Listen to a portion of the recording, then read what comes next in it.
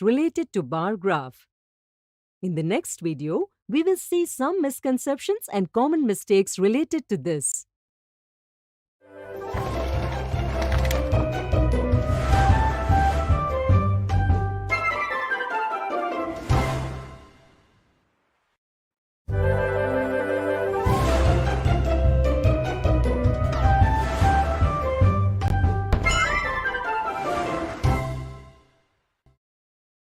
Today we will see some misconceptions and common mistakes related to bar graph.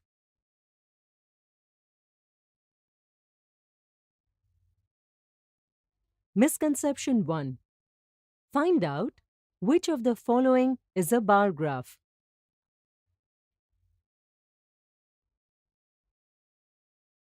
Here, the bars drawn in figure 1 are horizontal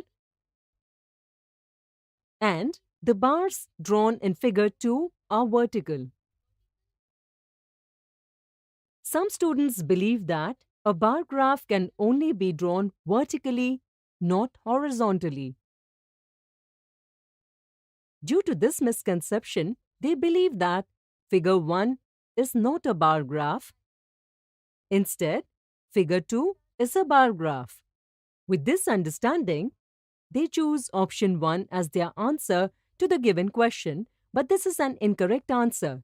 The correct understanding is that in a bar graph, bars can be drawn either vertically or horizontally. Therefore, a bar graph is shown in both figures. Thus, option 2 is the correct answer. Misconception 2. A bar graph is given below. This graph shows average rainfall experienced in a village between the months of June and September. Read this graph and find out how much rain did the village receive in the month of September. Some students ignore the unit given in the bar graph and answer by counting only the box. Like here, they obtain the answer 9 mm, which is a wrong answer. Hence, option 1 is the incorrect answer. The correct understanding is that it is important to pay attention as to what scale is chosen when receiving information from the bar graph. For instance, here 1 unit is equal to 100 mm, meaning 1 unit length represents 100 mm rain. The height of the bar for September is 9 units, which means the month of September received 9 multiplied by 100 mm is equal to 900 mm rain. Thus, option 2 is the correct answer.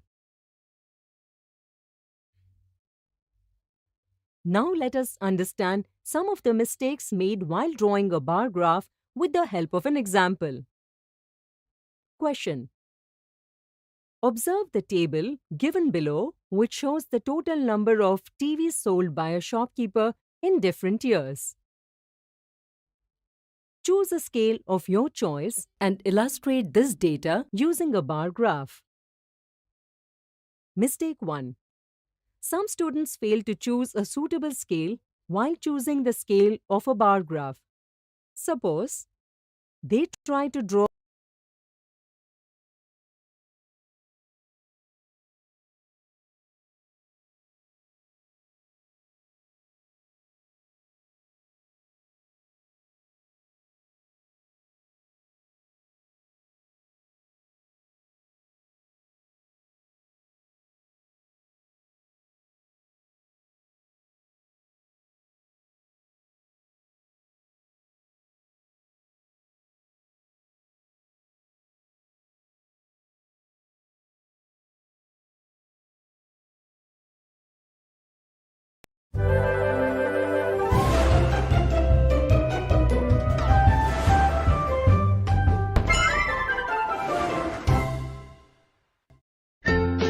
some common mistakes in identifying near and far objects.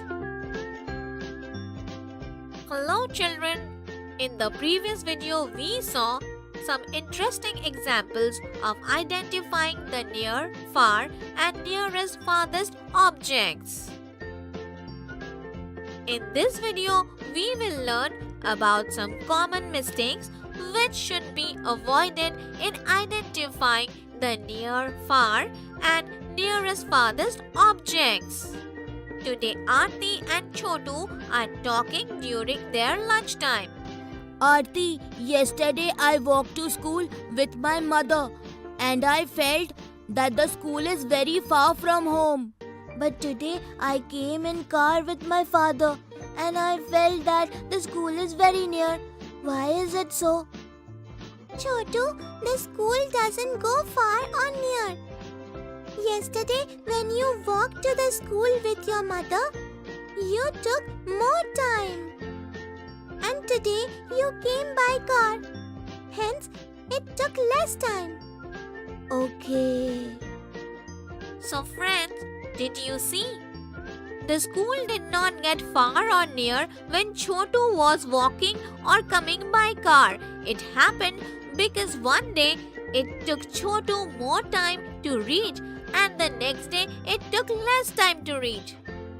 Chotu and Pinky were playing in the park.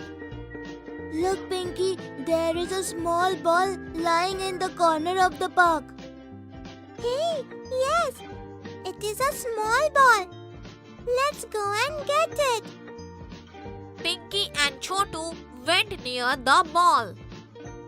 Pinky, this ball is looking bigger as we are coming closer to it.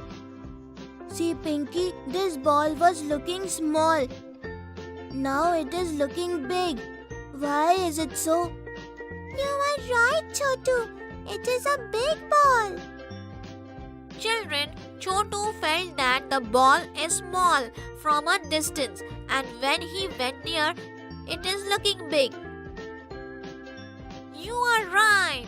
Things look small when seen from a distance. When we get closer to the object, we are able to see the real size of the object. That's why they look big when we get near the object. So children, that's all for today. In this video, we have learned about some common mistakes which should not be made while identifying the near far and nearest far objects. I hope you have understood this topic correctly. Bye friends.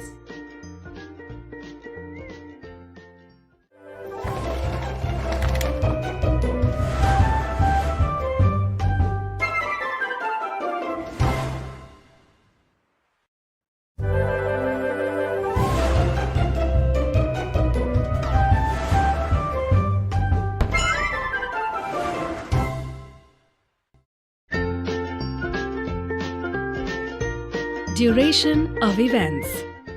Hello children, I am a parrot. Welcome to this lesson. Let's see what we will learn in this lesson.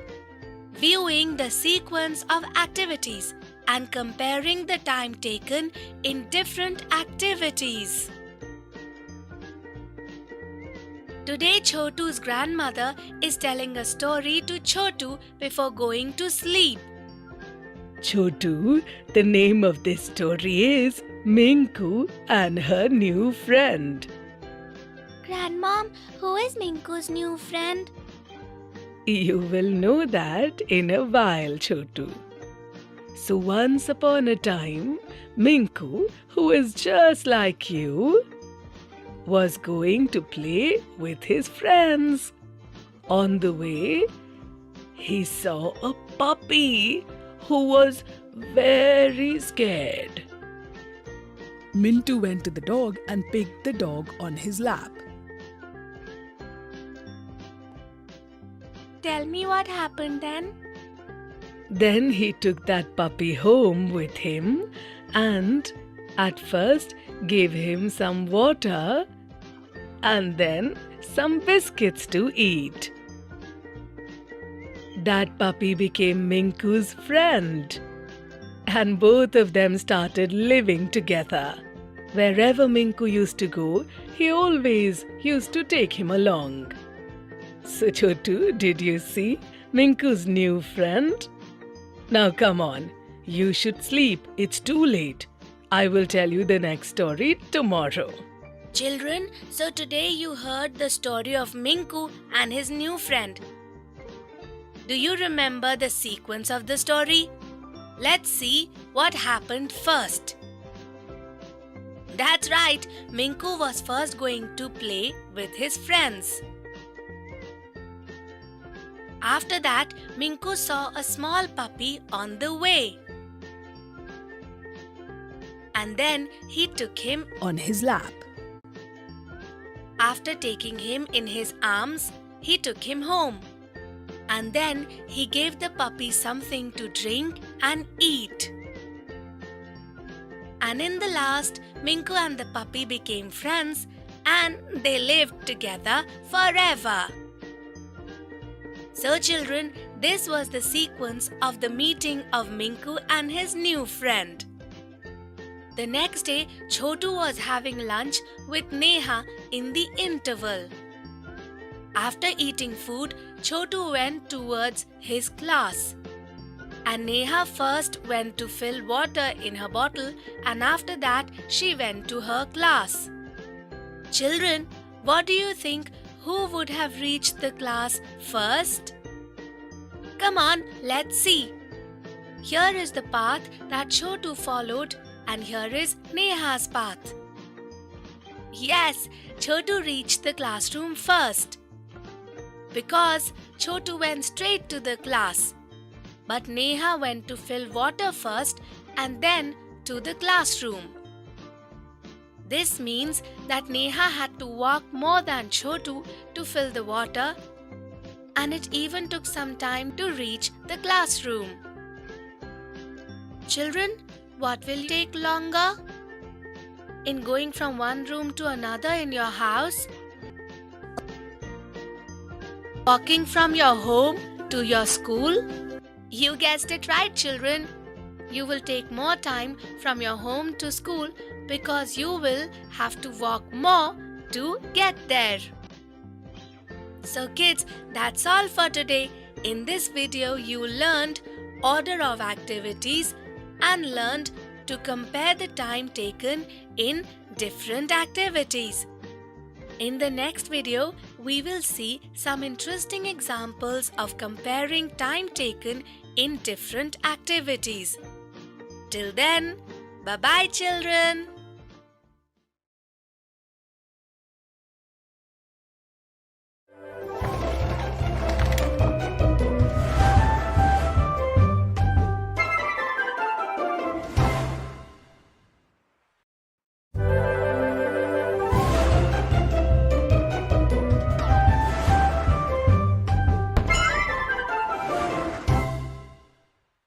Examples of duration of events.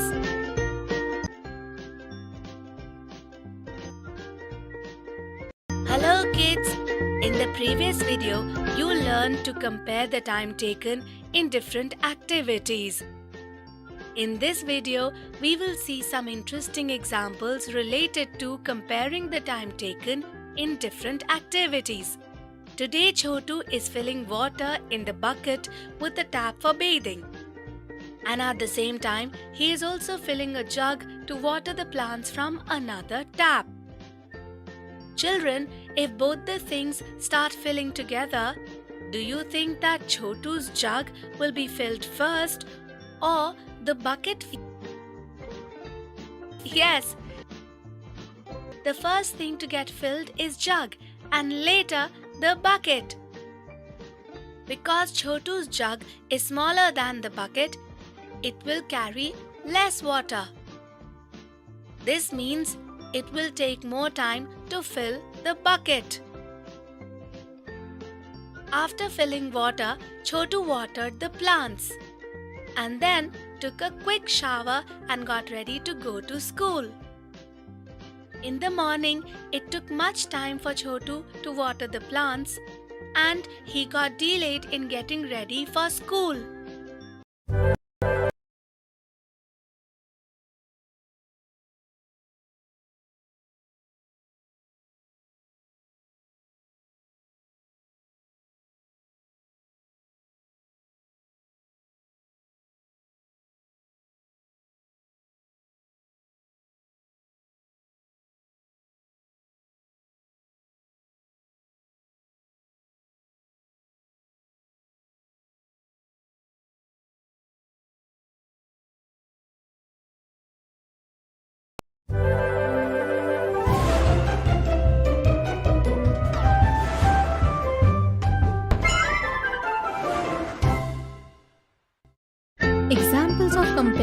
numbers from 10 to 20.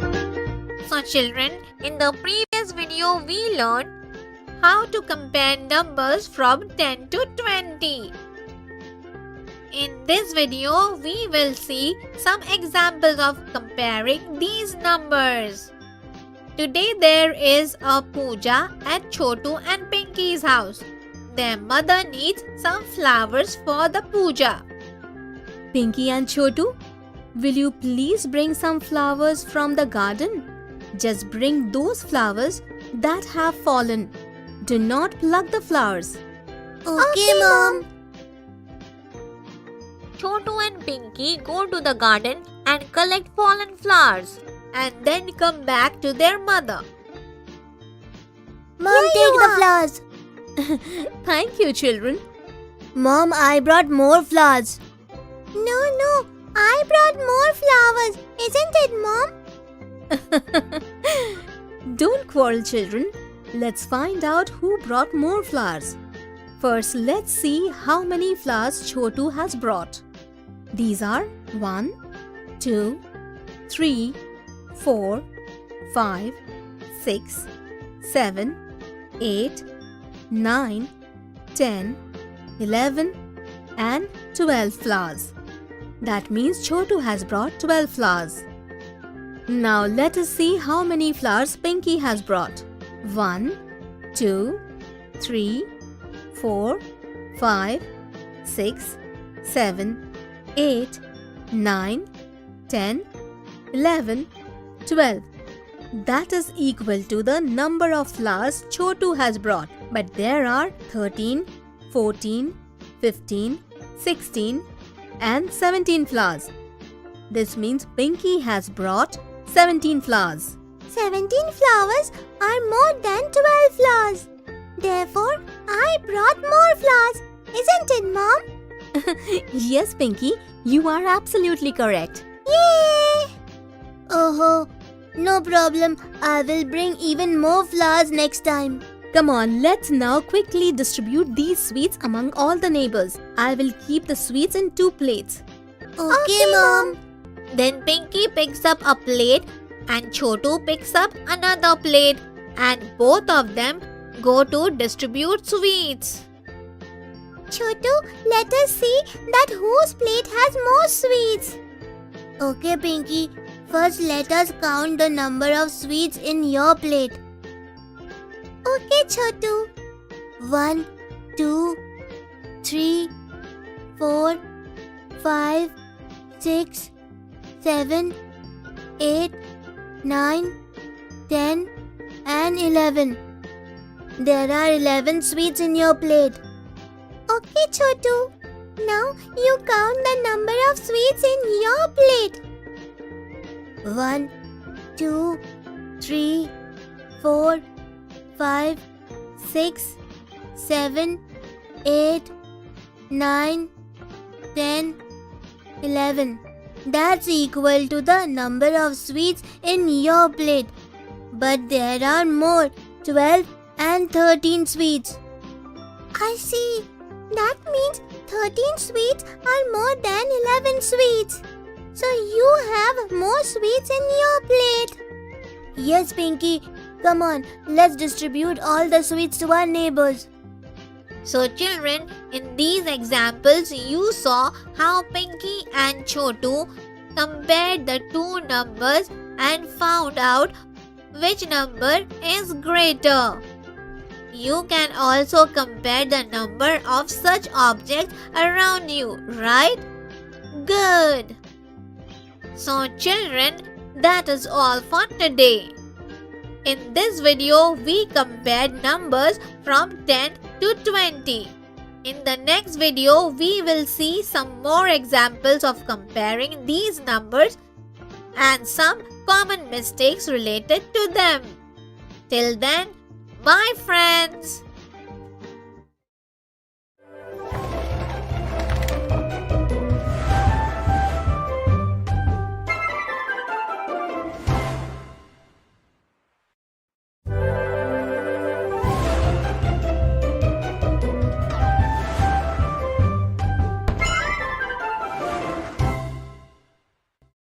Exam comparing numbers from 10 to 20. So children, in the previous video, we learned to compare numbers from 10 to 20. In this video, we will see some more examples of comparing numbers from 10 to 20 and some common mistakes related to them. Chotu and Pinky went to the market with their mother to buy sports t-shirts resembling their favorite player's t-shirt. Chotu bought a football player's t-shirt and Pinky bought a cricket player's t-shirt. Then both went to the garden to play. The number written on my t-shirt is greater than the number on yours. Really? But how is 8 greater than 12? Come on, Chotu. 12 has 1 and 2 in it. And 8 is greater than these two. So 8 is greater than 12. But Pinky, 12 has 1 10 and 2 ones. And 8 has only 8 ones and not a single 10. Okay, you collect 12 leaves and I will collect 8 leaves. And then let us see who has more leaves. Okay, Chotu, you do it first. Okay. 1, 2, 3, 4, 5, 6, 7 and 8. Here are 8 leaves. Come on, now you collect 12 leaves. 1, 2, 3, 4, 5, 6, 7, 8. That's equal to the number of leaves you collected. But there are 9, 10, 11 and 12 leaves. So now tell me, what do you think? 8 leaves are more or 12 leaves are more?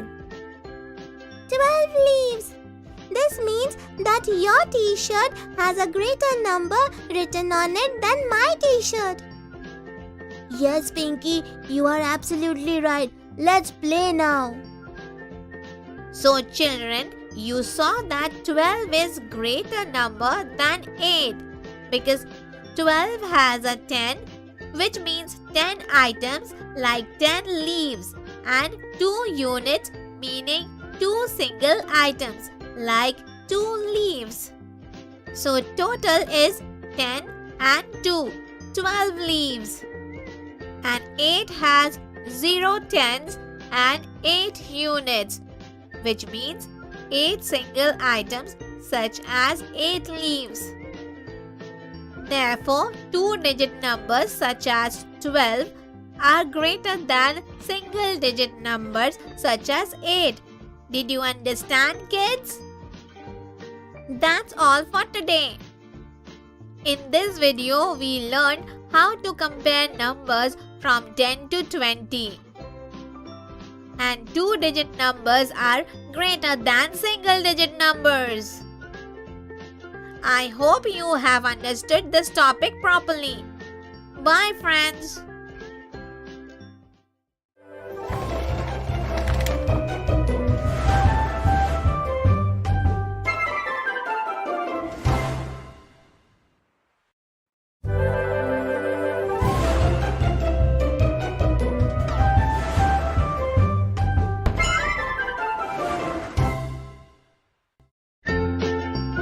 Identifying near and far. Hello, children. I am the parrot. Welcome you to this lesson. Let's see what we will learn in this video. Identifying objects which are near and far, and identifying the nearest and farthest objects. Chotu and Aarti are walking home from school today. On the way back home, Aarti spoke to Chotu. Chotu, we leave from school to go home at the same time. But you always arrive early and I get home later. Why is it so? Children, do you know why does this happen? Come on, let us see. Aarti, my house is near the school and your house is far from the school. So that's why I reach home early and it takes you more time to reach home. Okay, now I understood, Chotu. So kids, did you see? Chotu's house is near the school and Aarti's house is far from the school. That is why it takes her more time than Chotu to reach home. One day, Chotu, Aarti and Sonu were returning from the park after playing. While returning, they wanted to have some ice cream. I am very tired, friends. Let us go and have some ice creams today. Come on, let's go to Lala Bhaiya's shop to eat ice cream. No, that shop is far away. Come on, let's go to Chinmun aunt's shop. It's nearby. Just look, there is an ice cream shop nearby. Yes, it is nearest. Let's go and eat from here only. Chotu, Aarti and Sonu together took ice creams from the nearest shop. So children, you saw Lala Bhaiya's shop is the farthest from all three friends and the ice cream shop was nearest. Therefore, the three friends took ice cream from the nearest shop. In this video, we learned identifying objects that are near and far and identifying the nearest and farthest objects. In the next video, we will see interesting examples of identifying the near, far and nearest and farthest objects. Till then, bye friends.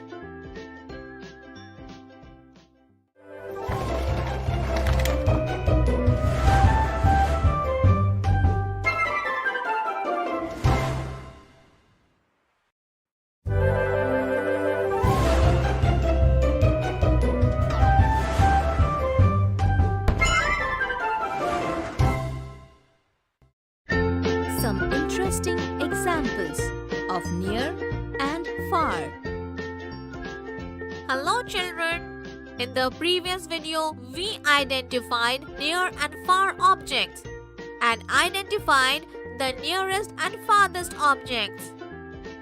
In this video, we will see interesting examples of identifying near, far and nearest, farthest objects. Today, there is no school, so Chotu and Pinky are watching TV. That's when their mother comes into the room and says, Chotu, Pinky, don't see the TV from near. Come on, get up from the sofa near the TV and sit on this sofa far from the TV. Chotu and Pinky get up from the sofa nearest to the TV and go to the one farthest from the TV. So children, now Chotu and Pinky are sitting on a sofa which is far from TV. Children, Pinky's favorite doll is also kept in the room. Can you tell me who is near the TV, Chotu or the doll? Right children, the doll is near the TV and Chotu is sitting away from the TV. So children, hope now you know how to identify near and far objects. Today Chotu's maternal uncle has come and he has brought 3 toy cars for Chotu. Chotu took his new cards and went out to play with his friends Aarti and Sonu. Friends, today I have brought 3 cars with me. Come on, let's play. Yes, let's race these cars and see whose car goes farthest from here. Yes. Chotu, Aarti and Sonu rotate the keys of their respective cars and place them together at the starting point and get ready for the race. 1, 2, 3. All the cars started moving. After some time, all the 3 cars stopped. Let us see which of the 3 cars has stopped at the farthest point and which car has stopped at the nearest distance? I won! Oh, my car is the farthest from here. Sonu's car is behind my car. And Chotu, your car is nearest to us. So children, did you see? Aarti's car went the farthest and Chotu's car the nearest. So kids, in this video we saw interesting examples of identifying the near, far and nearest farthest objects. In the next video we will see some common mistakes in identifying the near, far and nearest farthest objects. Till then, bye friends.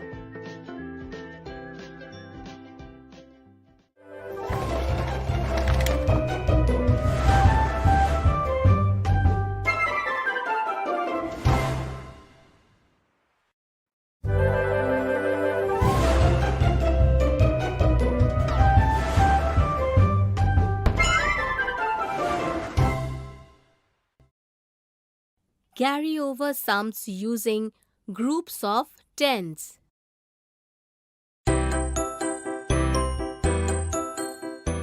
Friends, 1, 2, 3, 4, 5, 6, 7, 8, 9 and 10. Here is a group of 10 bananas.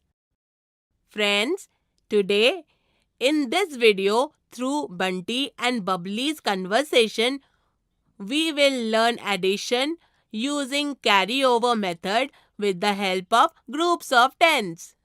Bubbly, we had great fun playing in the garden with marbles today. We won so many marbles, isn't it? Yes, brother. We had great fun. When we went out to play, I had 15 marbles with me and you had 8 marbles. So how many marbles did we have earlier? Come on, let's add 15 and 8. I have 1 tens and 5 ones. You have 15 marbles. So we will write 1 in the box of tens and 5 in the box of ones. Yes, and you had 8 marbles. So we will write 8 in the box of ones. Now in the box of ones, when we add 5 ones and 8 ones, then after 5, 6, 7, 8, 9, 10, 11, 12 and 13 marbles. Hey, but how will we write 13 in the box of ones? Bubbly, look, here out of 5 ones and 8 ones, we can make a group of 10 because the numbers add up to 13, that is 1 tens and 3 ones. Now from 13, we will take 1 tens and write in the box of tens, right on top in small letters. That is, we will carry over 1 and write 3 in the ones place. Yes. So in the box of tens, when we add 1 tens and another 1 tens, we will get 2 tens, that is 20.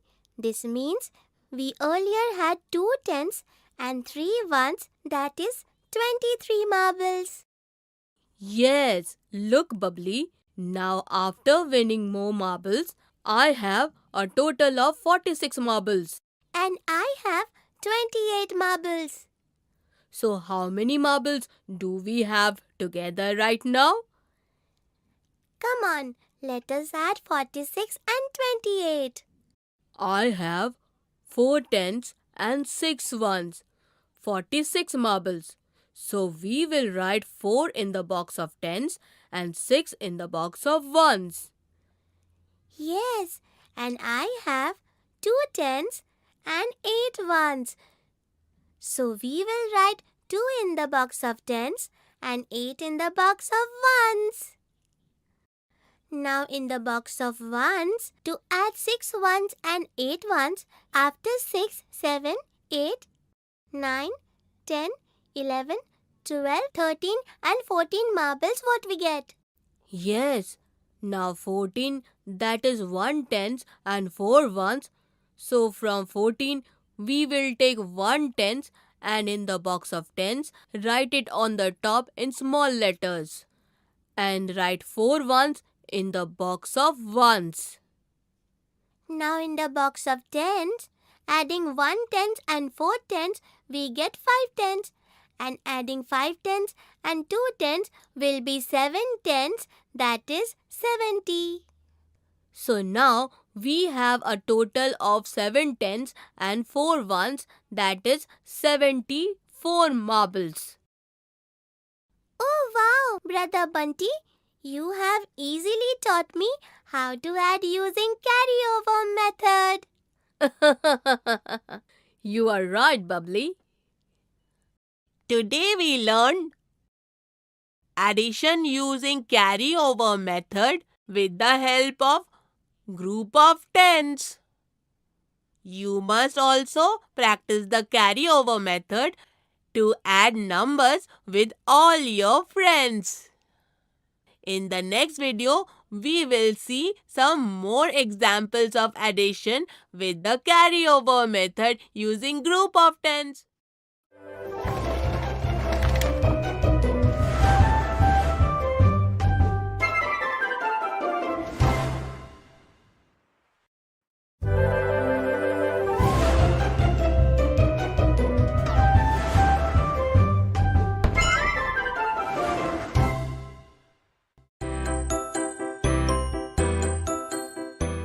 Hello friends, today in this video, with the help of some examples, we will learn addition with the carry forward method using group of tens. Look Bubbly, there are 40 and 7, 47 pink buttons. And 20 and 4, 24 red buttons. So tell me, how many buttons are there in total? To find that out, I will first count the loose buttons. Here we add 7 buttons to 4 loose buttons and get 11 buttons. Out of these 11 buttons, if I make a group of 10 buttons and keep them on this plate, then I will be left with 1 loose button. Now here there are groups of 10 buttons each in 1, 2, 3, 4, 5, 6, 7 plates that make 70 buttons, and add 1 loose button to these will make 71 buttons. Well done, Bubbly. Can you place 47 and 24 buttons in the table of ones and tens and then add them up? Yes, 47 buttons, that are 4 tens and 7 ones. So we will write 4 in the box of tens and 7 in the box of ones. And 24 buttons, that are 2 tens and 4 ones. So we will write 2 in the box of tens and 4 in the box of ones. Now in the box of ones, when 7 ones are added to 4 ones, we count after 7, 8, 9, 10 and 11. 11, which means there are 1 10 and 1 ones. Now write 1 in the ones place and 1 10 in the box of tens. Write on top in small letters, thus carry over 110. Now in the box of tens, 4 tens added to 2 tens will give us 6 tens. Now 6 tens added to the carryover 110 will be a total of 7 tens. Yes, so this way there are a total of 7 tens and 1 ones, which means there are 71 buttons. So 47 added to 24 will be 71. Oh wow! Well done! Come on, let us see another example. Look Bubbly, I have 14 cupcakes. And you have 16 cupcakes. So how many cupcakes do we have in all? 14, which means there is 1 tenth and 4 ones cupcakes. And for 16, there is 1 tenth and 6 ones cupcakes. If you give me 4 of your cupcakes, then you will be left with 1 tenth cupcakes. And then you will be left with 2 tenths, that are 20 cupcakes. So in this way, your tenths and my 20 will add up to 3 tenths, that are 30 cupcakes in total.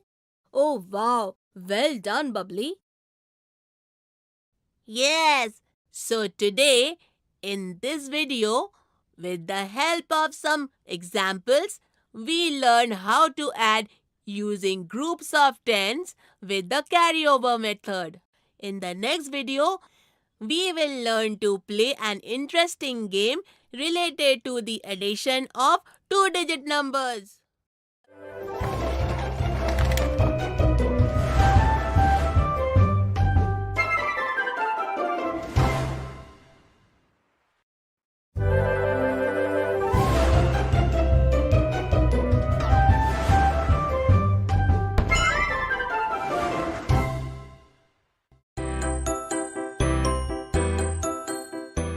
Hello friends! Today in this video, with the help of some examples, we will learn addition with the carryover method using group of tens. Look, Bubbly, what a fun train I have. Hey, but why is 44 written on the engine of your train? Because the sum of all the numbers written on the compartment of the train equals to 44. How?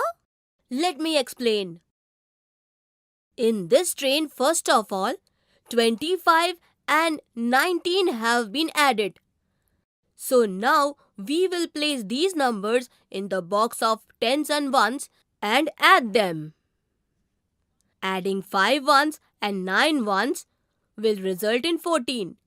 Out of 14, we will place 4 in the ones place and carry over 1 in the tens place. Now in the box of tens, the carryover number 1 when added to 2 will be 3, and adding 3 and 1 will make 4. Yes, so 4 tens and 4 ones will be the number 44. Now, will the other numbers of this train, 26 and 18, also add up to 44? Yes. Come on, let us add 26, which is 2 tens and 6 ones, to 18, which is 1 10 and 8 ones. Adding 6 ones and 8 ones will result in 14. 14 that has 1 10 and 4 ones. Yes, so here 4 tens and 4 ones will add up to 44. Now what will be the sum of 27 and 17? Come on, let us take 27, that is 2 tens and 7 ones, and add the 17, that is 1 tens and 7 ones. 7 ones when added to 7 ones will equal to 14. 14, that means 1 tens and 4 ones. So here also adding 4 tens and 4 ones result in 44 only. Come on, Bubbly. Now you tell me what is the sum of 28 and 16. 28, that are 2 tens and 8 ones, and 16, that are 1 10 and 6 ones. Now we will add 8 ones to 6 ones. So count after 8 is 9, 10, 11, 12, 13 and 14. Yes, so here also there are 14, which means 1 tens and 4 ones. Yes, so 1, 2, 3, 4 tens and 4 ones, that are a total of 44. Yes, so in this way, in my train too, all the numbers add up to 44. Yes, this game is such a fun. Friends, today we learn to play a game related to the addition of two-digit numbers using carryover. You can also play this game by adding different numbers and get similar numbers. In the next video, we will learn how to borrow and subtract two-digit numbers.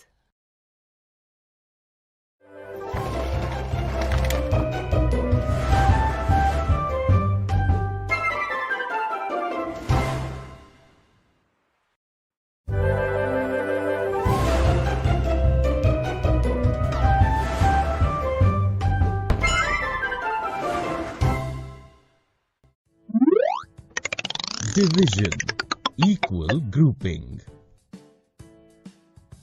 Today, it is the king of the forest, Sher Khan's birthday. All the animals of the forest have been invited for the birthday celebrations. Different animals are sitting in groups. Let us see how the rabbits are sitting. There are 10 rabbits and they are sitting in 2 groups. Each group has 1, 2, 3, 4, 5 rabbits seated in them. Now, let's look at it in another way. A total of 10 rabbits are seated in 2 groups. Each group having 5 rabbits. It is called dividing in equal groups. Distributing things equally among people or making equal groups of people or things is called division. What are we doing here? Forming 2 equal groups of 10 rabbits. So we can call it as a group. Dividing 10 rabbits in 2 equal groups, there are 5 rabbits in each group. This is the total number of things to be divided. This is a symbol of division. This is the total number of groups. This is the total number of things in each group. In this lesson, we will develop an understanding of how to divide things into equal groups. Oh, who is this? Appu the elephant. He is bringing 3 necklaces for Sher Khan as a birthday gift. Oh no! Appu slips down and all the necklaces are broken.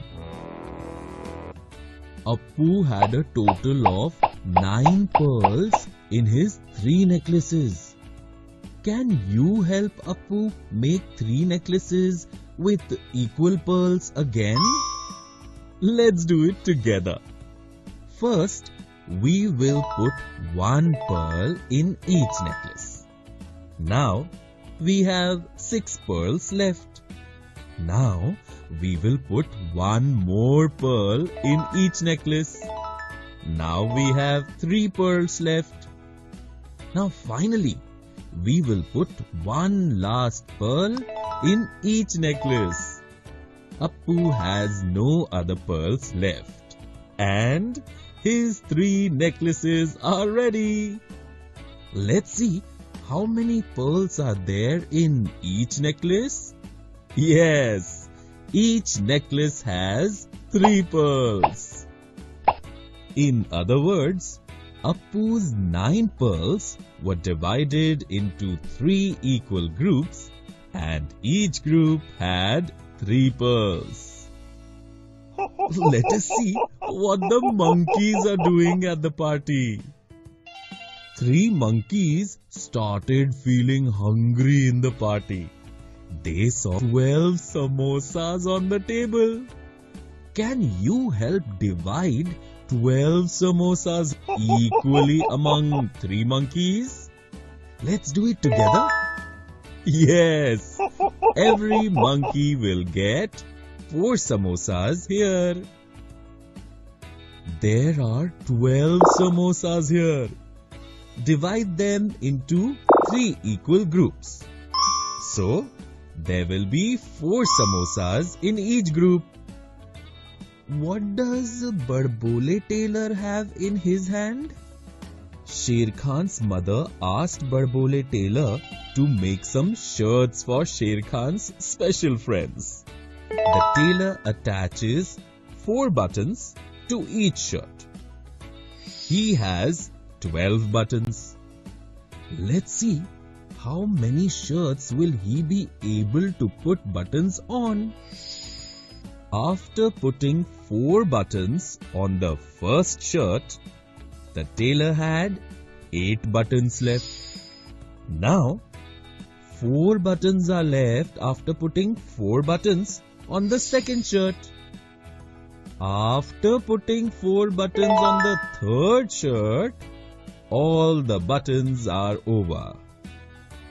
After creating groups of 4 buttons, 12 buttons were divided into 3 groups. In this lesson, we developed an understanding of how to divide things into equal groups.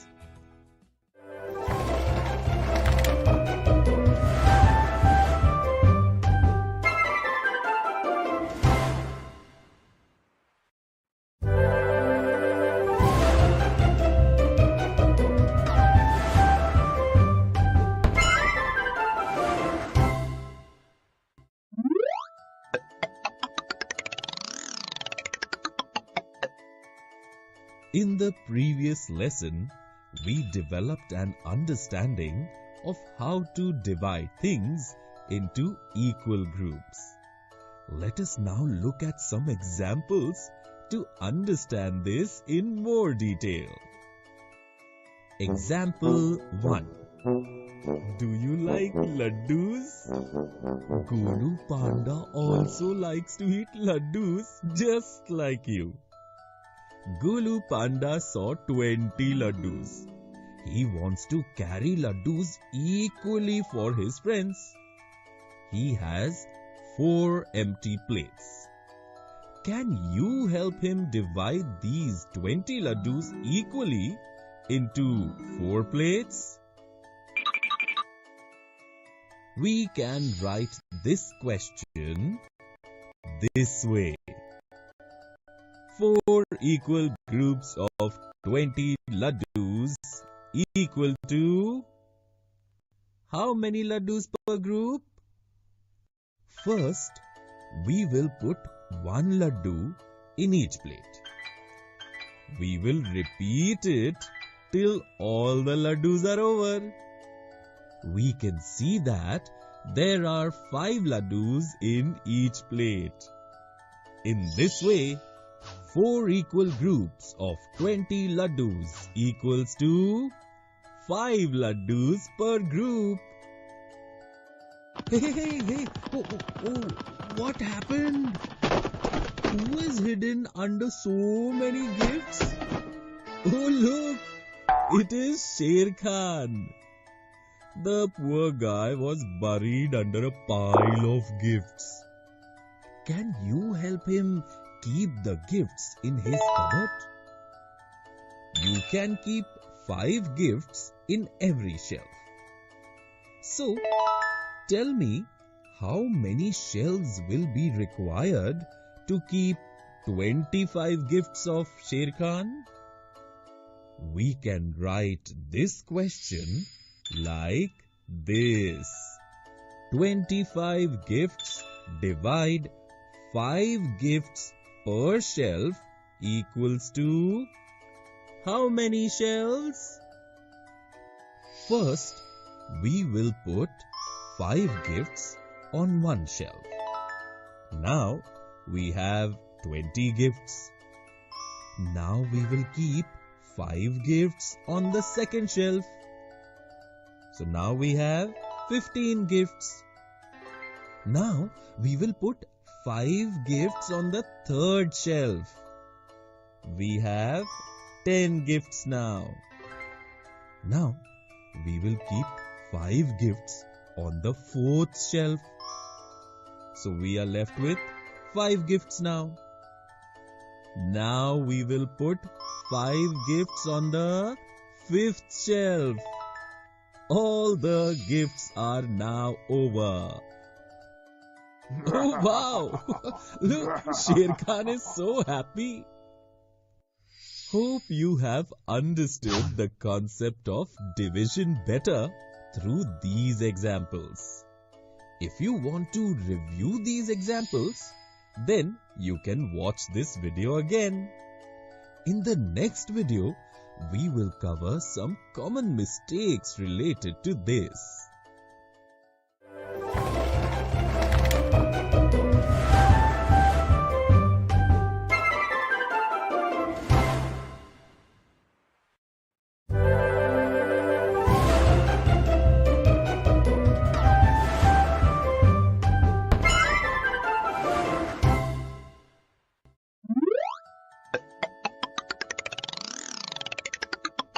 Division, equal grouping, common mistakes. Gaggu Hippo is walking merrily. He saw some clusters of green grass at some distance. On going closer, he saw that 5 of his friends were already there. There are 36 clusters in total. Can you divide these grass clusters equally between Gaggu and his friends? Can you choose the correct option from the options given below? Let us evaluate each option to find the right one. Let's look at option 1. We can also write this option as 5 equal parts of 36 clusters of grass equals to how many cluster per friend per part? In this option, we see that total number of items equals to 36 clusters. Total parts equals to 5 friends, parts. We have to find out how many clusters are there per friend, per part.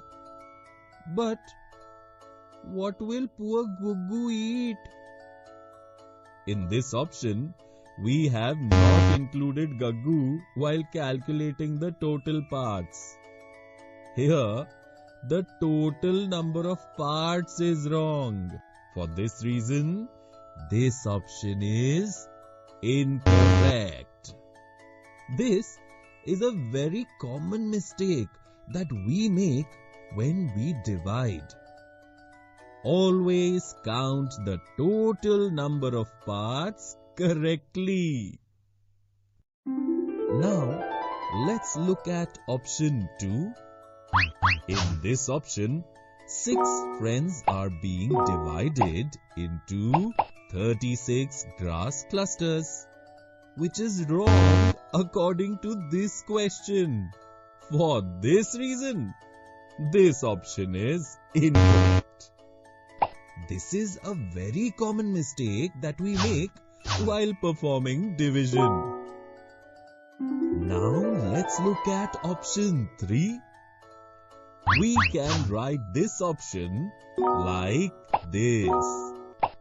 36 clusters divided among 6 friends is equal to how many clusters per friend per part?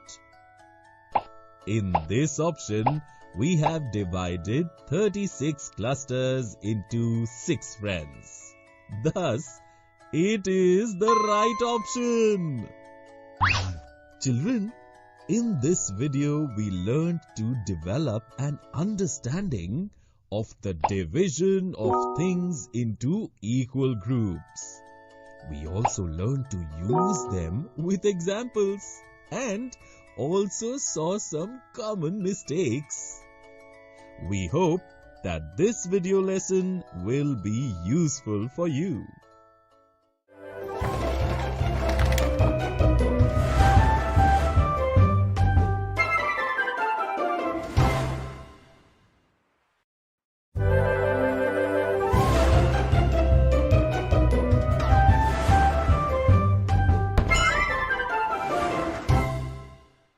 Hello children, in this lesson we will learn how to divide two-digit numbers with one-digit number.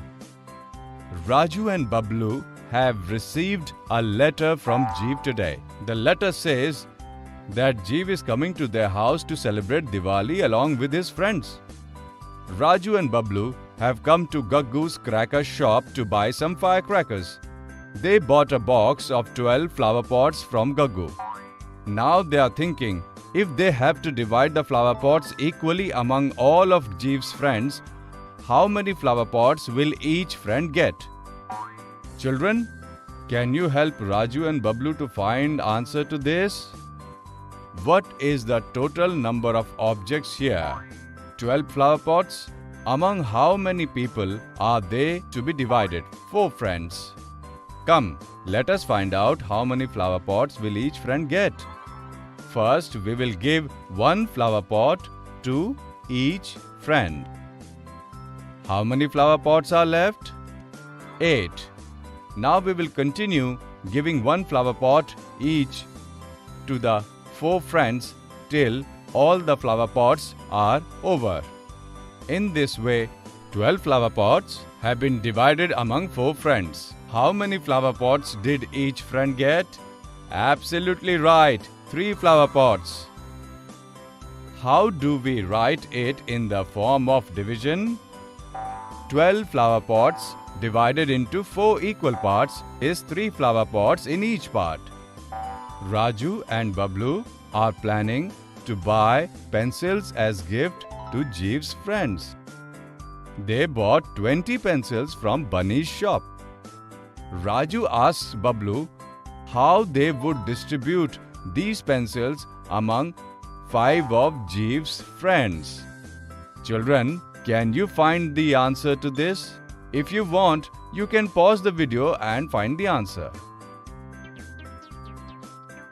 Well done, children. You have found the right answer.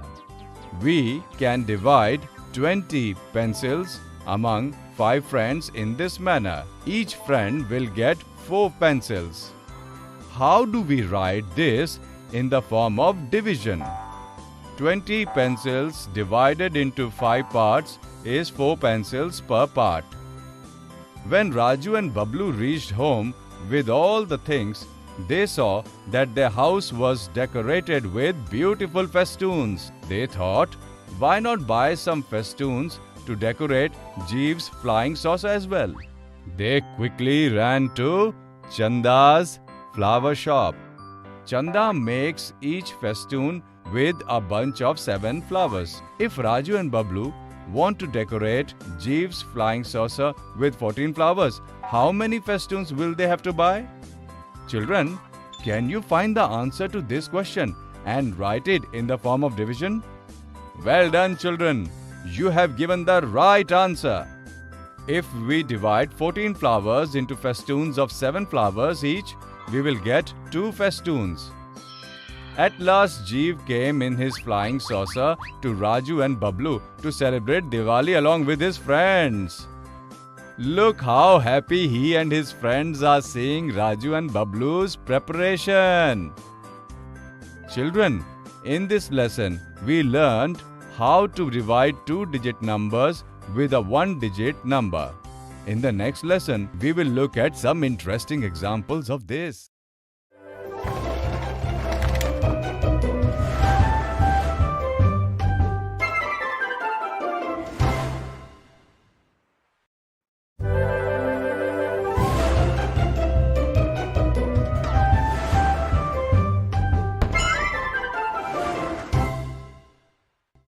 In the last lesson, we learned to divide two-digit numbers with one-digit number. In this lesson, we will look at some interesting examples of this. Today, Appu has come to the market for shopping. First, he came to Bhola's vegetable stall to buy vegetables. When he was buying potatoes from Bhola, he remembered that his neighbors Chanda and Golu had also asked him to get potatoes from the market. But Appu had forgotten how many potatoes they had asked him to get. Appu bought 18 kilograms of potatoes. Appu thought that he will share the potatoes equally with Chanda and Golu. However, he is not sure how many potatoes he should give to Chanda and Golu. Children, can you help Appu? Into how many equal parts does Appu have to divide the 18 kg potatoes? 3. Suppose there are 18 1 kg bags of potatoes. If we divide 18 into 3 equal parts, how many potatoes will each part have? Correct. Each part will have 6 kg. Appu will have to give 6 kg each of potatoes to Chanda and Golu. Appu asked Bhola to divide the 18 kg potatoes into 3 bags of 6 kg each. Then he went to the market to buy other things. Now Appu has come to Badbole Chacha's shop. Appu really liked one fabric. He bought a 30-meter long piece of fabric from Badbole Chacha. On his way back home, Appu thought that he and his best friend Golu would get similar shirts stitched from the fabric. Appu is thinking how many meters of fabric should he give to Golu. Children, can you tell how Appu can find the answer to this question? Oh yes, Appu will have to divide that 30 meters fabric into 2 equal parts. Suppose there are 30 meters of fabric of 1 meter each. If we divide 30 into 2 equal parts, how many meters will be there in each part? Right, 15 meters. Appu turned towards Chacha's shop and got the fabric cut by Chacha into 2 parts of 15 meters each. Appu went to Golu's dairy to give him the fabric. Golu was delighted. He gave Appu 27 liters of milk, saying that all the 9 friends would equally share the milk and drink it. Children, can you tell how many liters of milk will each of Appu's friend get? Well done, children. You have found the right answer to this. Each of Appu's friends will enjoy 3 liters of milk. Children, in this lesson, we saw some interesting examples of dividing two-digit numbers by one-digit number.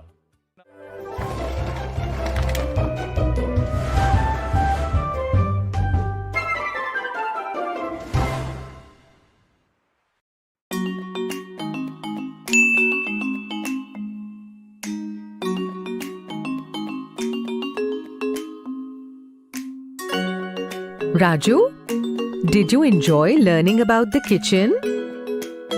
Yes, Ma. I had the maximum fun while making the lemonade. Very good, Raju.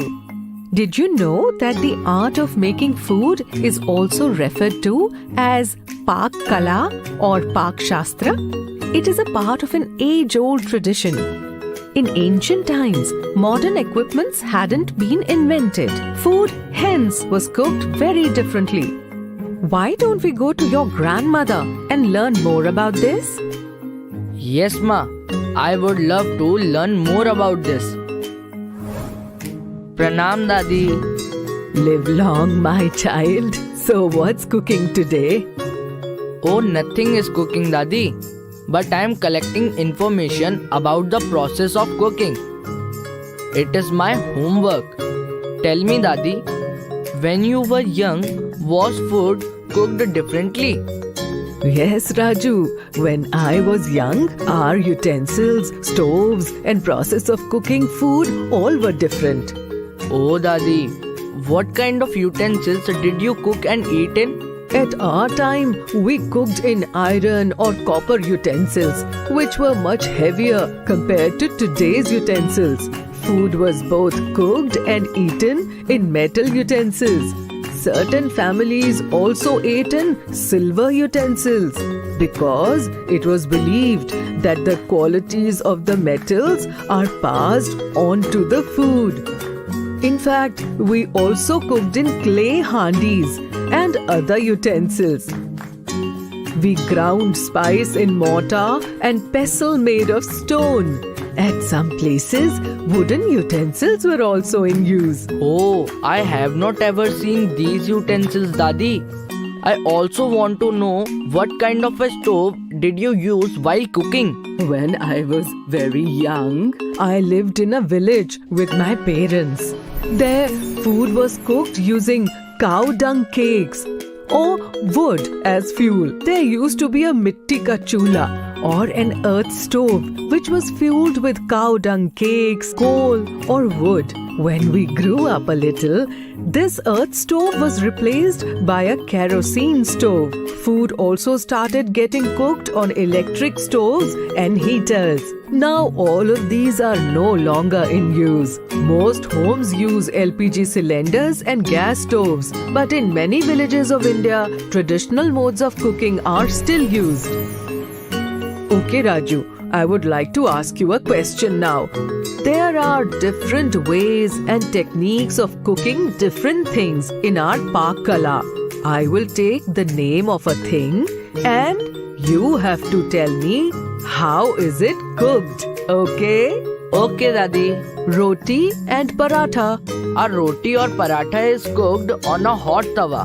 Bangan ka bharta. For a bharta, the brinjal is roasted before cooking.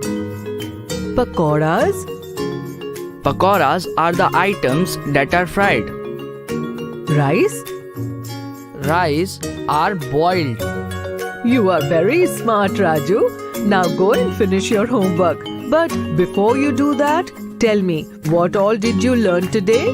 I learned that in olden times, different kind of utensils were used, which were made of iron, copper, stone, wood, and clay. At that time, the stoves were also different and they used coal, wood, cow dung cakes as fuel. You also taught me that there are different techniques of cooking like baking, roasting, frying, boiling, etc.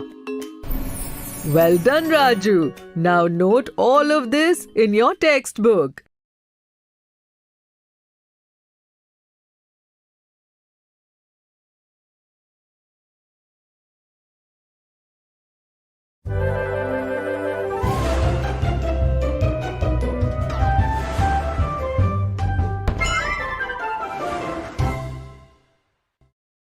Smart chart, pie chart. Today we will learn about pie chart. Good morning, kids. How are you all? We are good. Doctor Uncle, what is this on the walls of your room? Through these charts, we get an idea which disease has caused trouble to most kids of our school in this month. How? Okay, let me explain. This month, fever, cold and indigestion has caused a lot of trouble to you children. I have represented the data in this form. Yes, this is called a table. Absolutely right. Now look at this data in another form. I will tell. This is pictograph. Very good. Can you tell me which chart is this? Yes, this is strip chart. Very good. Kids, you all know about various types of charts. Do you know about pie chart? No, Dr. Uncle. So the chart you are seeing on this wall is known as pie chart. Come, let's learn about this. Today we have learnt what is pie chart.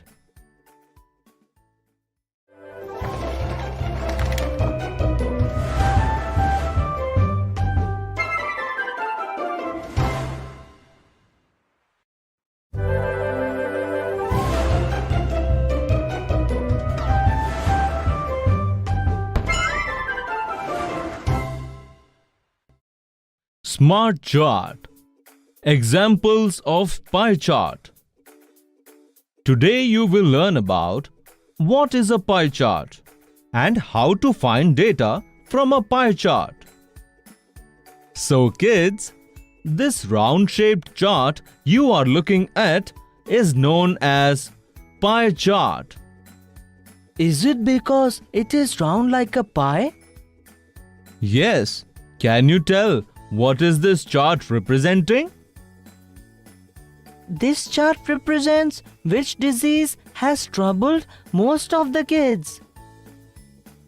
Very good. As you can see in the chart, number of children who got sick due to cold are represented by red color. Number of children who got sick due to fever are represented by blue. And the number of children who got sick due to indigestion are represented by green color. Dr. Uncle, most of the children had cold. Right. And the least number of students were affected by which disease? Indigestion. Yesterday only I got sick due to indigestion. Oh, are you okay now? Yes. Come, let's look at some more examples. This is a prayer plate. In this, flowers and fruits are kept in this way. If the priest offers all the flowers to the god, how much part of the plate will remain empty? Half. Absolutely correct. And if this much fruit is given in the prasad, then how much full will the plate remain? 1/4 fruits remain. Very good. Now let's look upon more examples. This pie chart shows how many students came to class today. If total strength of the class is 20, then how many students are absent today? These are the present kids and these are the absent kids. Here we'll find out 1/4 of 20 because absent kids are 1/4 of the total chart. So 1/4 of 20 will be half of 20 is 10 and half of 10 is 5. So total 5 students are absent today. Very good. Now let's look at one more example. Now all of you look at this chart and think if there are half boys and half girls in a class and the number of boys is 10, then what will be the number of girls? 10. Right. So what is the total number of students in the class? 10 and 10 is 20. Very good. So kids, today you have learnt about what is a pie chart and how to find data from a pie chart.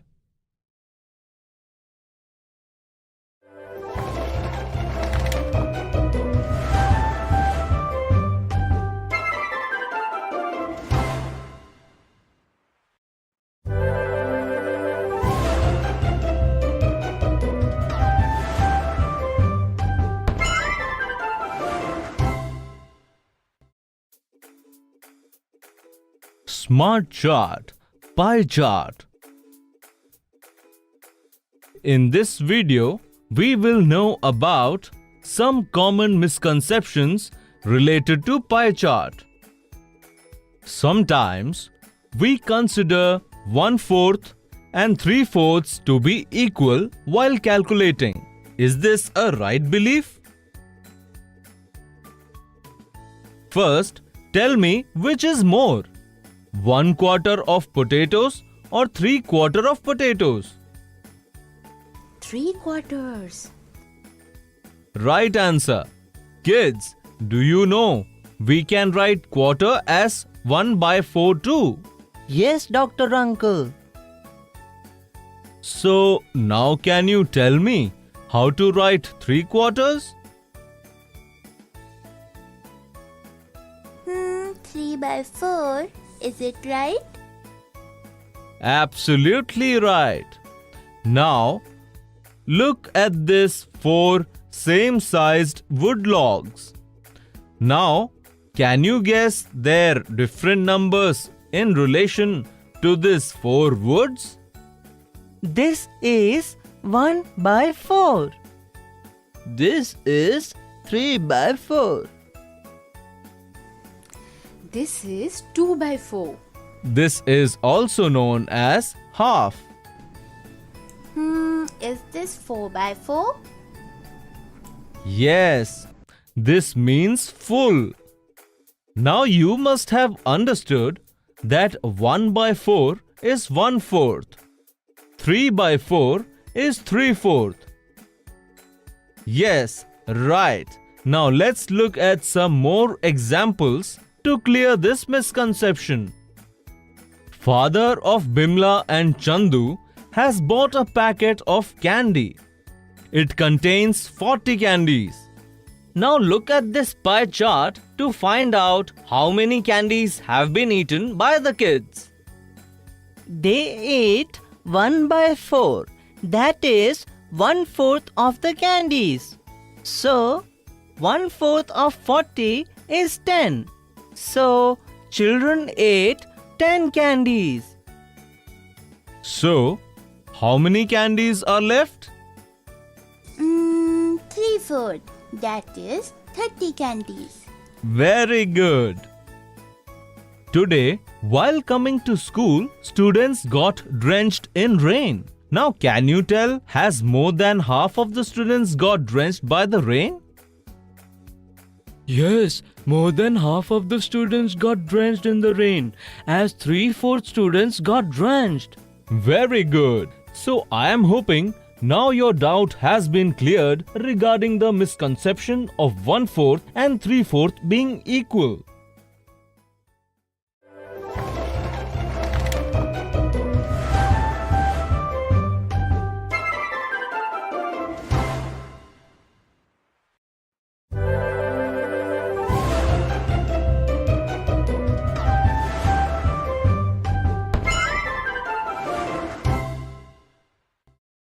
Today we will learn what is a circle and how to measure a circle. Look, Vandana. This is a tractor. Are you seeing this for the first time?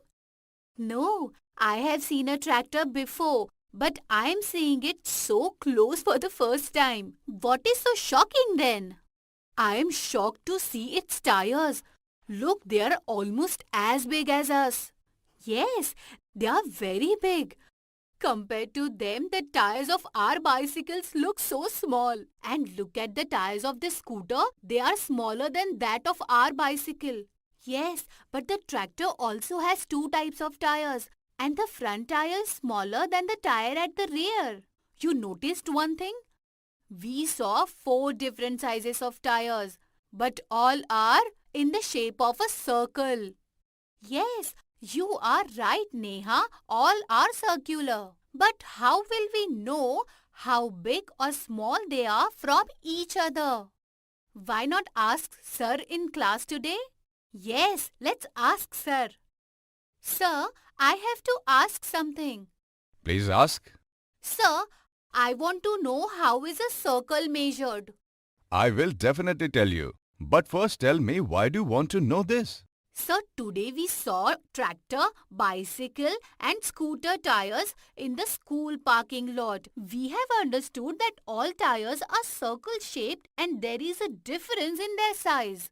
But to find out the difference, we should know how to measure those tires.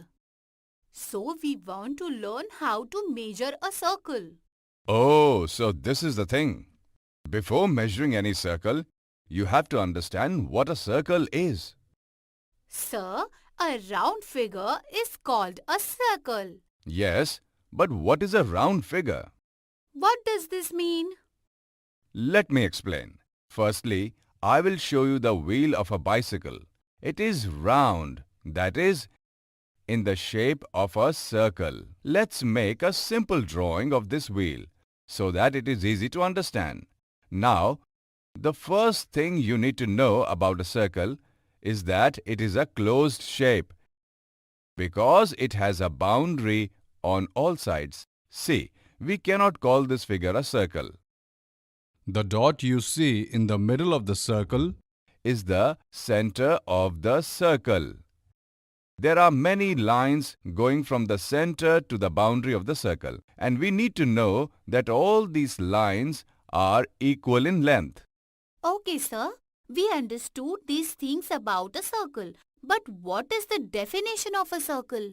If you write properly what you have understood, you will get the definition of a circle.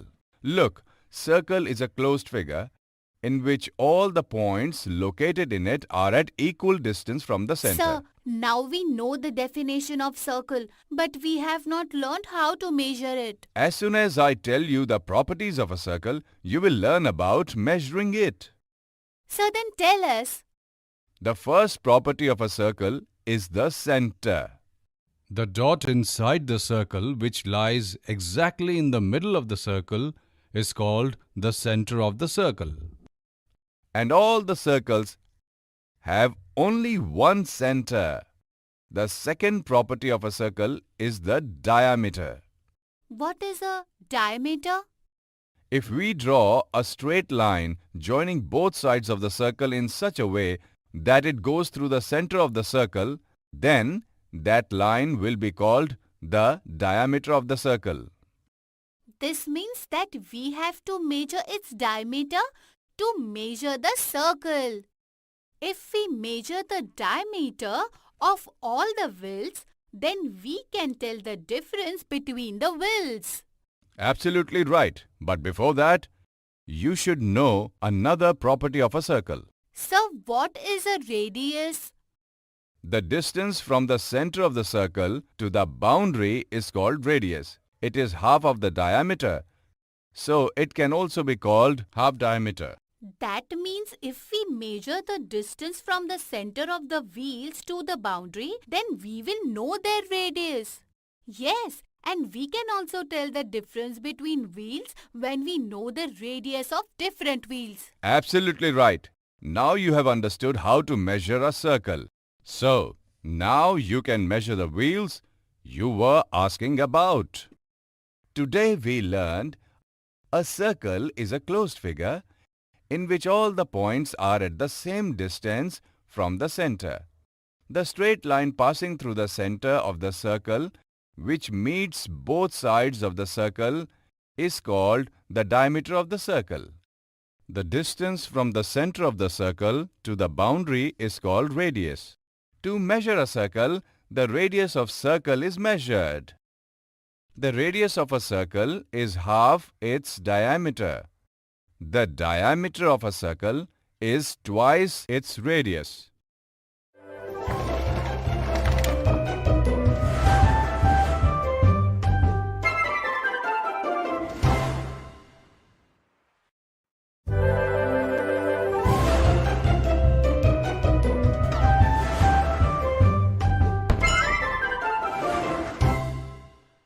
Changing Times Part 1.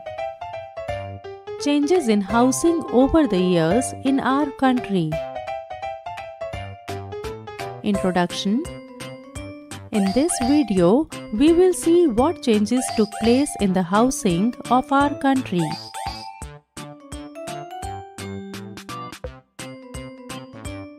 Zia's grandpa has been staying at Zia's house. He has been telling new things to Zia every day, so she is very happy these days. However, Today Zia has a sad look on her face. On seeing Zia upset, Bobo is also sitting quietly beside her. Zia, what happened? Why are you so sad? Are you not going out today to play with your friends? Grandpa, Dad is being transferred to another city. So, we will have to leave this house next month. Then, what is the matter, Zia? You will get a new house there. But Grandpa, all my friends stay here. I will be alone there in my new house. Have you ever had to leave your house and move to a new house? How did you feel on leaving your old house? Oh, I see. This is the matter. Zia, do you know that I was born in Lahore, which is in Pakistan? Huh? In Lahore? Then how did you come here, Grandpa? When India was partitioned, a lot of people went from India to Pakistan. And many came from Pakistan to India. I too had to leave my home and come to Delhi with my parents.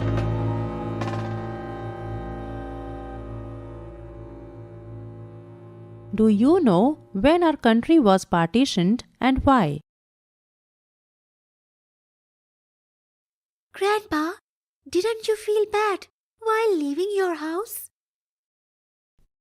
I did not like it at all.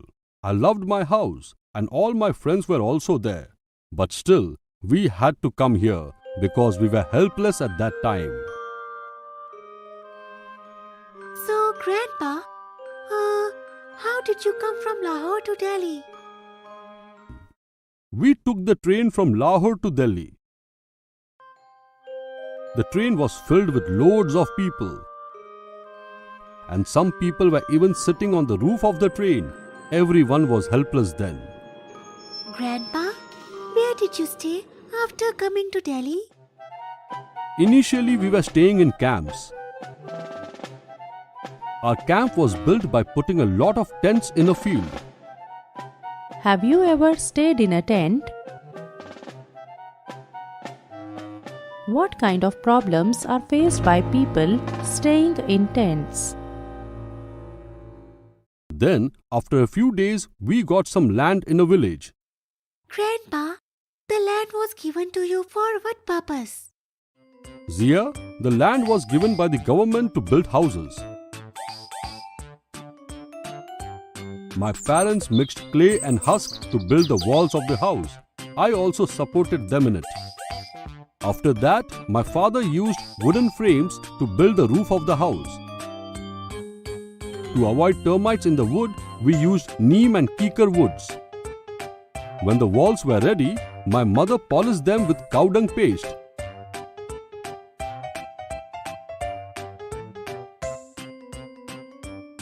Huh? Why with cow dung, Grandpa? Sometimes there are insects in the mud. So my mother polished the mud walls with cow dung. This kills the insects in the soil. Have you ever seen walls polished with cow dung? How do you keep insects away from your house? Grandpa, did you like your new house? Yes, Zia, I loved my new house. It was exactly like my old house, but a little smaller. Soon, I made a lot of friends. But Grandpa, didn't the mud house get spoiled during the rainy season? Yes, Zia, it gets very difficult during the rainy season. The whole ceiling starts leaking. So, when I got a job after completing my studies, I made a cement house. Oh, Grandpa, what was the difference between your cement house and your old house? Zia, at that time, cement houses were in trend. People used to say that it made the house strong. So, I used cement and iron to build the rooftop and used unbaked bricks to build the walls of the house. The advantage was that these walls did not require cow dung polishing. You just have to whitewash the house once a year. Grandpa, were you married to Grandma by then? Yes, Zia. After marriage, we used to stay in the cement house. Your grandma used to cook on the stove and we all used to eat together. How is food made in your house? On the stove, on gas, or on something else? We had also made toilets in the house. Some people from the village used to come to clean it. They were not allowed to go to any other part of the house. Why so, Grandpa? Zia, this was a tradition which everyone had to follow.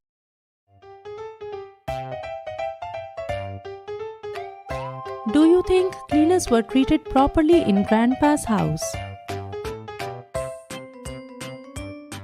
Have you ever seen anything like this? Do you have a toilet in your house? Who cleans it? Grandpa, do houses built with unbaked bricks never get spoiled? Zia, they too get spoiled after some years. That is why, after some years, I built all the walls with baked bricks. The floor was made of marble. And the toilet was built in a way to drain all the waste outside through the pipe. Yes, Grandpa. I have seen your house. It is very beautiful. Yes, Zia, our house was really beautiful. But nowadays, the tall walls of the buildings seem more wonderful to me. I get surprised by looking at them. A lot has changed with time. Don't worry, Grandpa. When I grow up, I will make a much better house for you. Grandpa laughed on hearing this. Zia also became happy. That's when Zia's friend called her. Zia, where are you? Won't you come and play with me today? Okay, Grandpa. I am going to play now. Bobo, you also go with Zia to play outside. Zia and Bobo went to play. While going, Zia looked at all the houses and wondered how they were built.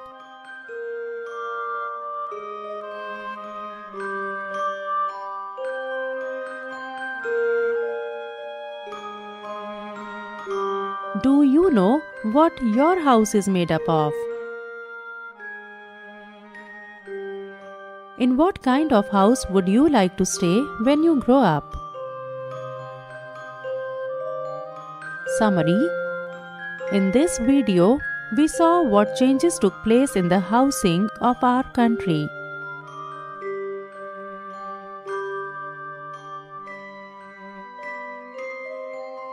In the next video, we will see who builds houses,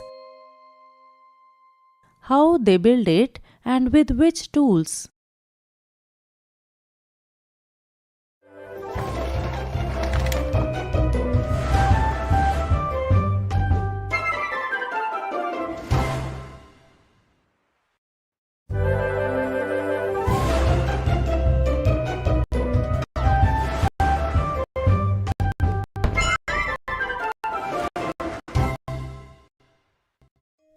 Hello children! In this video, we will learn about bar charts. Bunny started spending a lot of money every month, due to which, by the end of the month, all his money would be over. Let me start this new year by saving.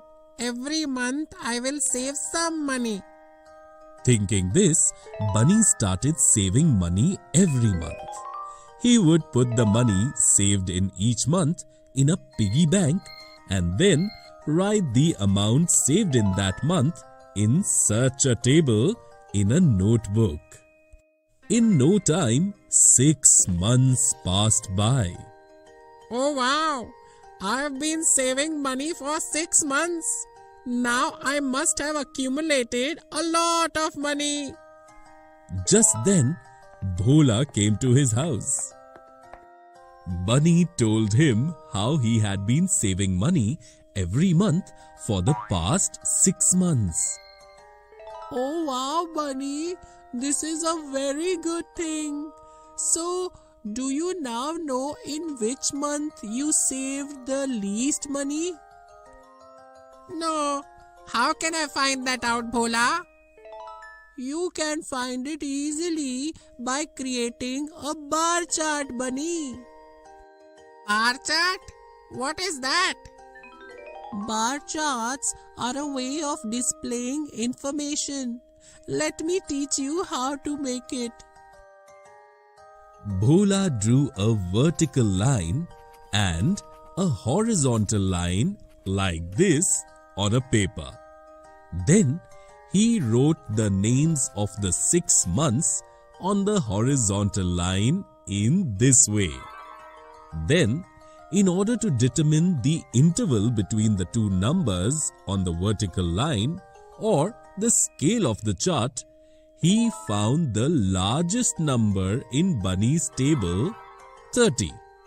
So, he wrote down the numbers from 1 to 30 equally spaced on the vertical line. Bunny, can you look in your table and tell me how much money you saved in the month of January? 20 rupees. Bhola now made a thin rectangle over the month of January whose length was going up to the number 20 written on the vertical line. Look, Bunny, we have to make thin rectangles in this way on the horizontal line for the amount saved in each month, whose length will be the same as the amount saved in that month. And because these rectangles look like bars, hence we call this chart a bar chart. Oh wow, this is very interesting. Now I will make a rectangle with a height reaching number 18 in this way for the amount saved in February. Bunny and Bhola together made rectangles in this way for all months. Bunny, look, our bar chart is ready. Here, the height of each bar shows you the amount saved in that month. And as you can see, the bars in the bar chart are rectangles of exactly the same width, and the space between them is also equal. On the vertical line, I have written equally spaced numbers from 1 to 30 to show the amount you have saved. And on the horizontal line, I have written the names of the months. Now, can you tell me in which month you have saved the least amount of money? Absolutely, Bhola. Now it has become very easy. The month of May has the smallest rectangle, which means I saved the least money, 16 rupees, in the month of May. And look, the month of April has the longest rectangle. That means I saved the most money, 30 rupees, in the month of April. Well done, Bunny. You learnt very quickly.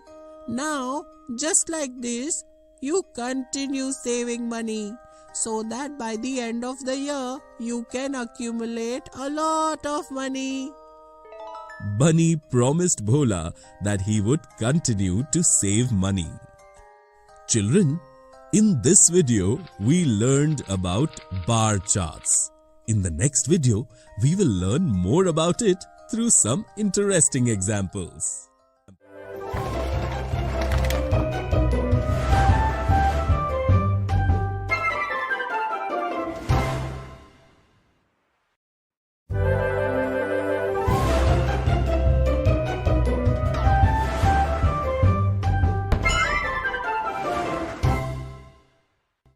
Hello children! In the previous video, we learned about bar charts. In this video, we will learn more about it through some interesting examples. The exam is over and summer vacation is about to begin. But before that comes an important day, Result Day. Today, all the children have come to school to get their report cards. Look, Raju, I got such good marks. I too have got very good marks, Bablu. Is that so? Why don't we make bar charts of our marks? That way, we will be able to compare our marks at a glance. Raju and Bablu made bar charts of the marks they scored. Children, by looking at the bar chart of Raju and Bablu, can you tell which subjects have Raju and Bablu got the highest marks in? If you wish to, you may find the solution by stopping the video. The highest rectangle in Raju's bar chart is in mathematics. So, Raju has scored the highest marks as 19 marks. And the highest rectangle in Bablu's bar chart is in science. So, Bablu has the highest marks as 18 marks. Look, Raju, I have got 5 marks more than you in this subject. And in this subject, you have got 5 marks more than me. Children, can you tell us which subjects is Bablu talking about? If we look closely, in geography, Bablu has got 17 marks and Raju has got 12 marks. So, in geography, Bablu has got 5 marks more than Raju. And in English, Bablu has got 12 marks and Raju has got 17 marks. So, in English, Bablu got 5 marks less than Raju. Look, Raju, your marks in this subject are the least among the marks we both got. Children, can you tell in which subject has Raju got the least marks?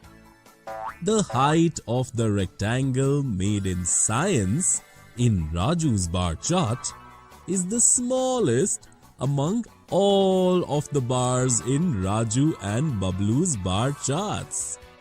Hence, the lowest of all marks, 10 marks, are scored by Raju in science. Raju, I will help you in science from now on and you can help me in English. For now, let us go and enjoy our holidays. Children, in this video we learned more about bar charts through some interesting examples. In the next video, we will see some common mistakes related to this.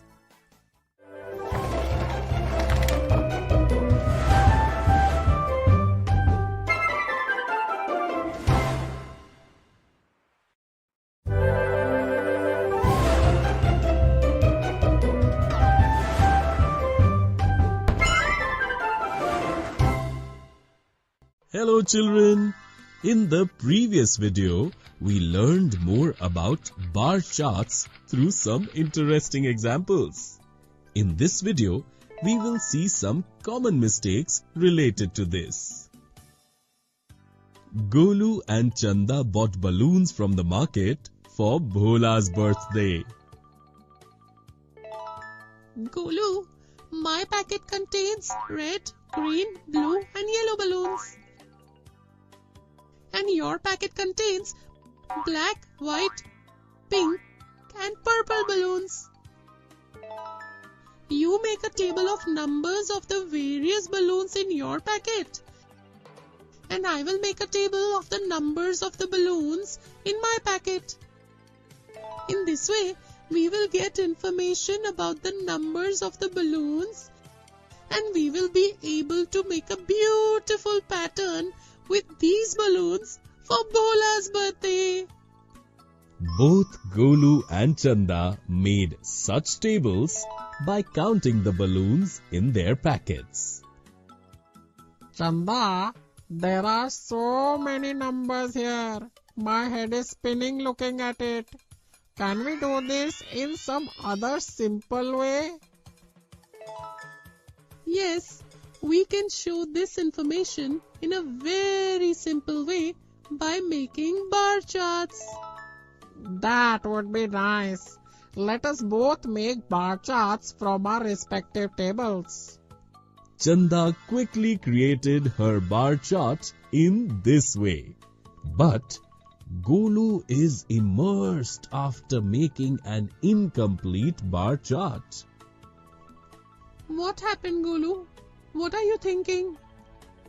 I have made half the bar chart, but the number of these white balloons is 70.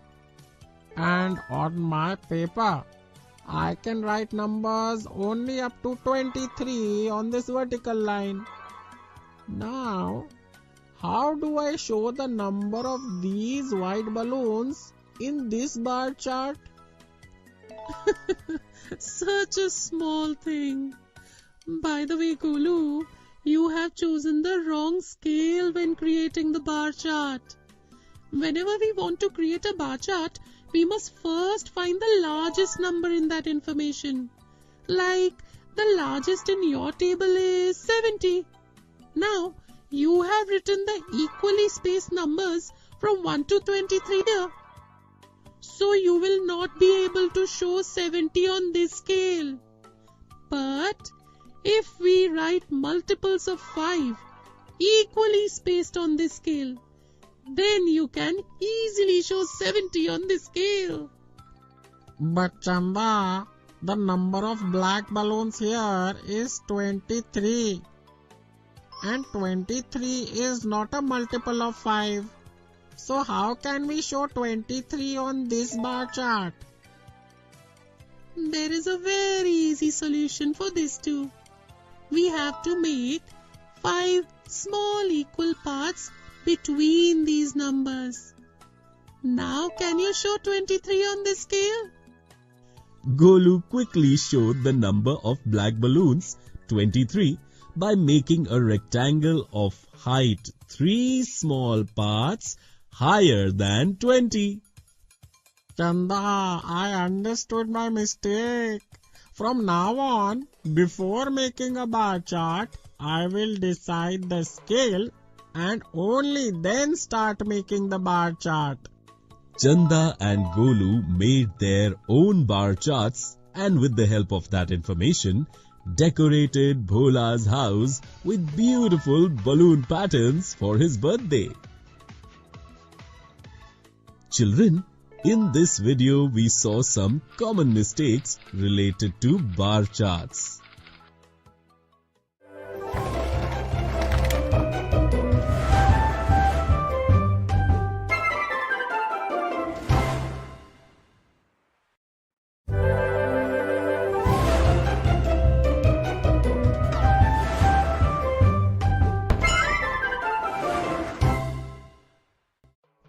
Hello kids!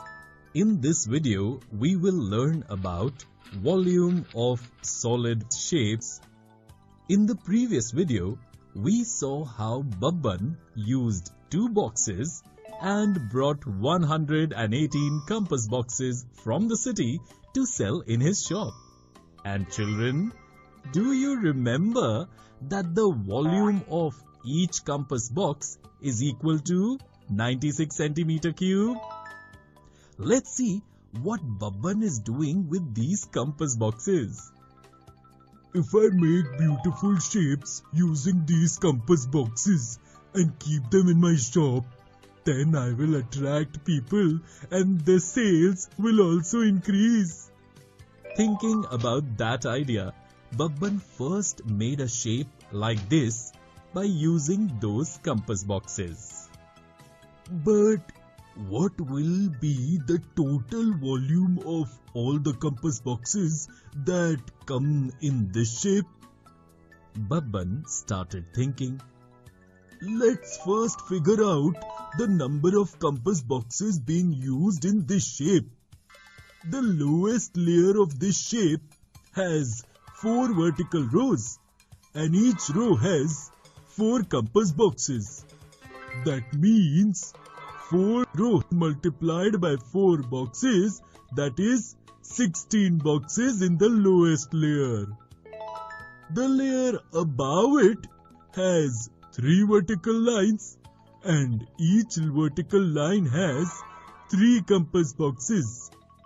This means the second layer has 3 times 3, that is 9 compass boxes. The third layer has 2 vertical lines and each line has 2 compass boxes. This means 2 times 2, that is 4 compass boxes in the third layer. And finally, the fourth layer has just 1 compass box. Thus, to find the total number of compass boxes in this shape, we need to add the number of compass boxes that are included in all these layers.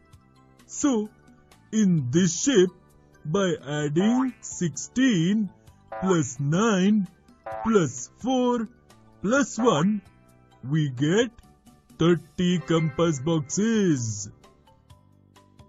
Children, if the volume of each compass box is equal to 96 centimeter cube, can you find out how many centimeter cubes will be the total volume of all compass boxes being used in this shape? If you want, you can stop the video and find the answer. The volume of a compass box is equal to 96 centimeters cube, and Babban has used a total of 30 compass boxes in this shape. To find the volume of the total number of compass boxes being used in the shape created by Babban, we will have to multiply the volume of one compass box by the number of total compass boxes. In this way, the volume of all the compass boxes being used in the shape made by Babban will be 96 by 30, 2880 centimeter cube. Seeing this shape made by Babban, many people started getting attracted towards his shop, and gradually the sales of his compass boxes increased. Children, in this video, we learned about volume of solid shapes. In the next video, we will learn more about it by some interesting examples.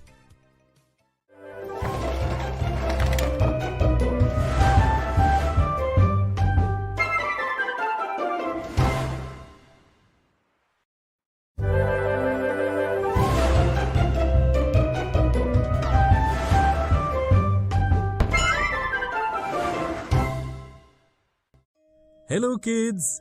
In the previous video, we learned about volume of solid shapes. In this video, we will learn more about it by some interesting examples. When Golu went to the city, he saw very tall buildings there. Why don't I build such a tall building in Champapur? Golu thought about it and started designing the building. To make each house unique, I will make it cube-shaped. The sides of each house will be 3 meters long. He thought. So kids, can you guess what will be the volume of the house? If you wish, you can stop the video and think of the answer. The cube-shaped house has a length of 3 meters. This means that the first layer of the house will have 3 times 3, 9-meter cubes. And because the house is cube-shaped, its height will also be 3 meters. In other words, a cube-shaped house will have 3 layers made up of cubic meters. The volume of each layer is equal to 9 meters cubed. This means the total volume of a cubic-shaped house will be 9 times 3, that is equal to 27 cubic meters. Well, the volume of each house is equal to 27 cubic meters. If I build 6 houses on each floor of the building, how many cubic meters will be the total volume of the lowest floor? The volume of each house is equal to 27 cubic meters, and there are 6 such houses on each floor. This will mean the total volume of the lowest floor will be 6 times 27, that is 162 cubic meters. And if I make 12 floors in my building, the total volume of my building will be equal to how many cubic meters? Kids, can you help Golu find the answer to this question? Find the answer quickly by stopping the video.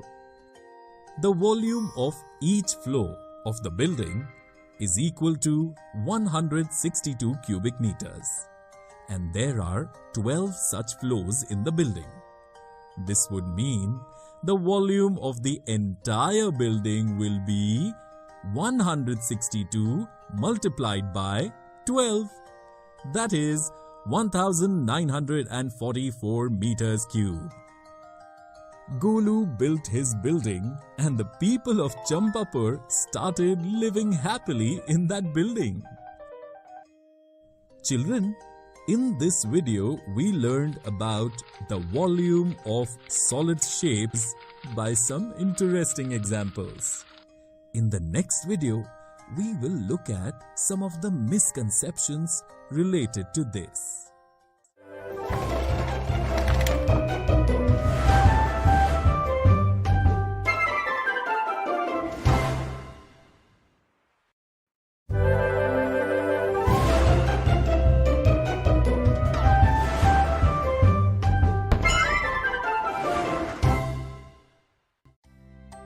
Nature and its dynamics.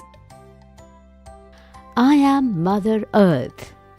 I am the reason why there is flora, fauna, forests, rivers, oceans, and humans who have lived in my lab for millions of years. However, I feel sad to see humans misusing me intentionally. As a result, I face severe problems, which we shall discuss in detail in this video.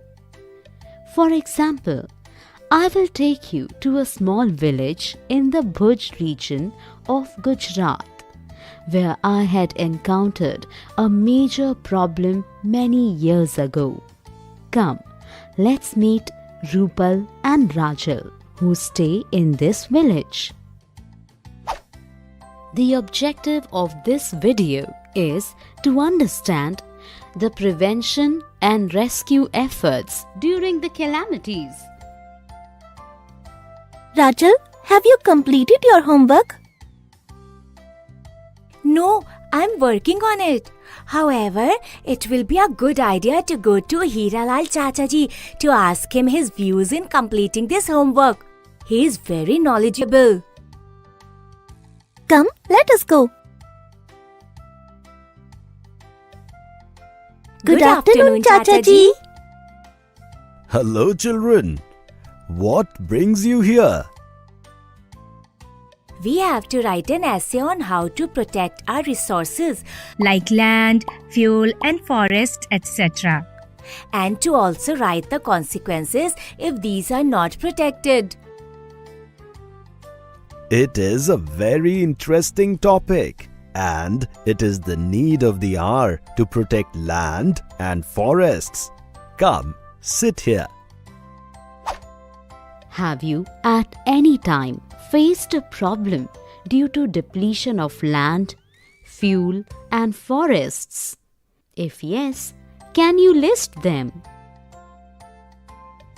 Children, are you aware that there are several natural resources like land, water, plants which help to maintain an equilibrium in the environment?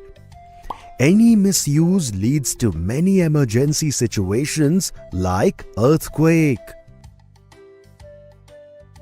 What is an earthquake, Chachaji? I have never heard about this before.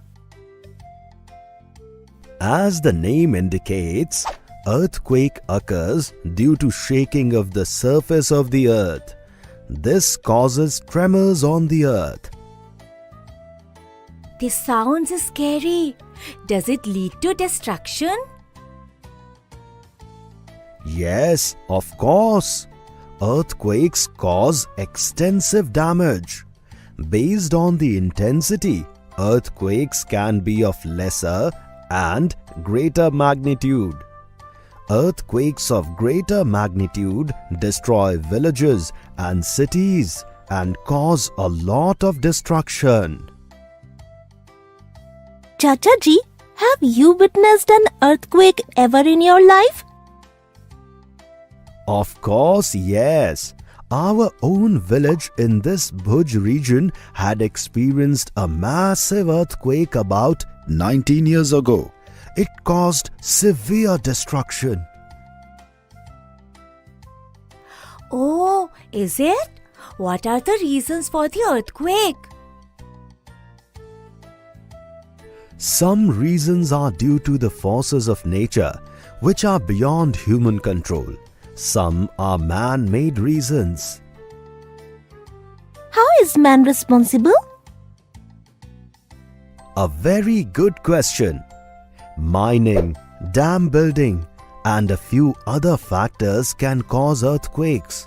They are all man-made causes. What are these? Can you please explain?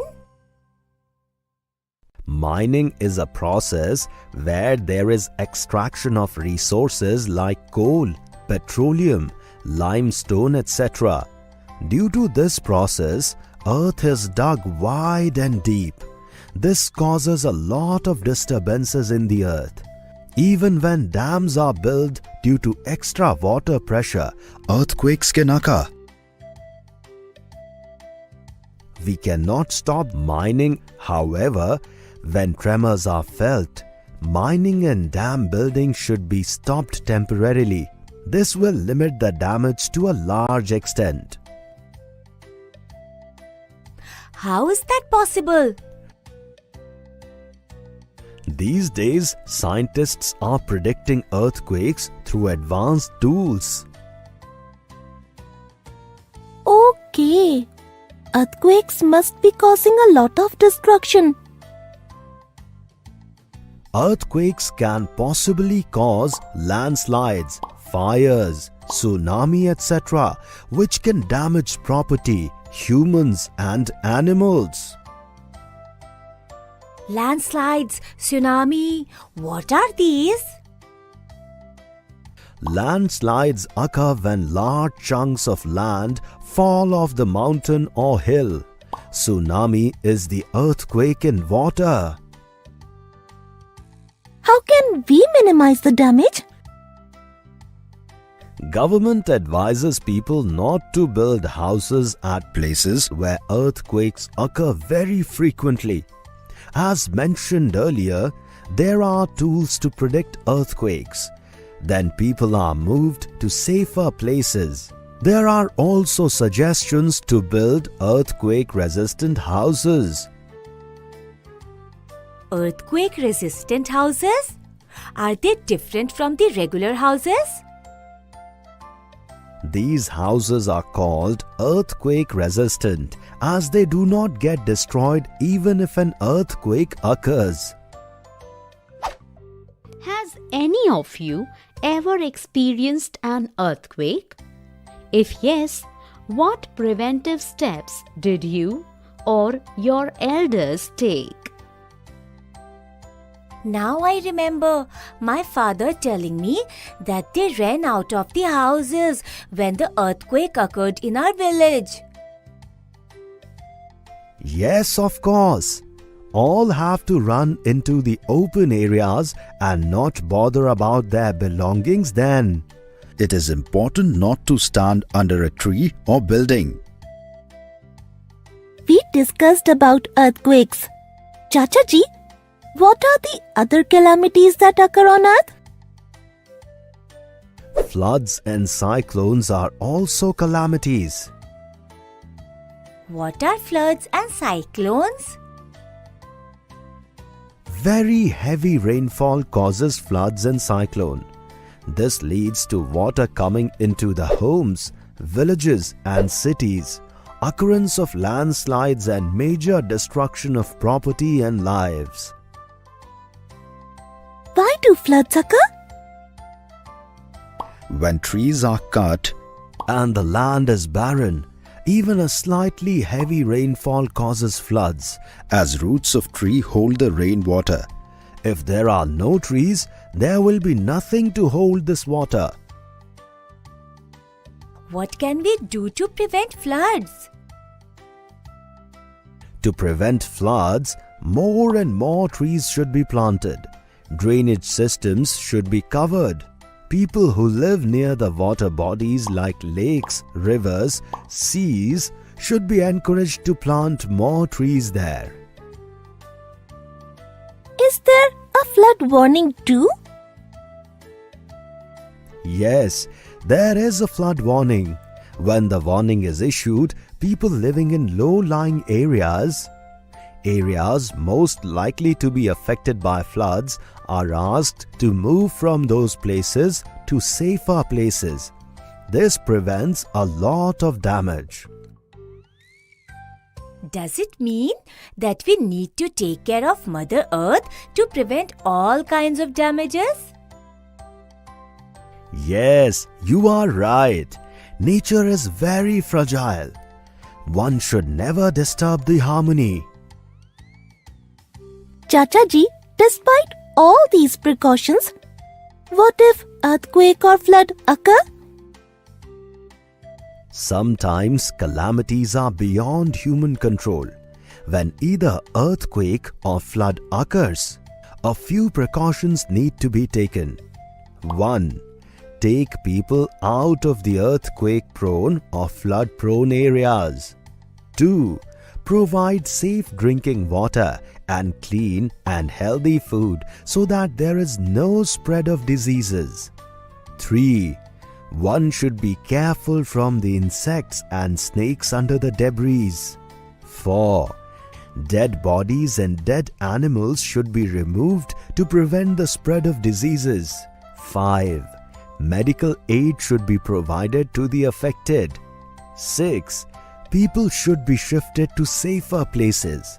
7. In schools, children should be given information about earthquakes and floods.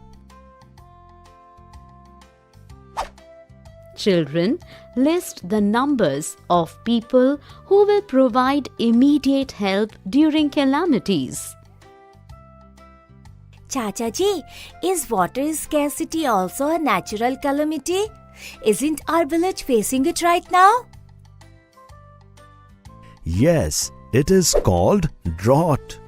When there is severe shortage of water for longer spells of period, drought occurs. Is this also a man-made condition? Some are man-made factors and some are beyond our control.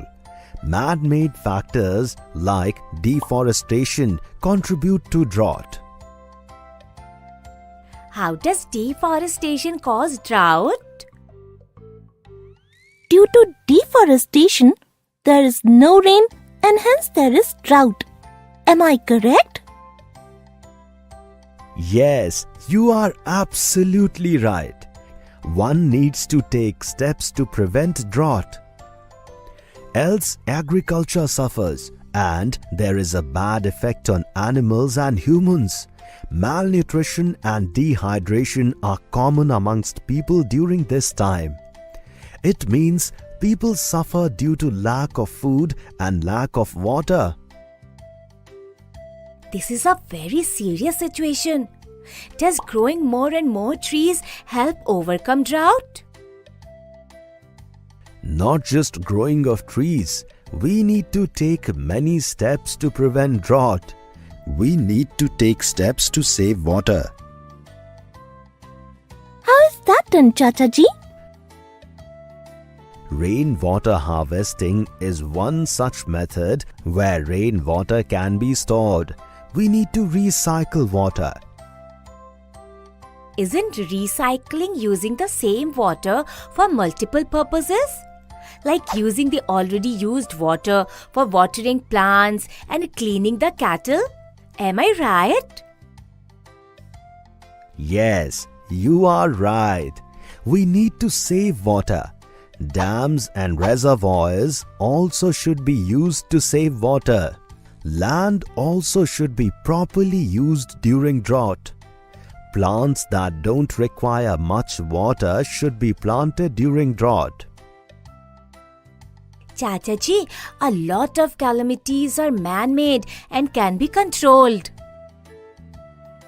Yes, you are right. You need to save environment to prevent these.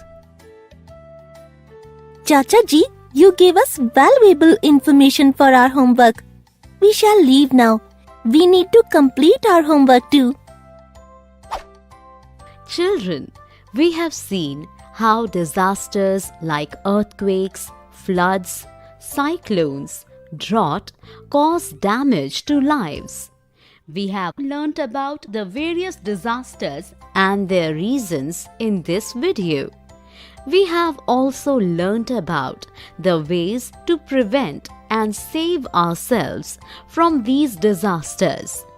We should do everything possible to stop these disasters from occurring.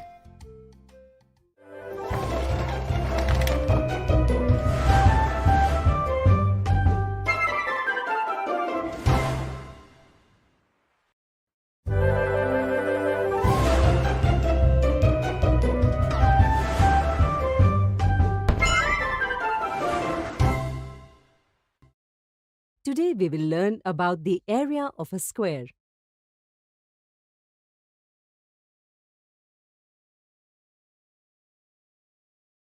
We learned that area is the amount of surface enclosed by a closed figure. We also know the number of squares enclosed in the whole region represents the area of that figure. Today we will learn how to find the area of a square. Look at this square with sides 5 cm. Let's find its area. To find its area, we will use a square paper or graph paper where the sides of each square is 1 cm long. In this way, the area of each square will be taken as 1 square centimeter, which can be abbreviated as 1 square centimeter. Next, we will make an outline of this figure on a squared paper. In the previous video, we learned a convention to calculate the area of a figure. You may recall the convention by pausing the video.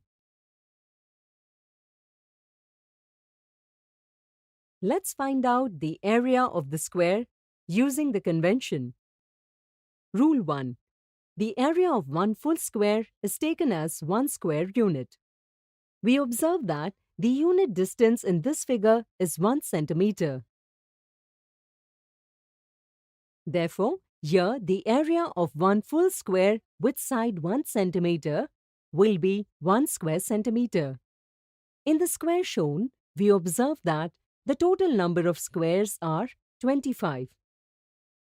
Since the area of one full square is 1 square centimeter, we can say that the area enclosed by 25 squares is 25 multiplied by 1 square centimeter is equal to 25 square centimeter.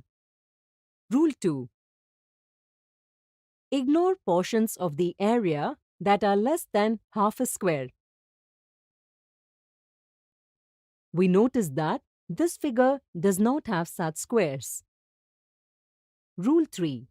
If more than half of a square is in a region, consider its area as 1 square centimeter. We don't see such squares here. Rule 4. If exactly half the square is counted, take its area as half square centimeter. We don't have half squares here. With this, we conclude the total area of the square to be 25 square centimeter. What do we infer from the length of the sides and the area of this square? Think for a while. If we multiply the length of the side by itself, we get 5 centimeter multiplied by 5 centimeter is equal to 25 square centimeter, which is the area of this square. In this way, the area of any square is the result of side multiplied by side. We can also conclude this using a different approach. In geometry, we learned that a square is also a rectangle. In the previous video, we learned that the area of a rectangle is length multiplied by width. But in the case of a square, all sides are equal. Therefore, we can write the length of the side in place of the length and width. In this way, area of the square can be written as side multiplied by side. Hence, the result obtained by multiplying the side of a square by itself is the area of that square. Now, will you be able to find the area of a square with side 20 mm? Try it. Let me tell you how. We know that the area of a square is side multiplied by side. Therefore, here the area of the square will be 20 mm multiplied by 20 mm is equal to 400 square millimeter. Today we learned the area of a square. In the next video, we will see some interesting examples related to it.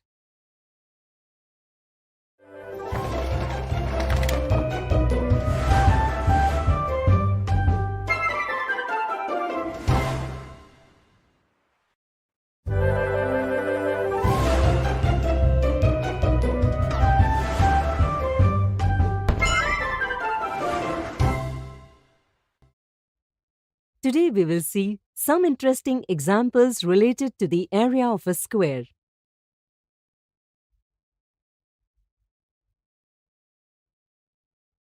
A chessboard consists of squares with sides measuring 3 cm. Find the total area of the black squares from the total area of all squares. A chessboard is made of black and white squares. The sides of all squares measure the same. We can solve this question in different ways. One way is to find the area of a larger square. For this, we have to find the side of the larger square. On a chessboard, one row has 8 squares. The sides of each square measure 3 cm. Therefore, the length of the side of the larger square will be 8 multiplied by 3, that is 24 cm. In this way, the area of the larger square is side multiplied by side is equal to 24 cm multiplied by 24 cm is equal to 576 square centimeter. But half the region of this square is surrounded by black squares.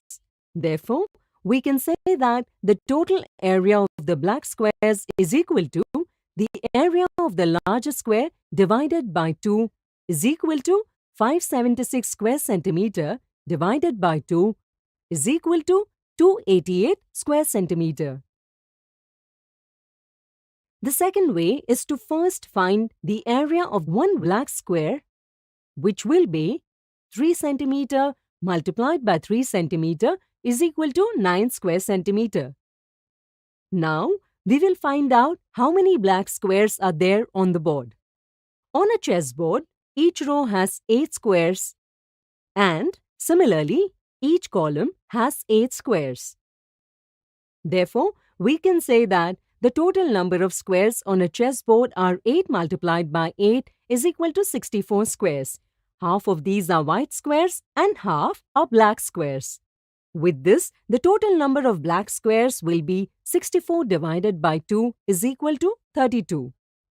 Now we can say that the area of black squares is equal to number of black squares multiplied by area of one black square is equal to 32 multiplied by 9 square centimeter is equal to 288 square centimeter.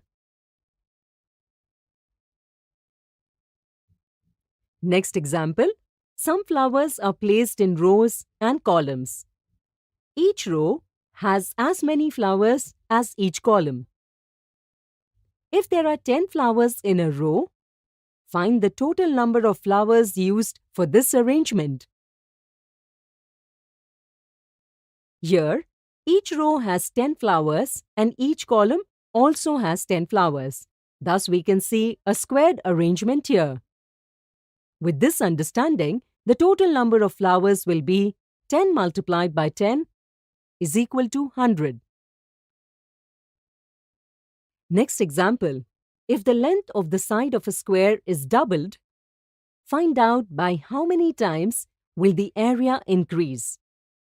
Many times, we answer such questions without thinking. Like here, some students believe since the length of the side is doubled, the area will also be doubled. But this is a wrong notion. Here, we have square ABCD, where AB is equal to BC is equal to CD is equal to AD. We can say that the area of the square ABCD is equal to side multiplied by side is equal to AB multiplied by AB. Now, if we double the length of the side, it means that the lengths of all sides will double. Let us mark this new square with AEFG. The area of this new square will be side multiplied by side is equal to AE multiplied by AE. But we know that the length of AE is twice the length of AB. AE is equal to 2 multiplied by AB. In this way, we can say that area of square AEFG is equal to 2 multiplied by AB multiplied by 2 multiplied by AB is equal to 2 multiplied by 2 multiplied by AB multiplied by AB is equal to 4 multiplied by area of square ABCD. That is, when the length of the square is doubled, its area increases by 4 times. This is the answer to the given question.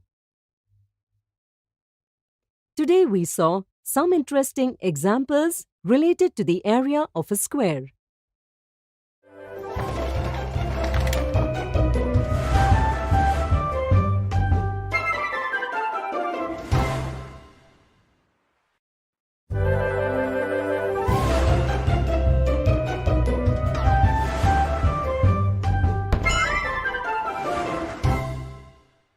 Today, we will learn about associative property of the following mathematical operations with respect to whole numbers.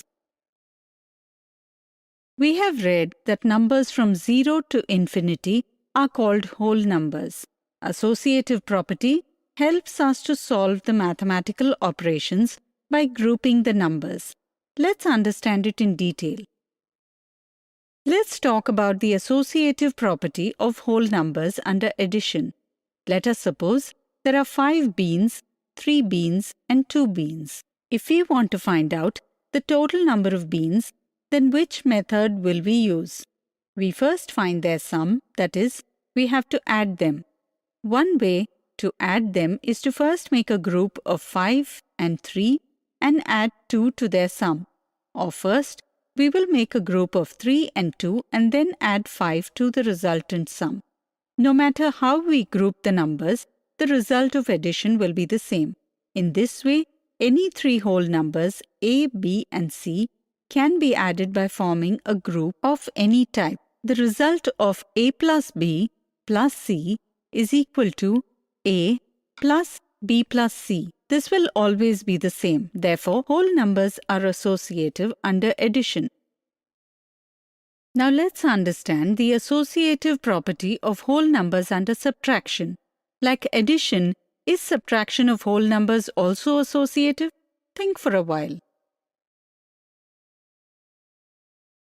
If we group the numbers in this way, then first we will subtract 3 from 5 and then we will subtract 2 from the result. Therefore, the answer will be 0. However, if we group the numbers in this way, then the answer will be 4. The results in both cases are different. Note, only in this case, subtracting any 3 whole numbers A, B, C by making different groups result in different results. This means A minus B minus C and A minus B minus C are not equal. That is why whole numbers are not associative under subtraction. Now let's talk about multiplication. Look at this picture. Will you be able to tell the number of tablets by operation of multiplication? There are 2 tablets in each row. Therefore, 3 rows will have 2 multiplied by 3 tablets. And since there are 4 packets, the total number of tablets is 2 multiplied by 3 multiplied by 4. To solve this, a group of 2 and 3 can be made, or a group of 3 and 4 can be made. In both cases, the result is 24 tablets only. In this way, any 3 whole numbers A, B, and C can be multiplied by grouping in any order. The result of A into B into C is equal to A into B into C will be the same. Therefore, whole numbers are associative under multiplication. Now, if we talk about division, then any 3 whole numbers cannot be divided by changing the order of division. That is, for whole numbers A, B, and C, A divided by B divided by C and A divided by B divided by C are not equal. In this way, whole numbers are not associative under division. Today, we have learnt addition and multiplication of whole numbers are associative, but subtraction and division of whole numbers are not associative. In the next video, we will see some examples related to this topic.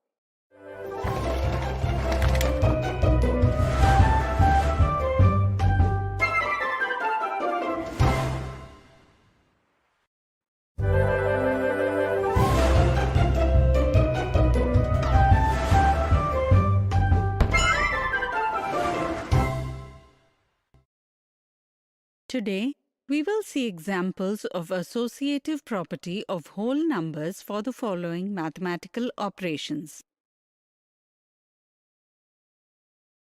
During one Mahotsav, Akash planted 9 trees, Ajay planted 7 trees, and Babita planted 3 trees.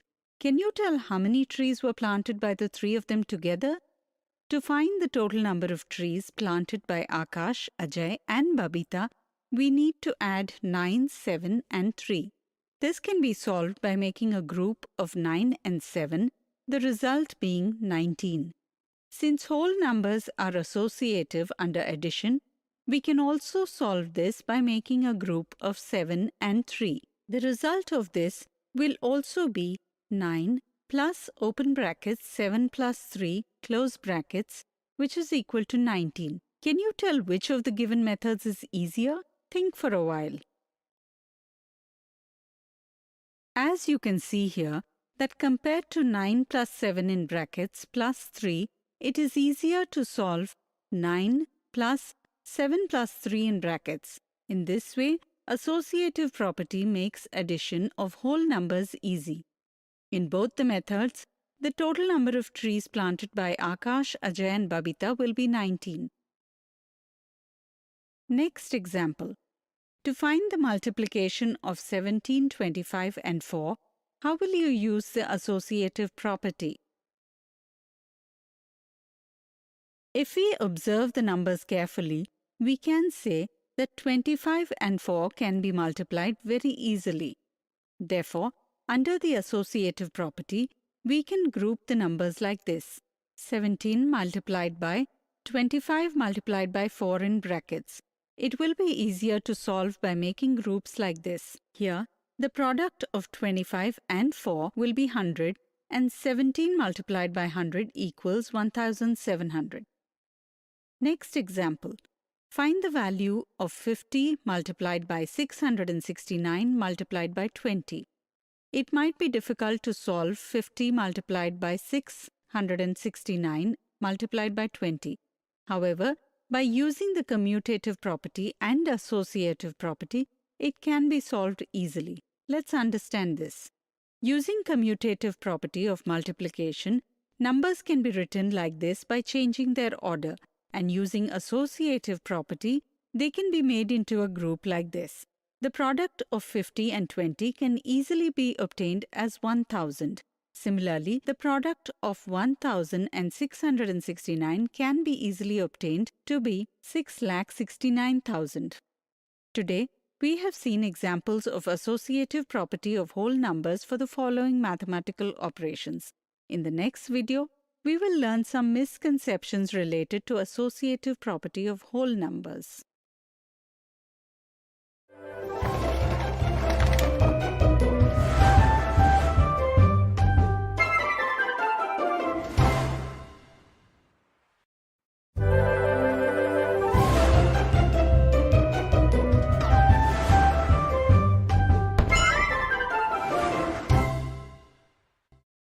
Today, we will see misconceptions related to associative property of whole numbers for the following operations.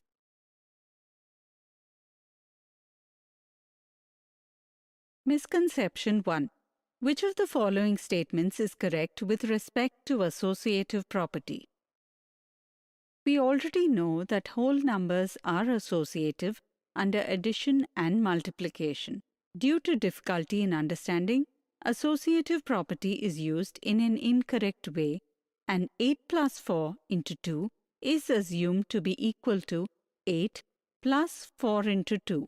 With this understanding, option 1 is chosen as the answer, which is incorrect. Due to lack of proper understanding of associative property, option 2 is chosen. Whole numbers are not associative under division. However, many times, in order to make the operation of division easy, this property is used.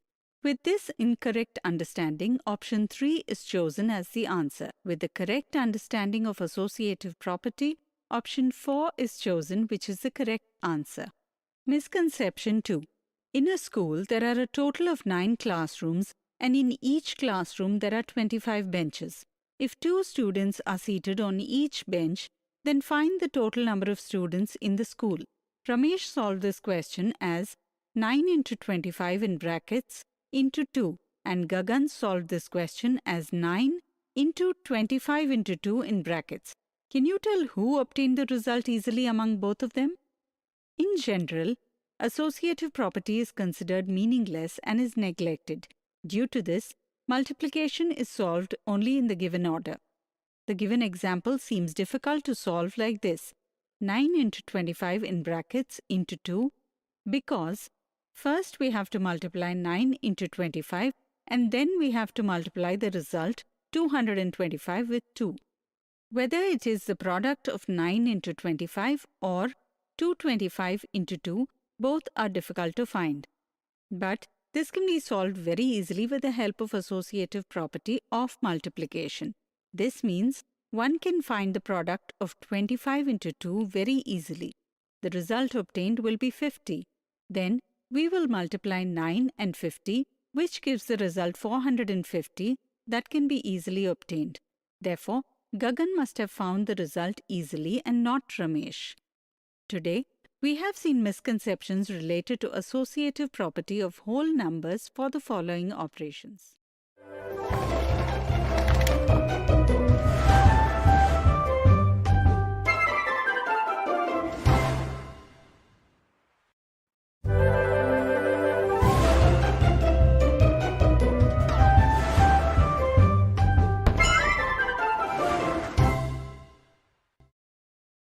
Today we will learn about bar graph.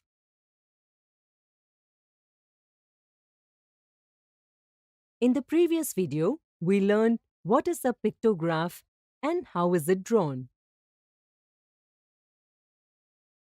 Let's review it by using an interesting example. Suppose Rahul went to a shop and bought a book worth rupees 80, a notebook for rupees 18 and a chocolate for rupees 2. Will you be able to prepare a pictograph based on the information provided?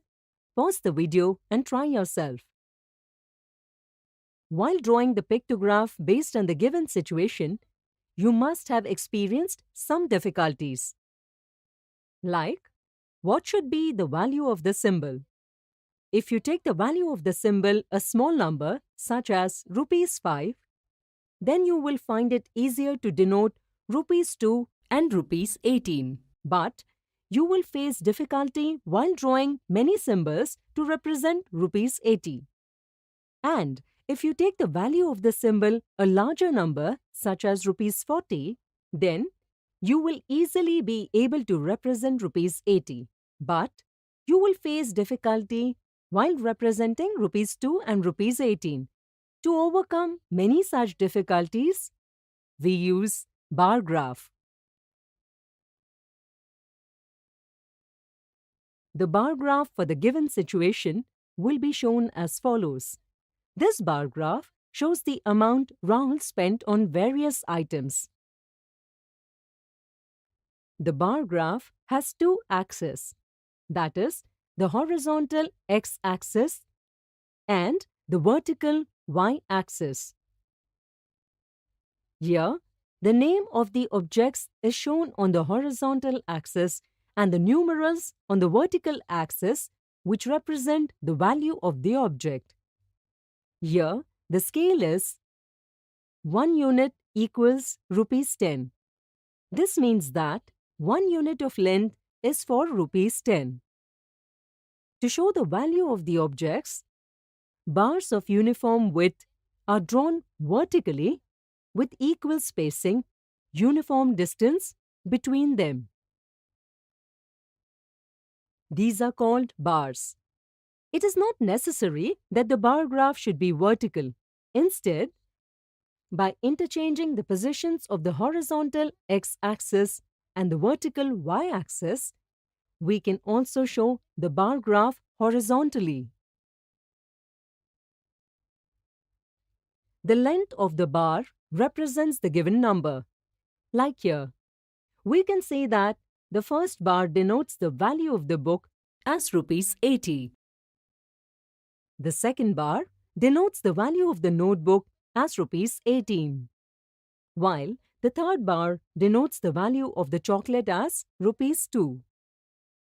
Thus, we can say that the graphical method of representing the data where bars of uniform width are drawn horizontally or vertically with equal spacing between them, and the length of each bar represents the given number is called a bar diagram or a bar graph. Just think, What all information you can collect from a bar graph? Absolutely right. With the help of a bar graph, we can obtain different types of information. For instance, to find the number, to compare, etc. Today we learned about bar graph. In the next video, we will learn how to draw a bar graph.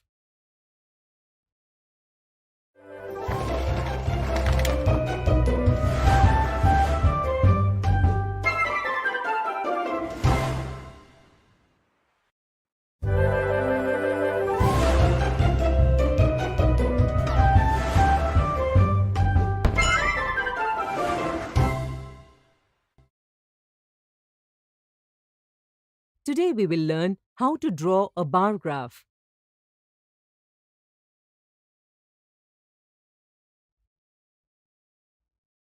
We will learn with the help of an example. Suppose the following table was prepared to find the most preferred spot based on the choice of students in a class. Let's represent these figures in the bar graph. Although we can draw bar graphs on blank paper, the use of graph paper makes it more convenient. Let us use graph paper. Step 1. On a piece of paper, draw two perpendicular lines where line OX is a horizontal line and line OY is a vertical line. Step 2.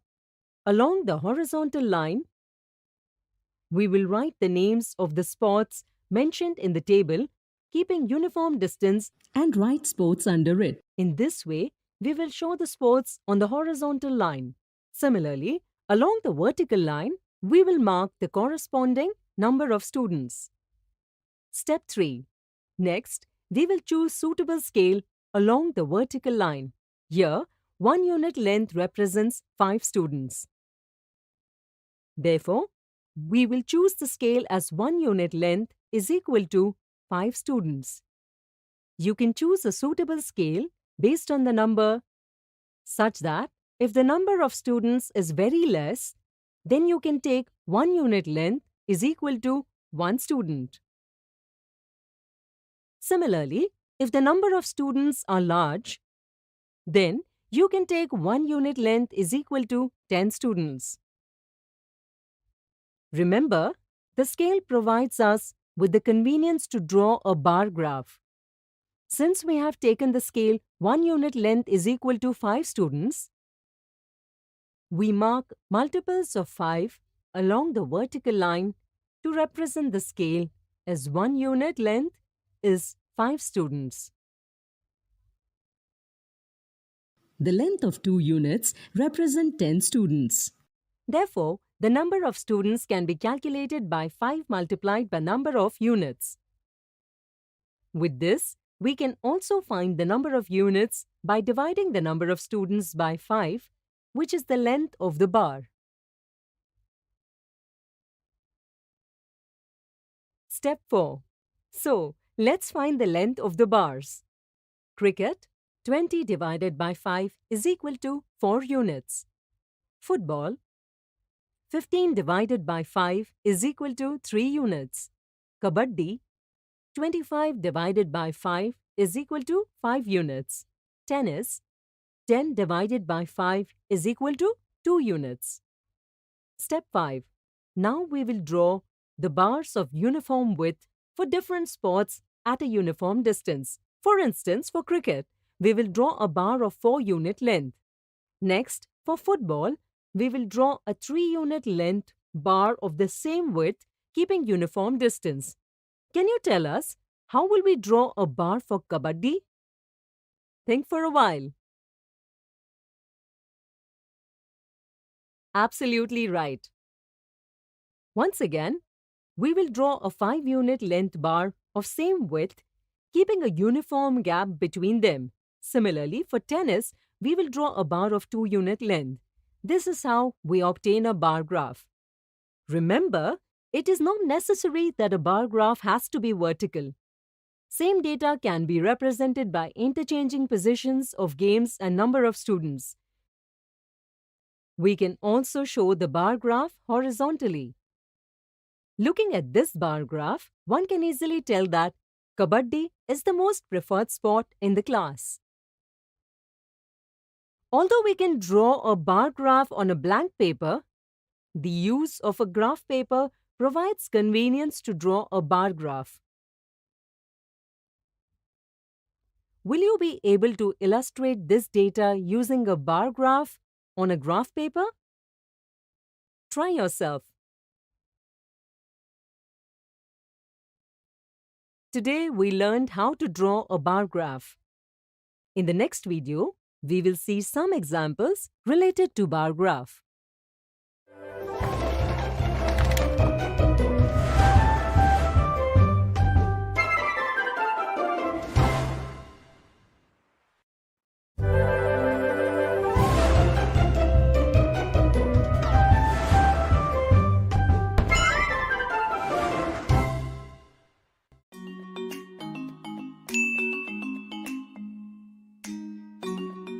Who does not like the rainy season? Especially when hot pakoras are being made at home. Today Sunaina, her younger brother Sohan, who is 2 years younger than Sunaina, her father and mother all were at home. Dad was making his favorite potato onion pakoras. Sunaina's mouth was watering on seeing this. Meanwhile, Sohan came shouting, "Didi! Didi!" and pulled her beside the window. Sister, look at the lightning in the sky. Seems like it is going to rain very hard. Suddenly, the electricity of the house went off. Hey, someone come with a torch and help me in the kitchen. On hearing Dad's voice, Sohan and Sunaina went carefully towards the kitchen. Mother started lighting the torch, but it didn't start. Mother, show it to me. Sunaina went out in the light and checked the torch. Its bulb looks absolutely fine. Let me check the battery. As soon as Sunaina pulled out both the cells, she noticed that one of them was not installed properly. Hey, this cell is fixed upside down. Now, let's place it correctly and check. Sohan was watching all this very carefully. As soon as she fixes the cell, the torch lighted. Hey, very good. You've turned it on. Yes, Dad. Its cells were placed in the wrong direction. Now I have fixed them properly. Yesterday, we did this experiment in the class. Well, come. Now you all sit inside. And let me bring hot pakoras for everyone. Sister, please tell me how you have turned on the torch. Sohan, a torch is a device that is lighted up with the help of an electric cell. Just watch this torch carefully. What does it have? It has a very small bulb fixed to it that is similar to the big bulb in the room. But a big bulb runs on electricity. Rightly said, Sohan. Electricity in that bulb passes through wires. These wires are inside or outside the ground or walls. In this torch, electricity comes through the power cell. The electric cell inside this produces electricity. We will learn more about it in the school tomorrow. Then I will teach you in detail about this. Sure, sister. Yes, sure. Meanwhile, Dad brings hot pakoras and everyone eats them with great fervor. The next day, while going to school, Sunaina had many questions in her mind. The electric switch has current. But where does this current come from? There are so many things in the house that run on the electricity. How do they all work? When Seema Didi came to class, Sunaina asked all these questions to her. Today we are going to discuss about all of these, Sunaina. It's good that you asked this question. Let's do something interesting today, kids. Seema Didi made groups of 4 children and gave each group a bulb, some electric wires, plastic rubber, and an electric cell. All groups have a bulb, battery, and electric wires. First of all, check the bulb thoroughly and then tell me, what have you seen? The bulb is made up of glass and there are small wires inside the bulb. Those wires are called fibers. When we will light the bulbs by experiment, carefully inspect the fibers. The bottom of the bulb is made up of metal. It is round in shape. Seema Didi, it also has a plus and a minus sign placed on it. That bulb has two terminals. One has a plus sign and one has a minus sign on it. Now we will all learn to turn on the bulb with the help of this battery. You should keep in mind that with the help of this battery, we are producing electricity. Do this experiment in front of elders and only with the help of this battery. Do not repeat such experiments using electrical wire or socket. Now remove the plastic cover or layer from both ends of the electric cables. All of you have been given a plastic rubber. With the help of that, try to light the bulb by connecting the battery, wire, and bulb. All the 5 groups started working. Sunana's group consists of Sunana, Mohan, Meena, and Pradeep. Sunana quickly removes the plastic cover and Mohan puts the plastic rubber on the battery and starts connecting the other ends of the wires to different parts of the bulb. The same process is going on in other groups too. Let me connect both these ends to the bottom of the bulb. The bulb does not turn on while doing so. Look at this. Marks are there, both on battery and bulb. Let's connect the plus sign of the cell with the plus sign of the bulb and the minus sign of the cell with the minus sign of the bulb.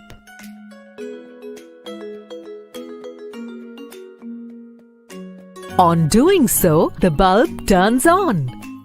Seema Didi, look, the bulb has turned on. Oh wow! Now let us connect it upside down.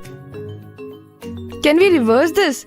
Let's connect the plus sign of the cell with the minus sign of the bulb and the minus sign of the cell with the plus sign of the bulb. Even on doing this, the bulb turns on. All the groups tried to turn on the bulb in their own way and everyone succeeds. All the children were very happy after the experiment. Seema Didi, why the bulb has turned on by only few methods? Good question. Come, let's find out why has this happened.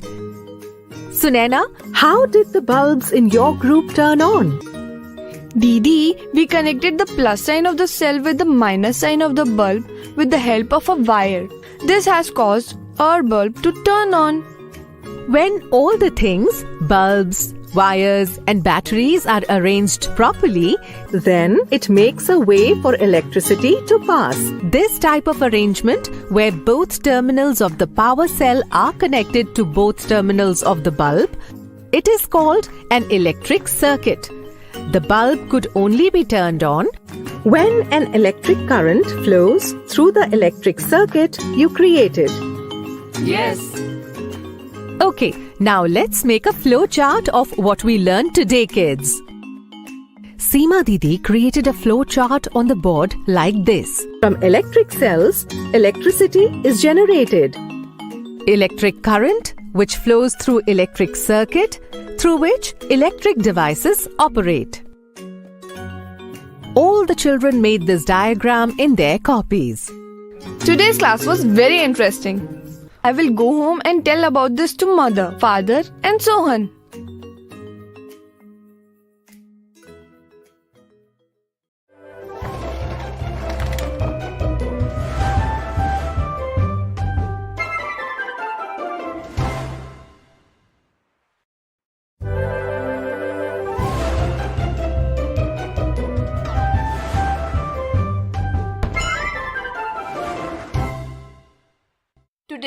see misconception and common mistake related to area of a parallelogram.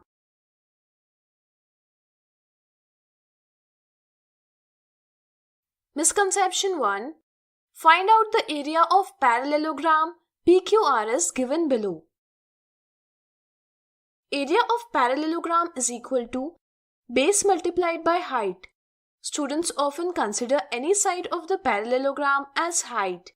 Like, they think that in parallelogram PQRS, side SR is base and PS is height. Therefore, the area of parallelogram is 6 cm multiplied by 3.5 cm is equal to 21 square centimeter. With this misconception, they give answer as option 1, which is wrong answer. Remember that any side of a parallelogram can be its base, and the perpendicular drawn on the base is the height of the parallelogram. In this parallelogram, we can see that the perpendicular is drawn on side QR. Therefore, QR can be taken as base and PT as height. With this, area of parallelogram is QR multiplied by PT. Here, QR is equal to PS is equal to 3.5 cm and PT is equal to 5 cm. Therefore, area of parallelogram is 3.5 cm multiplied by 5 cm is equal to 17.5 square centimeter. Therefore, option 2 is correct. Common mistake 1. Do not equalize units before calculating area.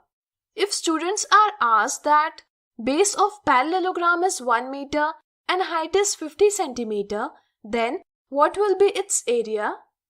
Then on calculating the area, they ignore the units. Due to this, they get the answer as 50 square centimeter or 50 square meter, which is a wrong answer. While calculating area, it is necessary to make sure that units of quantities must be equal. Here we can write 1 meter is equal to 100 centimeter. Now the base is 100 centimeter and height is 50 centimeter. Therefore, area of parallelogram is 5000 square centimeter. Can you represent it in square meter? Try yourself. Today we have seen misconception and common mistake related to area of parallelogram. Parallelogram.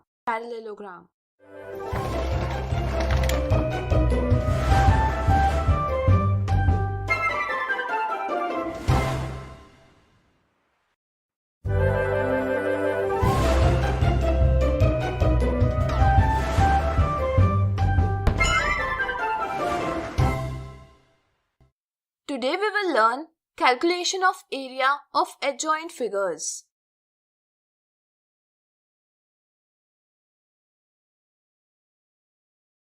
The amount of surface enclosed by a closed figure is called its area. Look at this rectangle. The length of this rectangle is 5 cm and breadth is 4 cm. If we place it on a squared paper consisting of squares of side 1 cm, then we see that the boundary of this rectangle encloses 20 squares. We say that the area of rectangle is 20 square centimeter, which we denote as 20 square centimeter.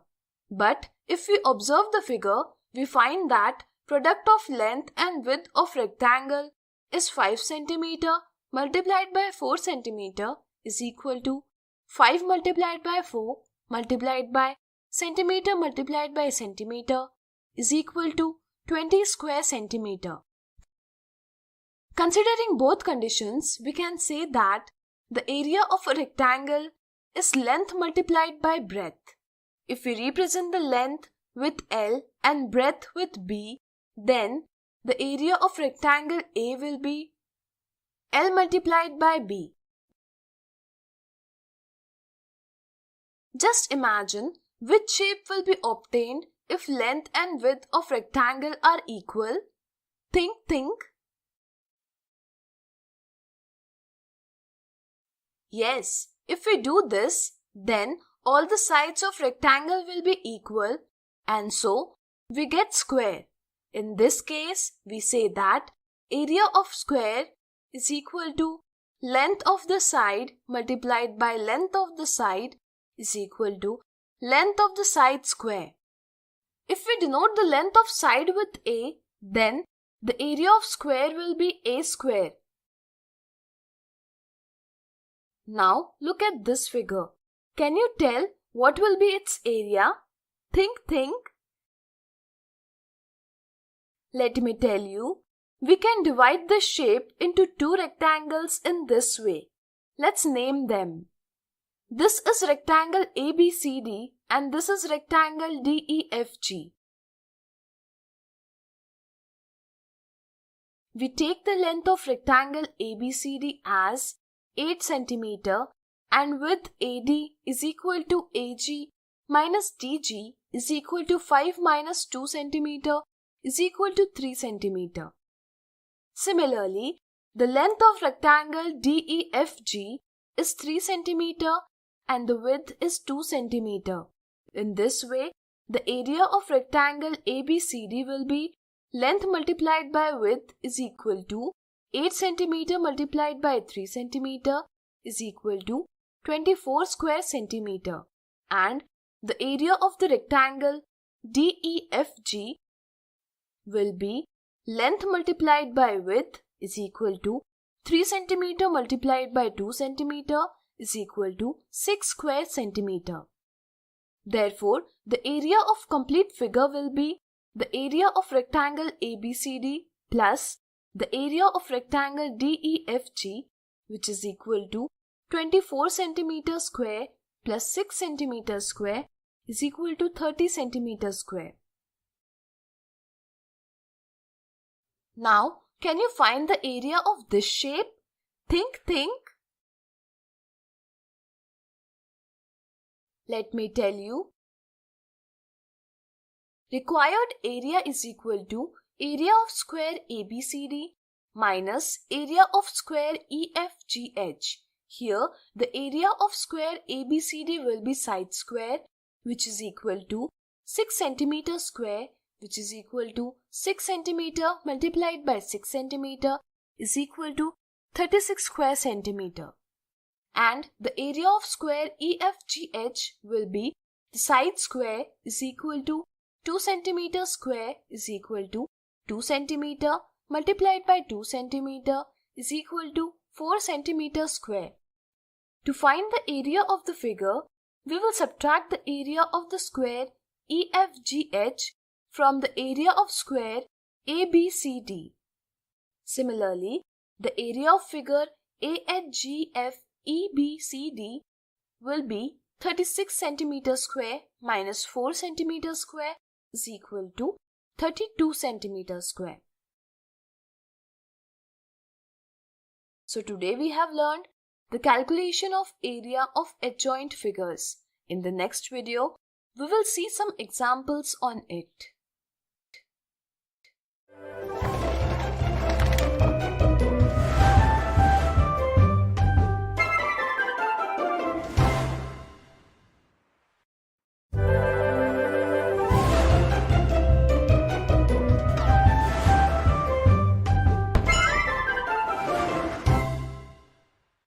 Today we will see some interesting examples related to the area of adjoint figures.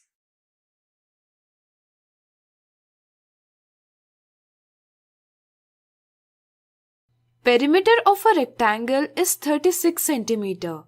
Its length is 2 cm less than 4 times its width.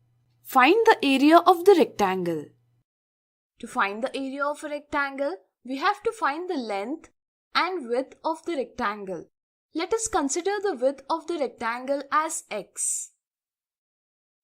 It is known from the question that the length of a rectangle is 4 times the width and 2 centimeters less. Since we have considered the width of rectangle as x, we can write the length of rectangle is equal to 4x minus 2. We know that the perimeter of rectangle is 2 multiplied by length plus width. we are given the perimeter of rectangle as 36. 2 multiplied by length plus width is equal to 36 centimeter. That is, 2 multiplied by 4x minus 2 plus x is equal to 36 centimeter. On simplifying it, we will get the width of the rectangle, that is, x is equal to 4 centimeter. And the length of rectangle, that is 14 centimeter. In this way, the area of rectangle of width 4 centimeter and length 14 centimeter will be length multiplied by width is equal to 14 centimeter multiplied by 4 centimeter is equal to 56 square centimeter. Next example, the length of a square wall is 9 meter. The wall has a rectangular window of 300 centimeter length and 200 centimeter width. If the wages for painting an area of 1 meter square is rupees 3, then what will be the total wages for painting the entire wall? First, we will find the area of the wall. The area of a square wall with side 9 meter will be side square is equal to 9 meter square is equal to 81 square meter. But this entire area will not be painted. The area of window will not be painted. To find the total wages of painting the entire wall, we have to subtract the area of window from the area of the wall. Let us find the area of the window. Since we want the result in square meter, so we will convert the length and width of the window into meter. Since 100 centimeter is equal to 1 meter, therefore 1 centimeter is equal to 1 by 100 meters. In this way, the length of window will be 300 centimeter is equal to 3 meter and the width of the window will be 200 centimeter is equal to 2 meter. Therefore, the area of the rectangular window is length multiplied by width, which is equal to 3 meters multiplied by 2 meters is equal to 6 square meter. Now, the area of wall excluding the window will be area of the wall minus area of the window is equal to 81 square meter minus 6 square meter is equal to 75 square meter. That is, it will be painted on 75 square meter and the painting wages will be at the rate of 3 rupees per meter square. 3 rupees multiplied by the area of painting wall is equal to 3 rupees multiplied by 75 is equal to 225 rupees. Today we have seen some interesting examples related to the area of adjoint figures. In the next video, we will see some misconceptions and some mistakes related to it.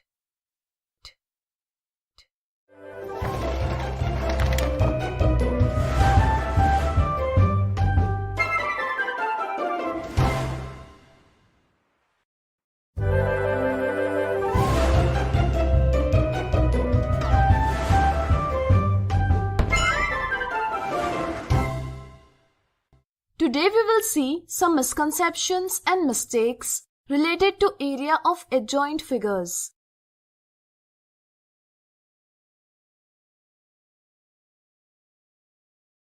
Misconception 1. If the area of a shape is reduced, will the perimeter also get reduced? Some children think that there is direct relation between area and perimeter of a shape. They think that if the area of shape gets reduced, the perimeter of shape will also get reduced.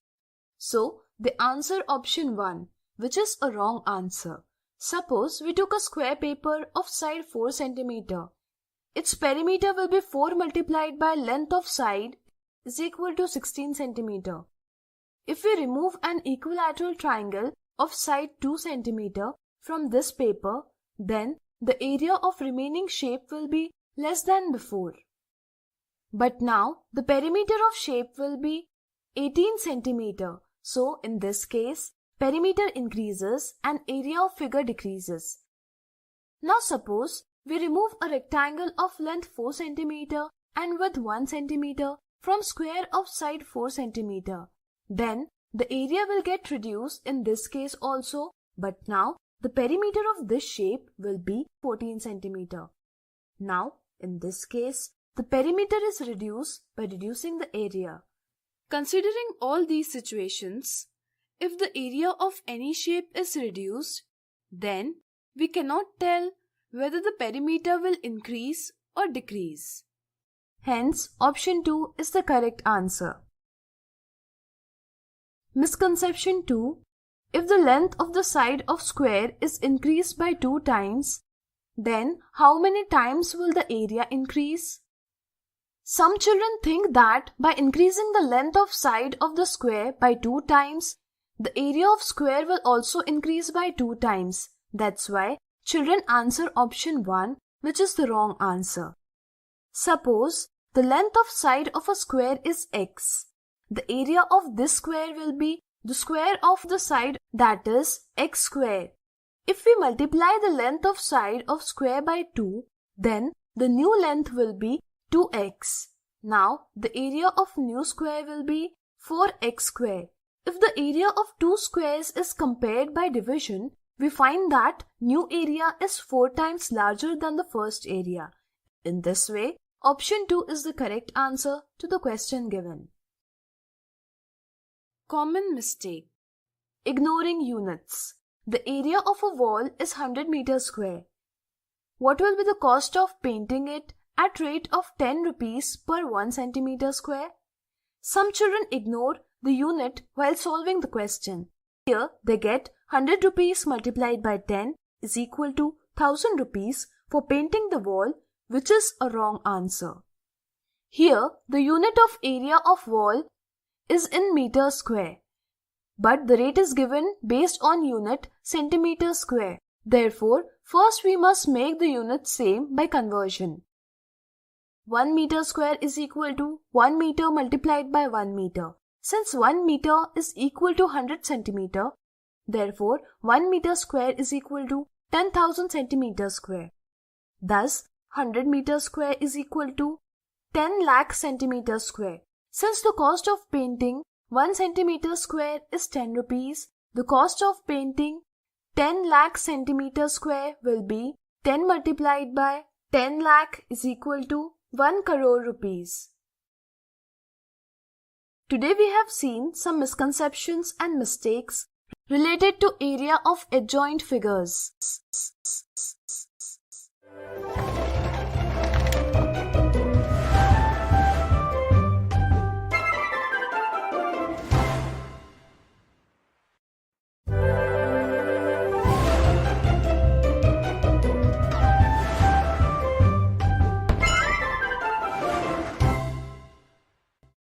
Today, we will learn some special cases related to the area of a rectangle.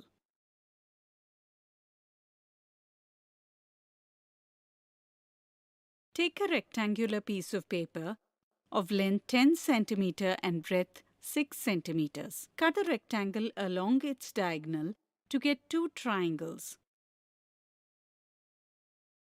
Superimpose one triangle on the other. After adjusting, you will find that they cover each other completely. What does this tell you? Think for a while. You are absolutely right. Here, both the triangles are congruent. Since they cover each other completely and exactly, we can also say that both triangles are equal in area. Since the rectangle in question is being divided into two equal parts, we can say that the area of each triangle is half the area of the rectangle. Or in other words, the sum of the areas of the two triangles is the same as the area of the rectangle. The area of each triangle is half into area of the rectangle. In this way, the area of each triangle here will be half into length of the rectangle into breadth of the rectangle. Thus, the area of each triangle will be half into 10 centimeter into 6 centimeter, which is equal to 30 square centimeters. Now take a square piece of paper of side 8 centimeters. Draw both its diagonals and divide it into 4 parts. You will get 4 triangles. Are they congruent to each other? Think for a while.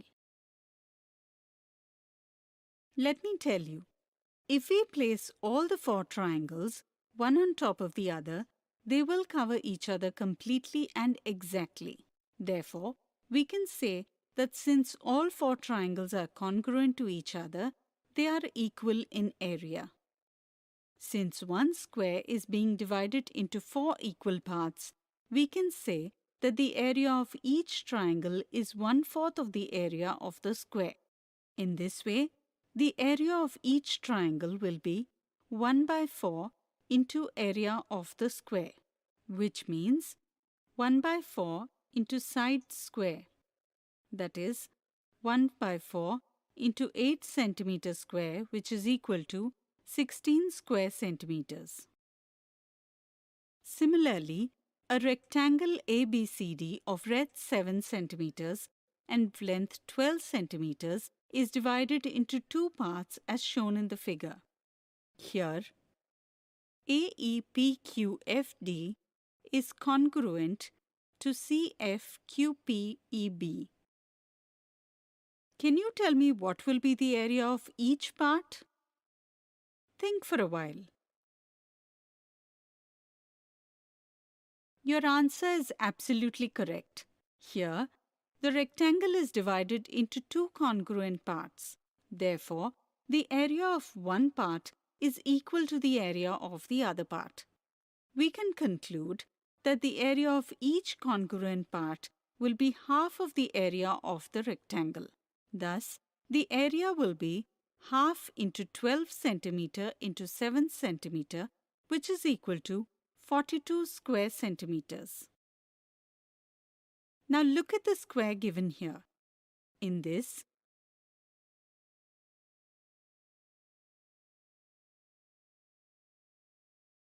the square ACEG is divided into 8 congruent parts. If the length of the side of the square is 10 centimeter, what will be the area of each part? Think for a while. Let me tell you. Here, the square of side 10 centimeter is divided into 8 equal parts. Since all parts are congruent to each other, we can conclude that they are equal in area. Since the area of the square is divided into 8 equal parts, therefore, the area of each part will be 1/8 into area of the square, which is equal to 1/8 into 10 centimeter into 10 centimeter, which is equal to 1/8 into 100 centimeter square, which is equal to 12.5 square centimeters. Now find out for yourself if all the parts of the rectangle of length 18 centimeter and breadth 12 centimeters are congruent to each other. What will be the area of each part? Today, we learned about some special cases related to the area of a rectangle.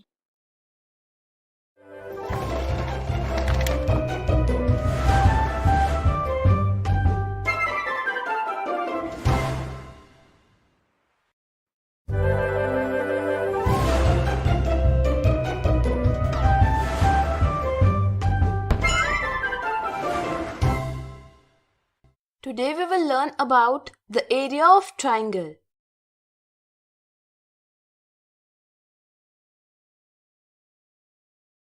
A polygon made up of 3 sides is called a triangle. Let us understand the area of triangle with an interesting activity. Take a paper. Draw a triangle on it. We have drawn a triangle with sides 5 cm, 5 cm and 6 cm. Cut this triangle from paper. Draw a triangle on paper which is congruent to this triangle. That is, draw another triangle whose sides are of length 5 cm, 5 cm and 6 cm. Cut this as well. We see that under a correspondence, the two triangles completely cover each other. Therefore, we can say that the area of these two triangles is equal. Generally, the area of all congruent triangles is equal. Can you tell me how we will find the area of triangles? Think. Let me explain you. We will place both pieces of congruent triangles together in such a way that a pair of their corresponding sides is joined. You can do it in this way, or this way. By doing this, you will get a quadrilateral. Which type of quadrilateral is this? Think. The opposite sides of this quadrilateral are parallel and equal. Therefore, this is a parallelogram. In the previous video, we learned that the area of parallelogram is equal to base multiplied by height, where base is one side of the parallelogram and height is perpendicular dropped on that side from the opposite vertex of a parallelogram. Since the parallelogram is made up of two congruent triangles, therefore, the area of the parallelogram will be equal to the sum of the areas of two congruent triangles. Since the area of both triangles is equal, so we can say that area of parallelogram is 2 multiplied by area of triangle, that is, area of triangle will be the half of area of parallelogram. In this way, the area of each triangle is half multiplied by base multiplied by height, in which base is one side of the triangle and height is the length of perpendicular dropped on that side from the opposite vertex. On measuring, you will find that this height is 4 cm. Since the length is 6 cm and the height is 4 cm, so the area of each triangle is equal to half multiplied by 6 cm multiplied by 4 cm is equal to 12 square centimeter. If we consider the base of the triangle as B and the height as H, then we can say that the area of the triangle is equal to half multiplied by base multiplied by height, or half BH. Now look here, two triangles are shown here. Can you find the area of these triangles? Try it. Area of triangle ABC is equal to 420 square centimeter. Similarly, the area of triangle XYZ is also equal to 420 square centimeter. Here, the area of both triangles is equal. Can we say that they are congruent? Think. Absolutely right. They are not congruent because their measurements are different and they do not cover each other completely. In short, if two triangles are congruent, then their area must be equal. But it is not necessary that triangles equal in area are congruent. So, now you must have understood the area of the triangle. So today we have learned about area of triangle. In the next video, we will see some examples related to the area of triangle.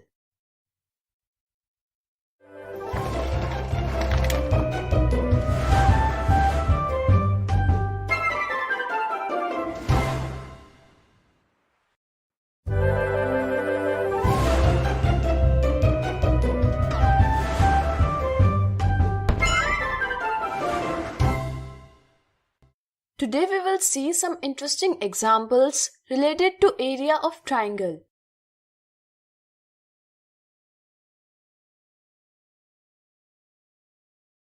Find out the area of following triangle XYZ. In this obtuse angle triangle XYZ, the line segment XO is perpendicular on the opposite sides YZ of the vertex X. If we consider YZ as the base of the triangle and XO as the height, where XO is equal to 2.8 cm and YZ is equal to 4.6 cm, so the area of triangle XYZ will be equal to half multiplied by base multiplied by height is equal to half YZ multiplied by XO, that is half 4.6 cm multiplied by 2.8 cm. On solving this, we get the area of triangle XYZ as 6.44 square centimeter. We can solve it in another way also. In triangle XYZ, line segment YW is perpendicular on side XZ.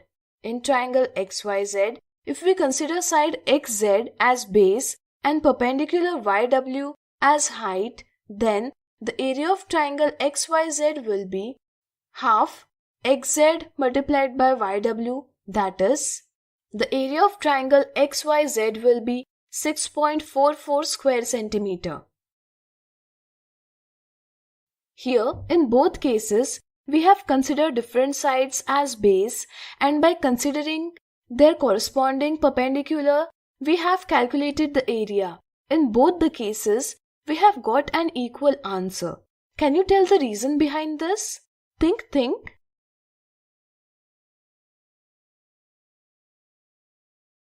Let me tell you. This is because in both cases, we have taken the same triangle to find out area. If we consider any side of the triangle as base and its corresponding perpendicular as height, then it will not change the area of the triangle. Therefore, in both cases, the area of the triangle is same.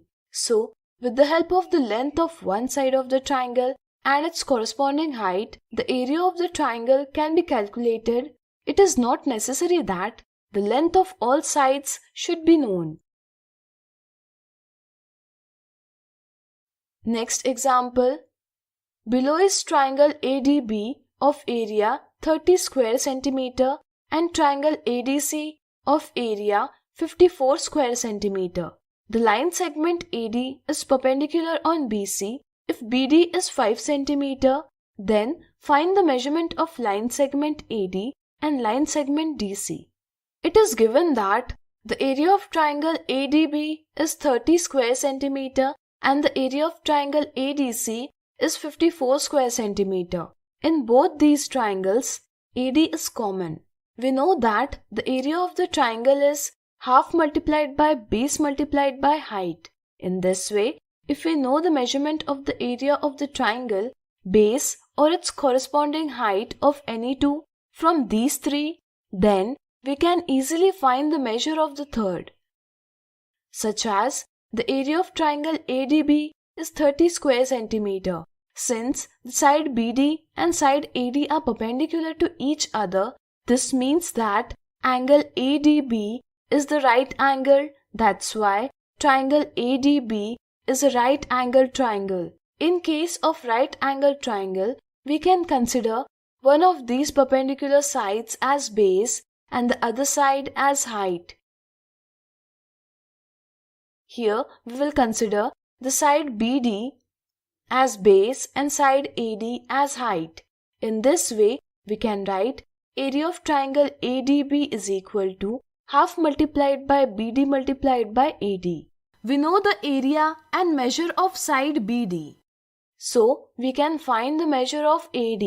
For this, we will arrange the equation multiplying both sides by 2 and dividing by BD. We get area of triangle ADB multiplied by 2 divided by BD is equal to AD. We can write this as AD is equal to area of triangle ADB multiplied by 2 divided by BD. Since the area of triangle ADB is 30 square centimeter and the length of line segment BD is 5 centimeter, that is, we get AD is equal to 12 centimeter. In triangle ADB and triangle ADC, side AD is common. Since in triangle ADC, AD and side DC are perpendicular to each other, we can say that triangle ADC is also a right angled triangle. Here also we can consider either the side AD and DC as base and the other as height. Let's consider side DC as base and AD as height in triangle ADC. We can write the area of triangle ADC is equal to half multiplied by DC multiplied by AD. Therefore, DC is equal to area of triangle ADC multiplied by 2 divided by AD, which is equal to 54 multiplied by 2 divided by 12 centimeter. In this way, we will get DC is equal to 9 centimeter.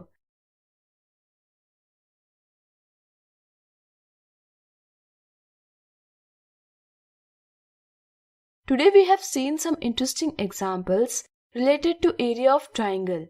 In the next video, we will see some misconceptions related to area of the triangle.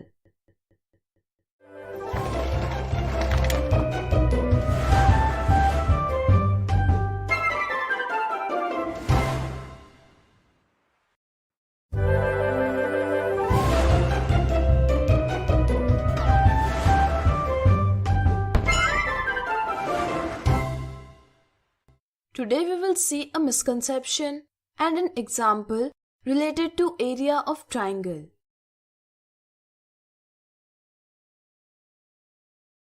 Misconception: find out the area of following triangle ABC. The formula of area of triangle is area of triangle is equal to half multiplied by base multiplied by height. Some children consider side BC as base and other side as height of triangle. Like here, they consider side AB as height that results in an area of triangle as 21 square centimeter. But it is a misconception. That is, option 2 is the wrong answer. Here, side AB is not perpendicular on base BC. Therefore, we cannot consider it as height. The height of the triangle is perpendicular distance from the opposite vertex of base. Here it is given that perpendicular distance from vertex A to base BC is 5 cm. So we can take the height of triangle as 5 cm. Therefore, the area of triangle ABC is half multiplied by 6 cm multiplied by 5 cm is equal to 15 square centimeter. That is, option 1 is the right answer. Next example. Ramesh's rectangular farm is of the length 48 meter and breadth 16 meter. He constructed 24 right-angled triangles, flower beds of same size throughout his farm. If the base of each right-angled triangular bed is 8 meter, then what will be its height? Since the length of rectangular farm is 48 meter and breadth is 16 meter, therefore the area of farm will be length multiplied by breadth is equal to 48 meter multiplied by 16 meter is equal to 768 square meter. This area is divided into 24 equal triangular flower beds. Therefore, we can say that the area of each bed will be 24th part of the rectangular area. That is, the area of each right-angled triangular bed is 768 square meter divided by 24 is equal to 32 square meter. In the right-angled triangle, two sides are perpendicular to each other. We can take one of these as base and other as height.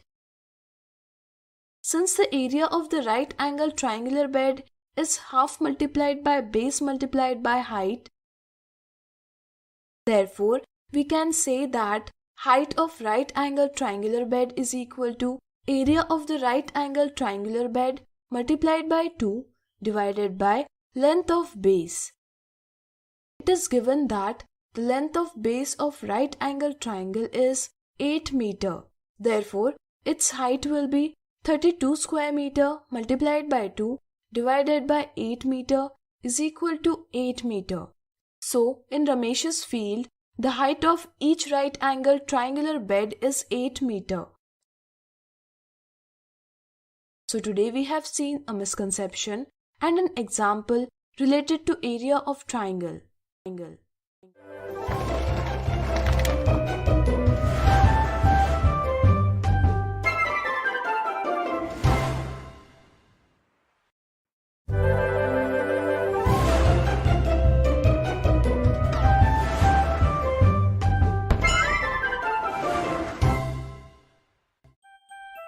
Importance of forests. Hello friends. Forests have a very important role in our lives from ancient times. They are one of the gifts of nature to mankind. We usually remember the trees when we get the comfort of their shade on a hot and sunny day. There is life if there are forests. Let us find out with the help of this video the importance of forests in our life. My name is Ram. I stay in a village in Madhya Pradesh. Last month, the International Forest Day was celebrated. It is celebrated every year on 21st March.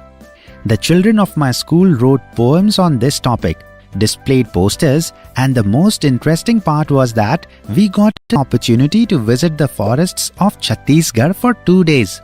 Although we have seen forests near our village, but the opportunity to travel with friends in a train seemed like fun. It was a very interesting experience of our lives. Come, you all also join us in this wonderful experience. The objectives of this video are 1. Why are forests important? 2. The importance of forests in our life. Children, I hope you all are excited, isn't it? We all shall reach Chhattisgarh tomorrow. Till then, why don't all of you discuss about forests? Yes, teacher. It will be so much fun. I'm very excited. Have you ever visited a forest in some other region, Ram? Once I had visited the Kanha National Park with my parents. I saw palash trees, bale trees and sal trees over there. I even saw a tiger there. The forests are so important for us. They provide us with so many essential things like wood, paper, rubber, medicines, etc. But nowadays we are becoming selfish and cutting trees, sometimes for wood and for other things at other. We reached Chhattisgarh the next morning. We got ready and left to visit the nearby forest. We experienced calm and saw a lot of greenery once we reached the forests. We were welcomed by the chirping of birds and cool breeze. It is so dark here. The forests near our village are not so dark. The leaves of the trees have created a canopy and are not letting the rays of the sun penetrate inside. Yes, the trees in the forests near our village are different than the trees found here. Do you all remember that we had learnt about the different types of forests last year? Yes, I remember. Evergreen forest, deciduous forest and mountainous forest. Look there, bamboo. I have only seen this in books or the TV. Look, there are so many mushrooms growing here. It is amazing to see species of microorganisms to tall trees surviving together and dependent on each other in the forest. It looks like all the green colors of my paint box are here. I have never seen so many different shades of green together. Hello children, come let us go inside the forests. Remember to walk quietly and talk softly. Yes, we should not disturb the calmness in the forest. Sir, will there be wild animals here? Why, Ram? Are you scared? But yes, I am a little scared. Children, do not be scared. The animals live in the interior of the jungle. We shall meet the tribes in the forest.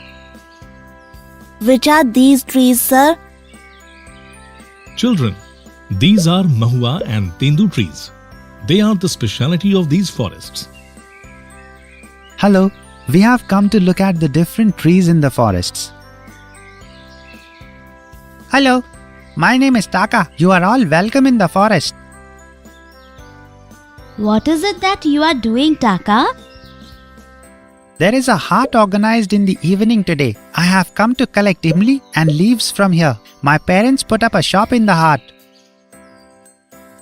Can we also come to the hut? Of course, you all come with me. I shall give this to my mother and then I can take you all to see the jungle. The painting on your home is so beautiful, Taka. These have been done by my mother. I can also do this kind of painting.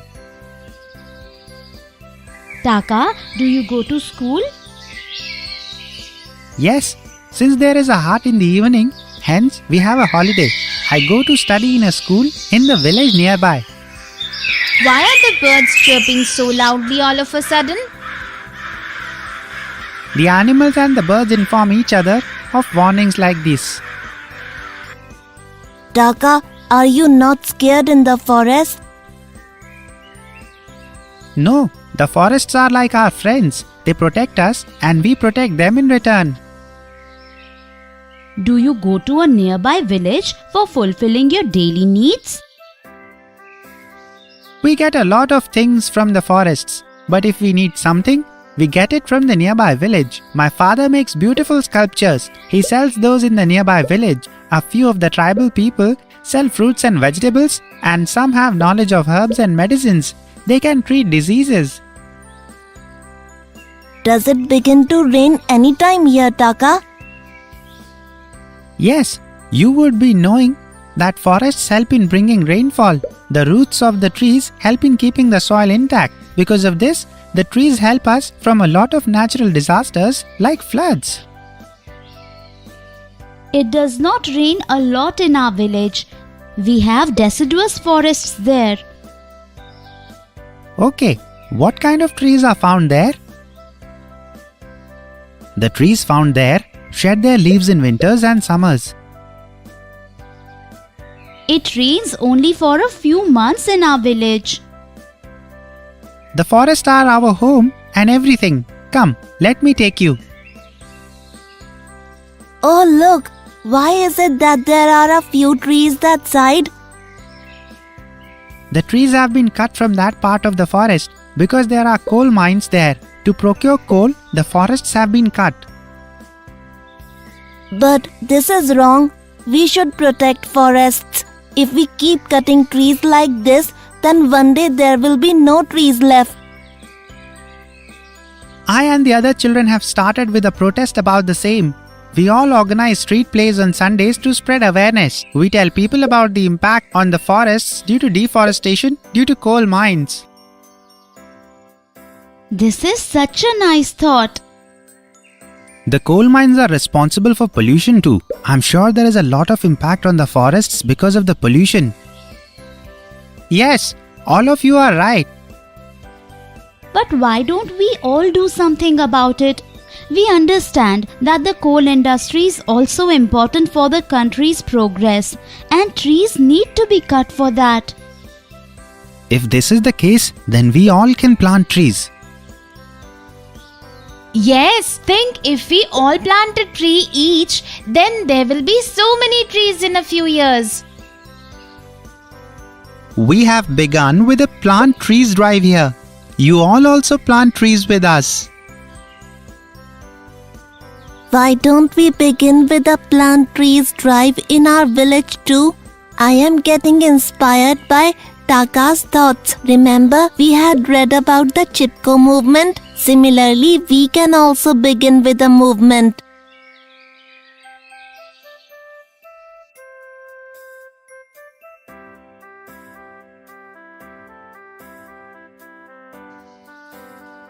It will be great if we can help spread this plant trees drive in all parts of our country. Yes, you and we together can try and achieve this dream. Yes, nowadays with the help of TV, radio and mobile phones, nothing is impossible. The forests provide us with so much. They give us wood, paper, rubber, food, medicines, and most importantly, fresh air to breathe.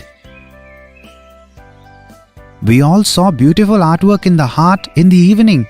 We understood how the tribes are an important part of the forests. All the children planted trees, also in the Plant Trees Drive. Taka, we all want to thank you. You gave us valuable information about the forests. We also became aware about the ill effects of the coal trade on the forests. Today, I am missing those forests of Chhattisgarh. We are all dependent on the forests. We got inspiration from Taka, and we could help inspire the other children of our school to write on the ill effects of the coal trade on our forests. Why don't we invite Taka for the inauguration of our annual school magazine? Yes, of course. Do you know, friends, we sent an invitation to Taka and he visited our school with his friends. We were very happy to meet them again. We are the future of our country. If we try and bring a positive change, then we will be able to save the green lungs, that is, our forests. We should be indebted to the forests. If we understand the importance of forests today, then we can protect ourselves from various natural calamities in the future. All of you also understand the importance of forests and contribute towards saving them.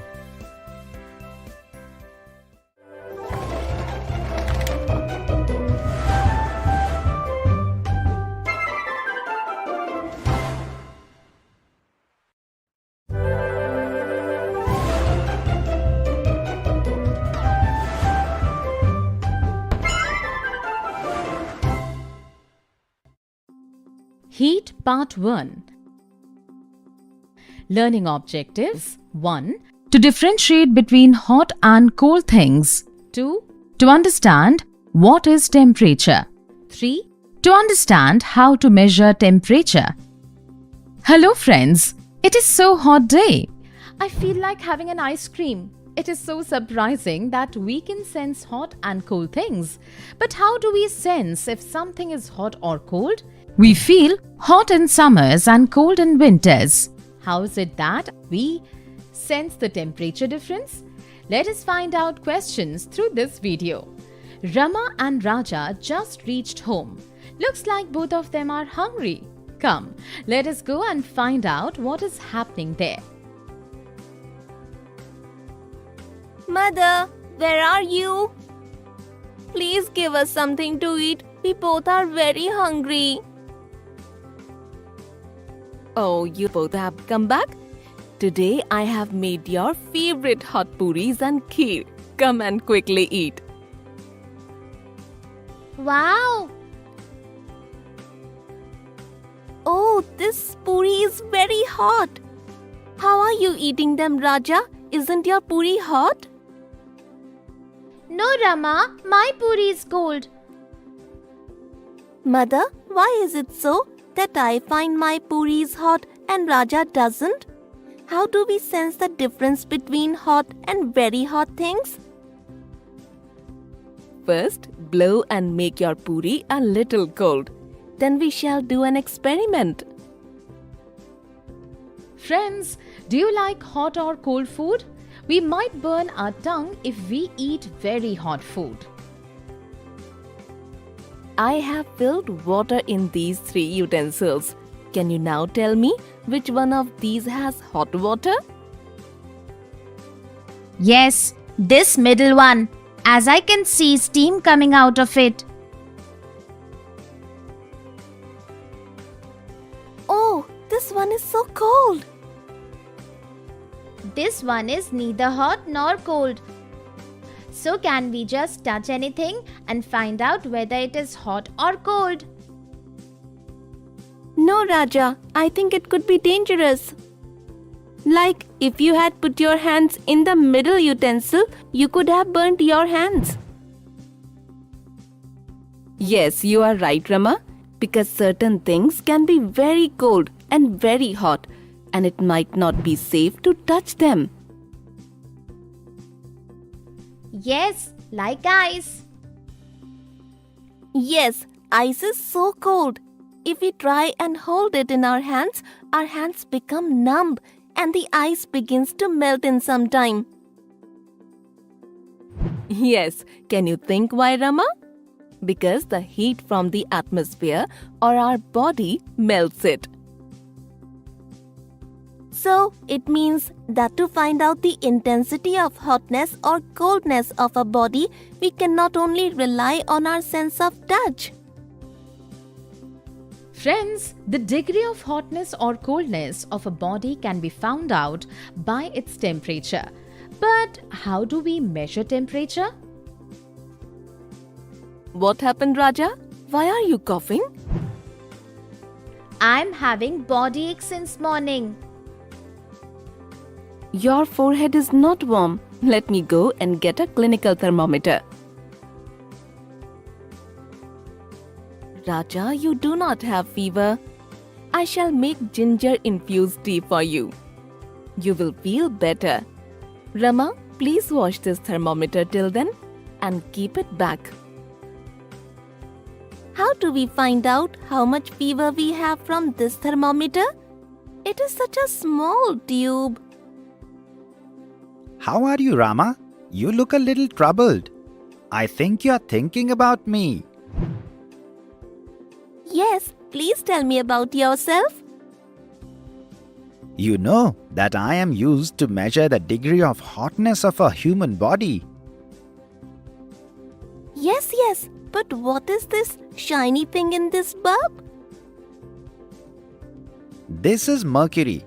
When mother puts me in your mouth or places me underarm from this side, then the mercury starts to expand and enters this tube from here. Till the point the mercury expands is the degree of temperature in your body. What does this C and F written on you mean? Rama, which unit do you use to measure height? Centimeter, meter, etc. Correct. Likewise, to measure temperature, we use degree Celsius and degree Fahrenheit. The normal body temperature of a human body is 37 degrees Celsius or 98.4 degree Fahrenheit. You are a very useful instrument. Now wash me with water and place me back in my cover, or else mother will get angry. So did you see, friends, why we find certain things hot and the others cold? We also learned that how do we measure the temperature of a human body. But can we use this thermometer to measure the temperature of hot water? We shall find out the answer to this question in the next video. We shall meet soon.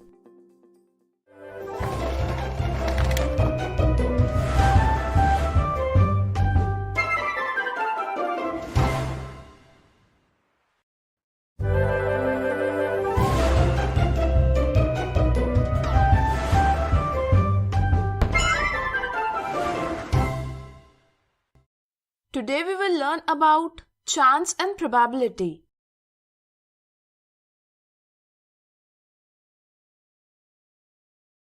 Suppose you are playing a game of snakes and ladder with your friend. You have to walk only 3 places to win, and it is your turn to throw the dice. If you throw the dice, will you get the number 3? Think. You cannot say with certainty whether you will get the number 3 or not. But there is a possibility or chance of getting 3. Can you tell me what is the chance of getting 3 in this situation? Think. Let me tell you.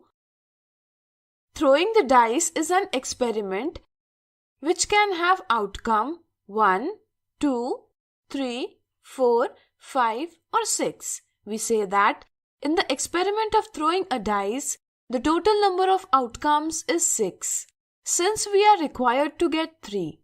Therefore, the number of desired results, that is, the number of favorable outcomes is 1. In this way, we can say that the number of favorable outcomes is 1 out of all 6 outcomes. This is why we say that the probability of getting a favorable outcome is 1 out of 6, that is 1 by 6. To know the probability better, let's understand some of the terms used in its context. An experiment in which more than one result is possible and the result cannot be accurately predicted is called a random experiment. Can you give any example of a random experiment? Think. Let me tell you, tossing a coin, getting a candy from the candy box without looking into it, etc. are all the random experiment. Can you tell me if the experiments like to taste the sweets and find if it is sweet or not, to drop the stone from a certain height and see if it hits the ground or not, are also random experiment? Think. Sweets will always be sweet. Similarly, if anything falls from some height, it definitely comes to the ground. That means, in such situation, we know in advance the result of such experiments. Therefore, we cannot call them random experiments. Now think, if we toss a coin, whether the chance of getting a head will be greater or the chance of getting a tail will be greater. Think. On tossing a coin, the chance of getting a head is equal to the chance of getting a tail. We say that the outcomes are equally likely. Now imagine if we write numbers 1, 2, 3, 4, 5 and 6 on the faces of a matchbox and toss the matchbox. Will the probability of getting each number in this case be equal? Think. You're right. Since the size of faces of the matchbox are different, the probability of getting each digit will also be different. Therefore, here the outcomes cannot be equally likely.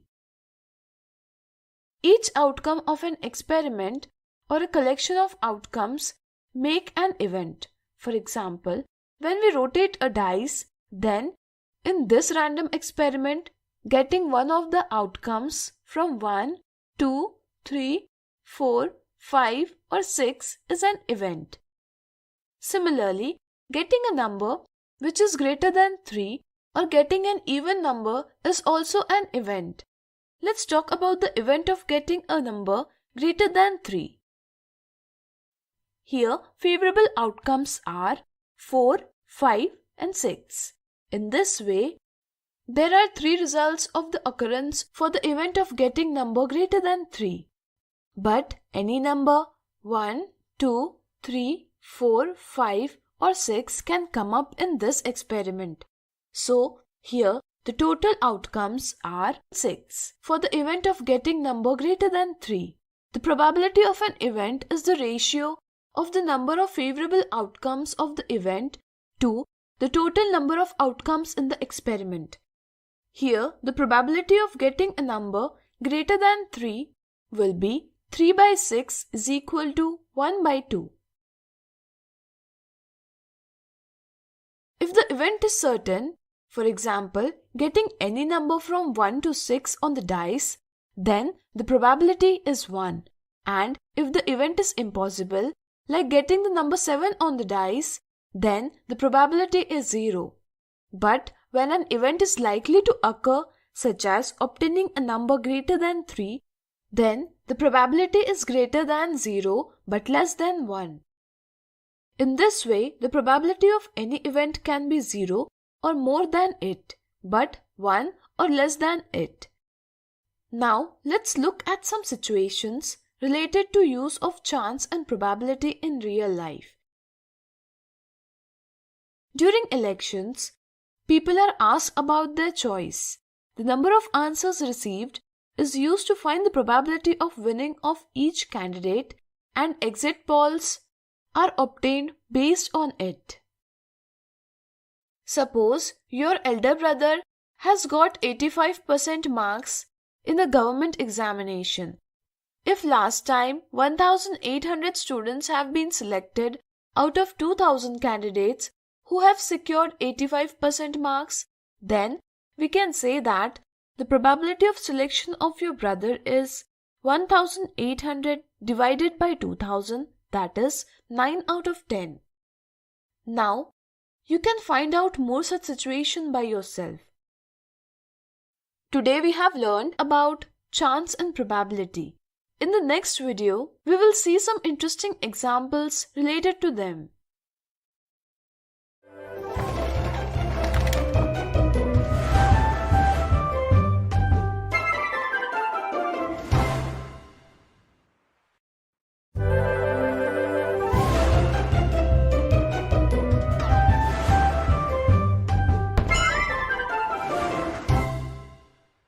Today we will see some interesting examples related to chance and probability.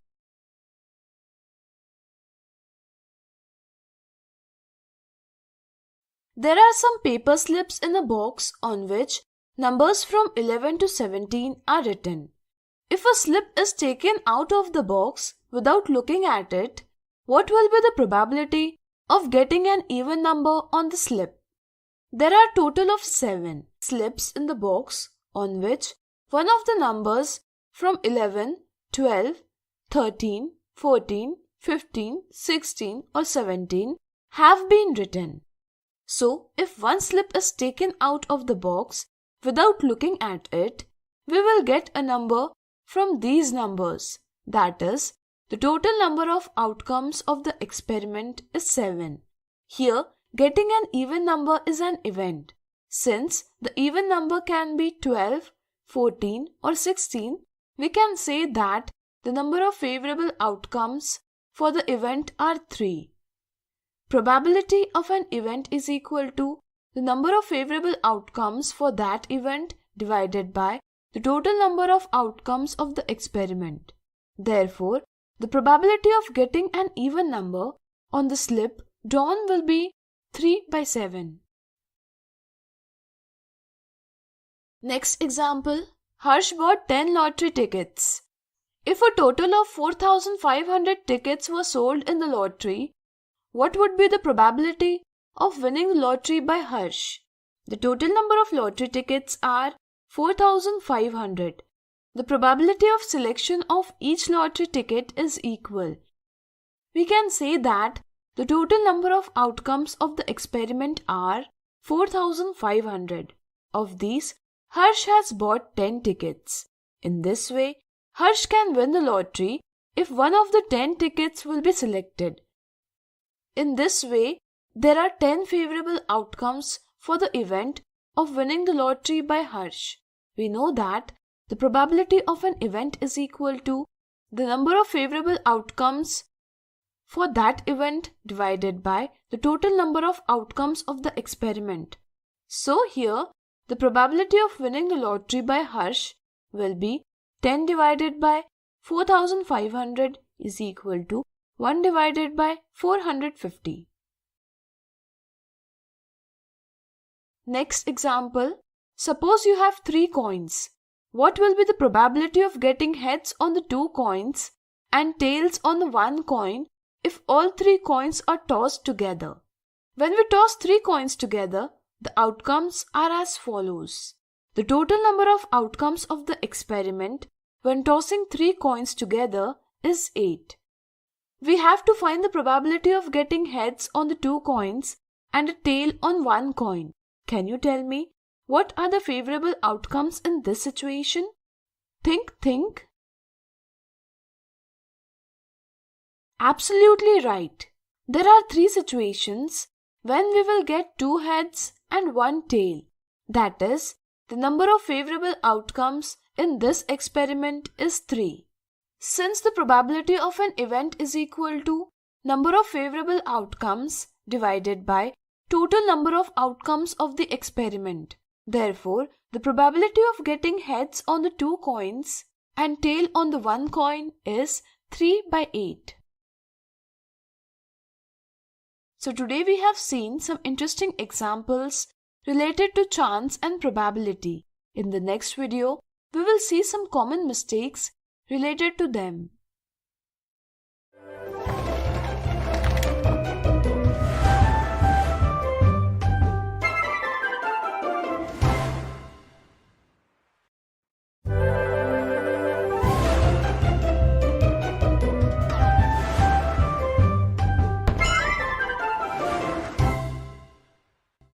Today we will see some common mistakes related to chance and probability.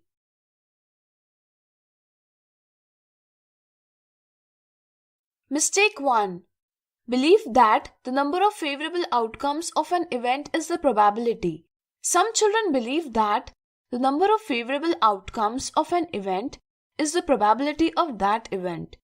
For example, if children are asked, if two coins are tossed at the same time, what is the probability of getting heads on the both coins? Some children think that the outcomes are HH, HT, TH or TT, in which favorable outcome HH is only 1. Therefore, children say that the probability of getting heads on both coins is 1. This is a misunderstanding. The correct understanding is that the total number of outcomes of the experiment for the event of tossing two coins is 4, and the number of favorable outcomes for the event of obtaining heads on both coins is 1. So, the probability of getting a head on both coins is 1 out of 4, that is 1 by 4. Mistake 2. Understanding that the probability could be greater than 1.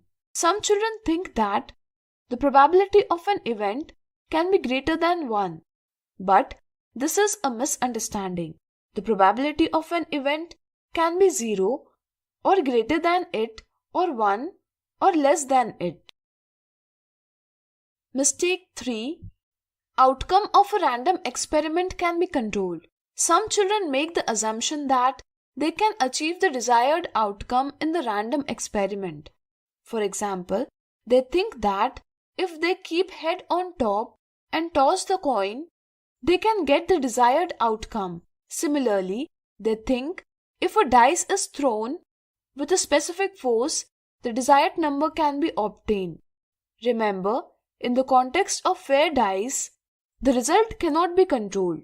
So, the outcome cannot be predicted precisely. Also remember that if the dice is not fair, then the desired outcome can be obtained. But in such case, we cannot call the experiment a random experiment.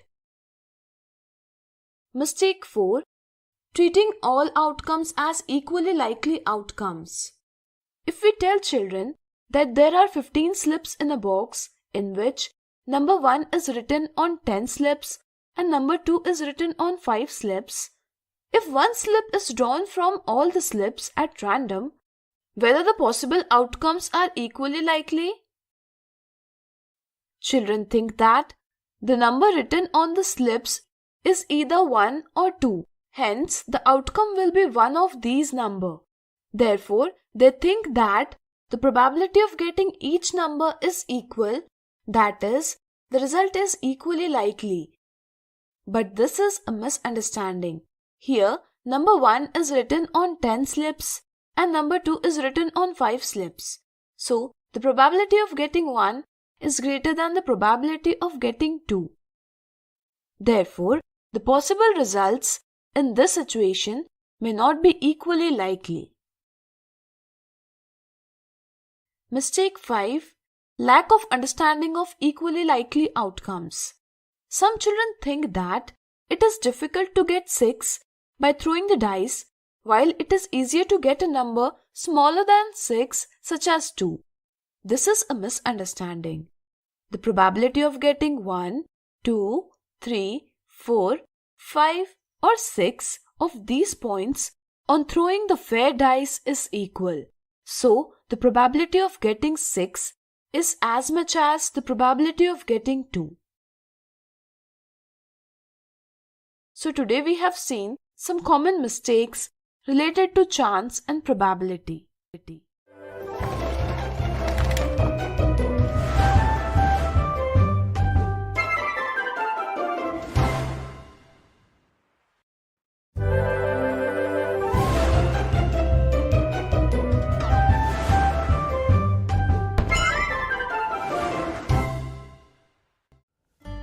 Hello friends, and welcome to this video. In today's video, we will learn about the closure property of rational numbers. Children, you must have read about numbers in previous classes. Now let us revise this once. Children, what are natural numbers? Sir, the numbers which we can count are called natural numbers. Like we have 1, 2, 3, 4 and 5 fingers in one hand. Well done, Rahul. Children, now let us move ahead and add 0 to these natural numbers. Now, who will tell what we call such a group of numbers? Sir, we call this group of numbers whole numbers. Mohan, you are right. Children, you may all know that sometimes we have to use negative numbers. Like during winter, the temperature drops to 0 in many places. This is represented by a negative number, like -2 degrees Celsius. Now if we add negative numbers to whole numbers, then what is the group of numbers called? Sir, we call this group of numbers integers. Well done, Rahul. You remember everything from the previous class. Children, you have learned about fractions, where we used to write a number as a numerator and denominator. Now look at this number line. If we go half a step right from 0, we get 1 by 2. But when we go to the left from 0, we get negative numbers. For example, going half a step left, we will get -1 by 2. You can see here that it is neither an integer nor a fraction, because the numerator and denominator must be positive to be a fraction. So what is this number? Sir, this is a rational number. Well done, Mohan. Children, now can you tell the definition of rational numbers? Sir, rational numbers are numbers that can be written in the form of P by Q, where P and Q are integers and Q is not equal to 0. Sir, why can't Q be equal to 0? Mohan, if I ask you the value of 8 by 2, what will you do? Sir, I will search for a number which when multiplied by 2 gives me 8, and that number is 4. Well done, Mohan. Now, what is the value of 8 by 0? Sir, this cannot be found. I can't find any number which gives me 8 when multiplied by 0. Rightly said, Mohan. And we call such a number undefined. Sir, I have understood now. Children, you have already learned about closure property in the previous class. Can you tell me, what is closure property? Whenever we use an operation on the numbers of a set and the resulting answer also falls within the same set, then we consider that set to be closed for that operation. Well done, Rahul. Children, now add these integers and see, will we get an integer after adding them? You can pause the video and try.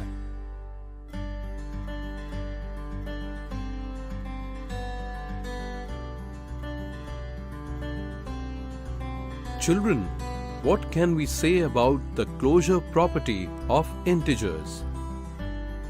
Sir, integers are closed under addition because every time we add two integers, we will get another integer. Well done, Mohan. Are rational numbers closed under addition? Let's examine it. We take two rational numbers. What will we get by adding 1 by 4 and 2 by 3? You two try to solve this question.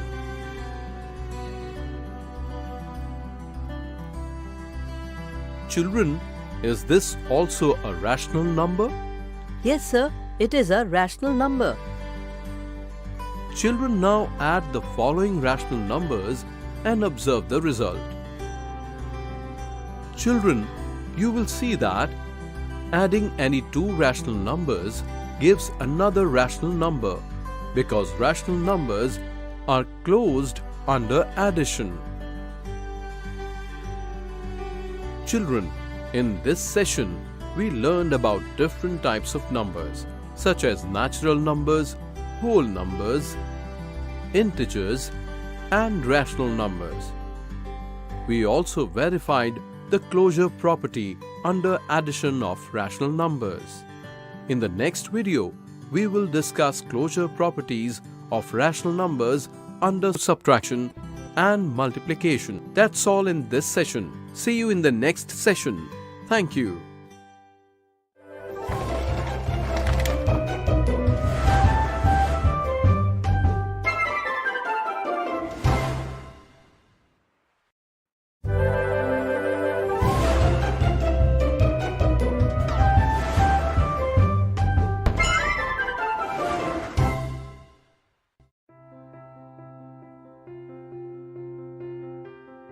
Hello friends, welcome to this video. We have previously learned that rational numbers are closed under addition. Are they also closed under subtraction and multiplication? Let's see. Children, we have discussed the closure property of rational numbers under addition. Now let us discuss it with respect to subtraction. Children, subtract 8 from 3. Sir, the answer is -5. Well done, Rahul. Children, now look at this table. Here 3 and 8 are natural numbers. But the answer obtained by their subtraction is not a natural number. Children, by looking at this table, you can say that subtracting two natural numbers does not necessarily give a natural number. Sir, it means that natural numbers are not closed under subtraction. Yes, Mohan. Can you find out the same about whole numbers and integers using this method? Yes, sir. Even whole numbers are not closed under subtraction.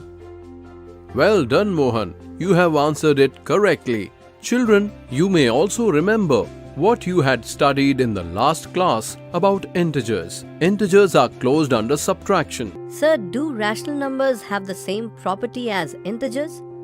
Let's see. Let us now take two rational numbers such as 5 by 2 and 2 by 5. Subtract them and tell me the answer. Sir, the answer is 21 by 10. And this is also a rational number. Children, let's take another example. Let's find 4 minus 2 by 3. You too should solve this question.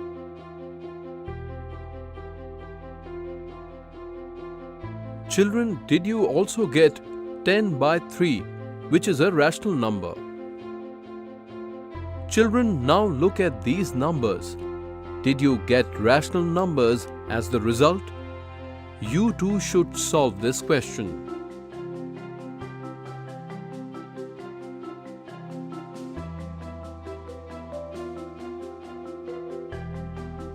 Children, you must have obtained a rational number by subtracting these numbers.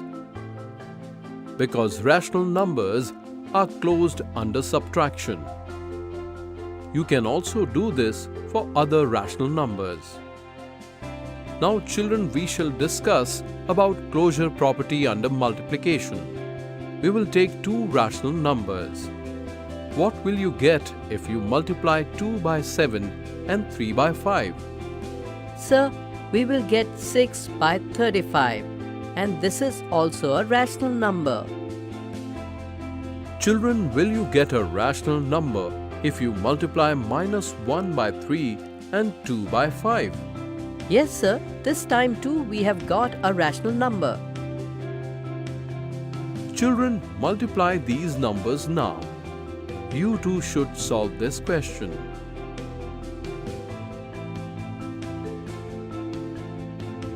Children, this time too you will get a rational number after multiplying these numbers. This is because rational numbers are closed under addition and subtraction as well as multiplication. Children, so far we have discussed the closure property of rational numbers under subtraction and multiplication. In the next video, we will discuss closure property under division. That's all in this session. See you in the next video. Thank you.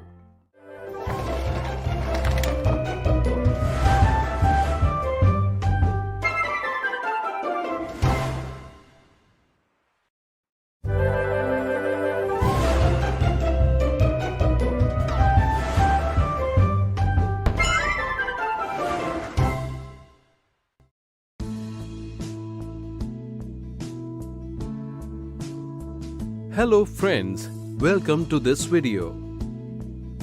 So far we have learned that rational numbers are closed for addition, subtraction and multiplication. Are they closed under division? Let's find out. Children, today we will discuss the closure property under division of rational numbers. Now let's divide 15 by 20. Can you tell the answer? Sir, the answer is 3 by 4. Well done, Rahul. Children, now look at this table. You all know that 15 and 20 are natural numbers, whole numbers and integers. But 3 by 4 is neither a natural number, a whole number nor an integer. Children, what do you understand from this table? Sir, this table shows that natural numbers, whole numbers and integers are not closed under division. Well done, Rahul.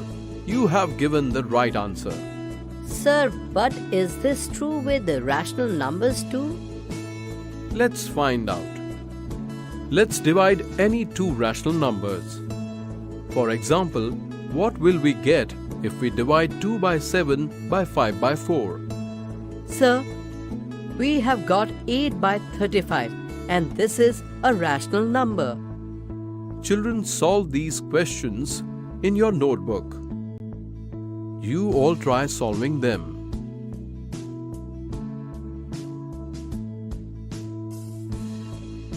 Hope your answers are rational numbers. Children, what did you learn about the closure property through these examples? Sir, whenever we divide two rational numbers, we always get a rational number as the answer. That is why we can say that rational numbers are closed under division. No, Mohan, this may not always be true. Let me explain. Children, is 0 a rational number? Yes, sir, because we can write 0 as P by Q, where Q is not equal to 0. Q can be any number, such as 2. Let's divide a rational number by 0, such as 2 divided by 0. Will we still get a rational number? We can also write 2 divided 0 as 2 by 0, which gives us an undefined number. Right answer, Mohan. What did you find out from this? Sir, this means that it is not necessary that we will get a rational number by dividing two rational numbers. Sir, does this mean that rational numbers are not closed under division? Yes, children. Rational numbers are not closed under division. But if we do not include 0, then all other rational numbers can be considered to be closed under division. Children, till now we have understood the closure properties of rational numbers for all operations, and we have observed that rational numbers are closed under addition, subtraction and multiplication, but not closed under division. This session ends here. Thank you.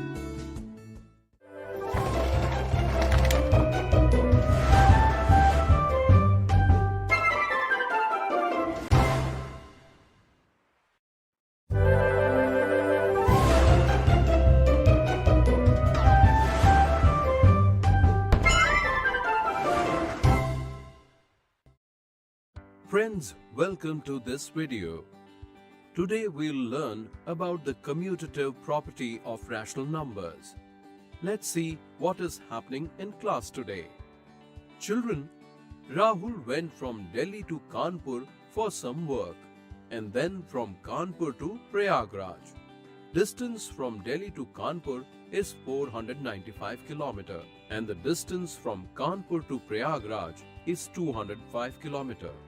So how much distance did Rahul traveled to reach Prayagraj from Delhi? Children, you must have got the answer as 700 kilometers. Now when Rahul had to come back, he went to Kanpur from Prayagraj and then reached Delhi from Kanpur. So children, can you find out the distance he traveled? Yes, you are right, 700 kilometers. Children, here we can see that Rahul covered equal distance in both the situations. While adding these numbers here, we see that changing their order did not change the answer. Sir, two integers are being added here. That is why in every case the sum of the equations is the same. Because the addition of integers is commutative. Rightly said, Sohan. Now explain to everyone the meaning of commutative property. Sir, commutative means that even after changing the order of numbers in an operation, the result doesn't change. That is, the change of order doesn't affect the result. As we have seen here, if we add these two integers in any order, their sum does not change.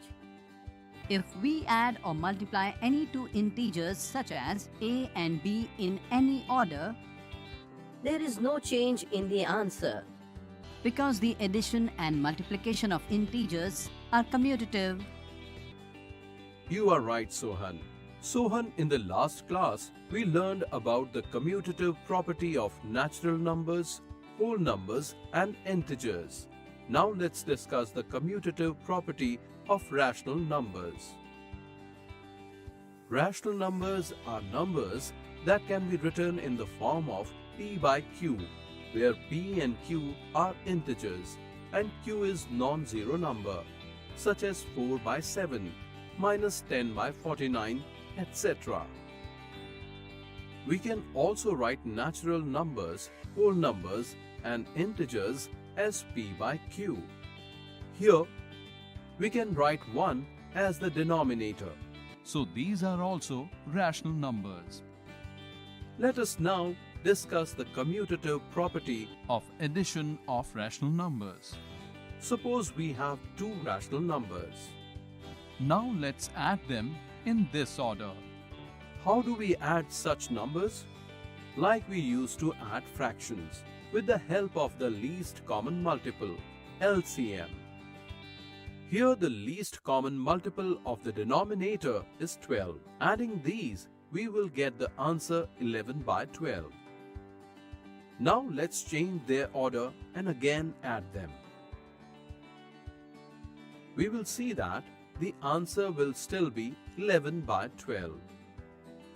Children, now you add the numbers given on the screen in this order. Keep in mind that the number 5 that is in the first question here can also be written as 5 by 1. Pause the video and solve these questions and write the answers. These are the results. Now change the order of these numbers and add them again.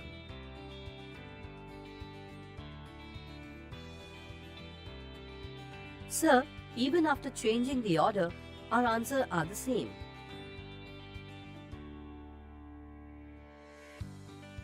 Children, you can all see that changing the order of addition of rational numbers did not affect our answer. Because the addition of rational numbers is commutative. That is why we can add any two rational numbers like A and B in any order. Children, but is the subtraction of rational numbers also commutative? First, let's take two rational numbers, such as 3 by 4 and minus 5 by 6. Now first subtract minus 5 by 6 from 3 by 4, which we will do in this way. Next, change the order of the numbers and subtract 3 by 4 from minus 5 by 6 and state the answer. Sir, we have got a different answer in both the cases.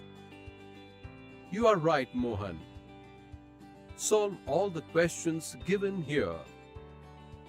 Please pause the video and solve these questions and write your answers. Now change the order of numbers in each question and solve them again.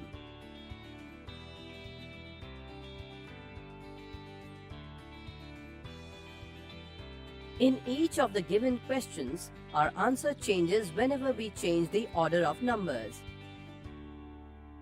We can see here that changing the order of numbers in subtraction changes our answer.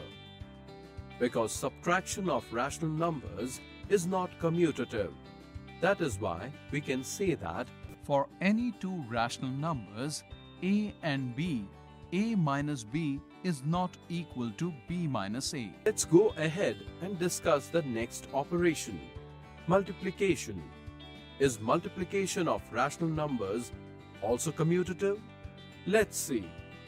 For this, we take two rational numbers. Multiply both these numbers. The answer is 35 by 12. Now let's change the order of these numbers. Sir, our answer is still 35 by 12. Now all of you solve these questions.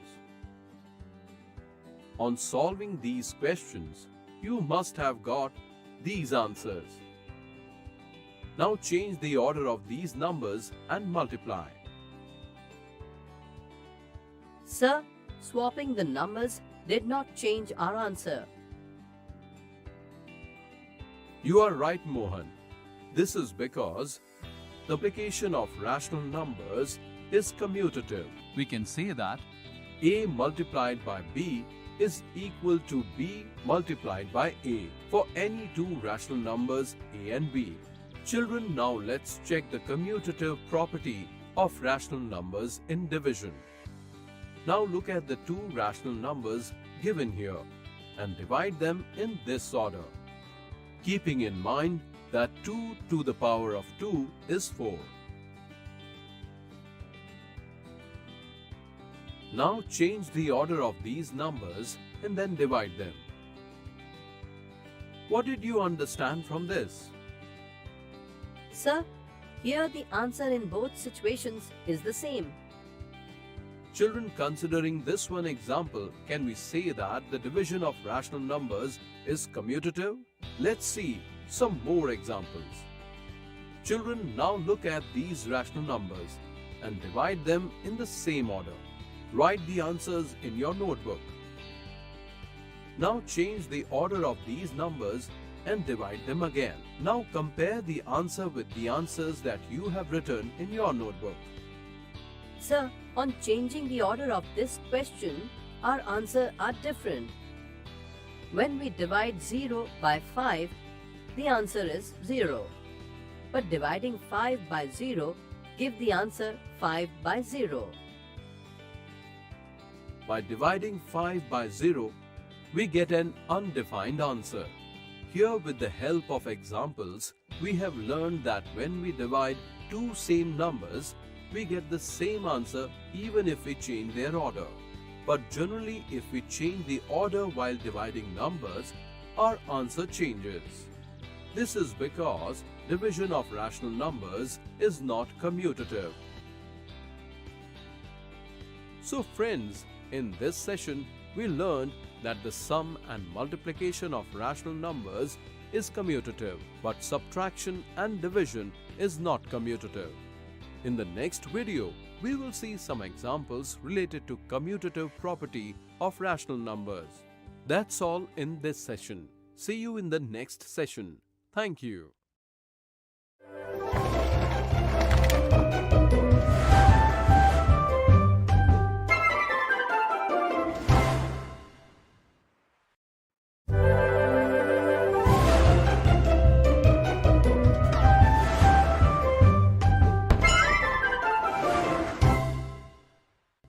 Friends, welcome to this video.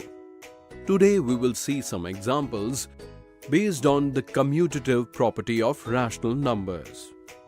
In the previous video, we learned that the sum and the multiplication of rational numbers are commutative, but the subtraction and division are not commutative. Come, let's see what is happening in this class. Children, look carefully and tell which of these options is correct. All of you solve these questions. Sir, we can multiply rational numbers in any order. Therefore, the first option is correct. Absolutely correct. What do you think about the second option? Sir, the second option is wrong because the subtraction of rational numbers is not commutative. We can see here the answer on the LHS is 1 by 4. And the answer on RHS is minus 1 by 4. But sir, the third option is correct. The answer on LHS is 29 by 20. And the answer on RHS is also 29 by 20. This is because the sum of rational numbers is commutative. And the fourth option is wrong. We can see here the answer on the LHS is 5 by 6 and the answer on RHS is 6 by 5. It is not equal. They are reciprocal of each other. Sohan, your answer is correct. But what do you think about the last option? Sir, if we look at the left side, that is LHS, then we can write square root of 9 is equal to 3 and square root of 25 is equal to 5.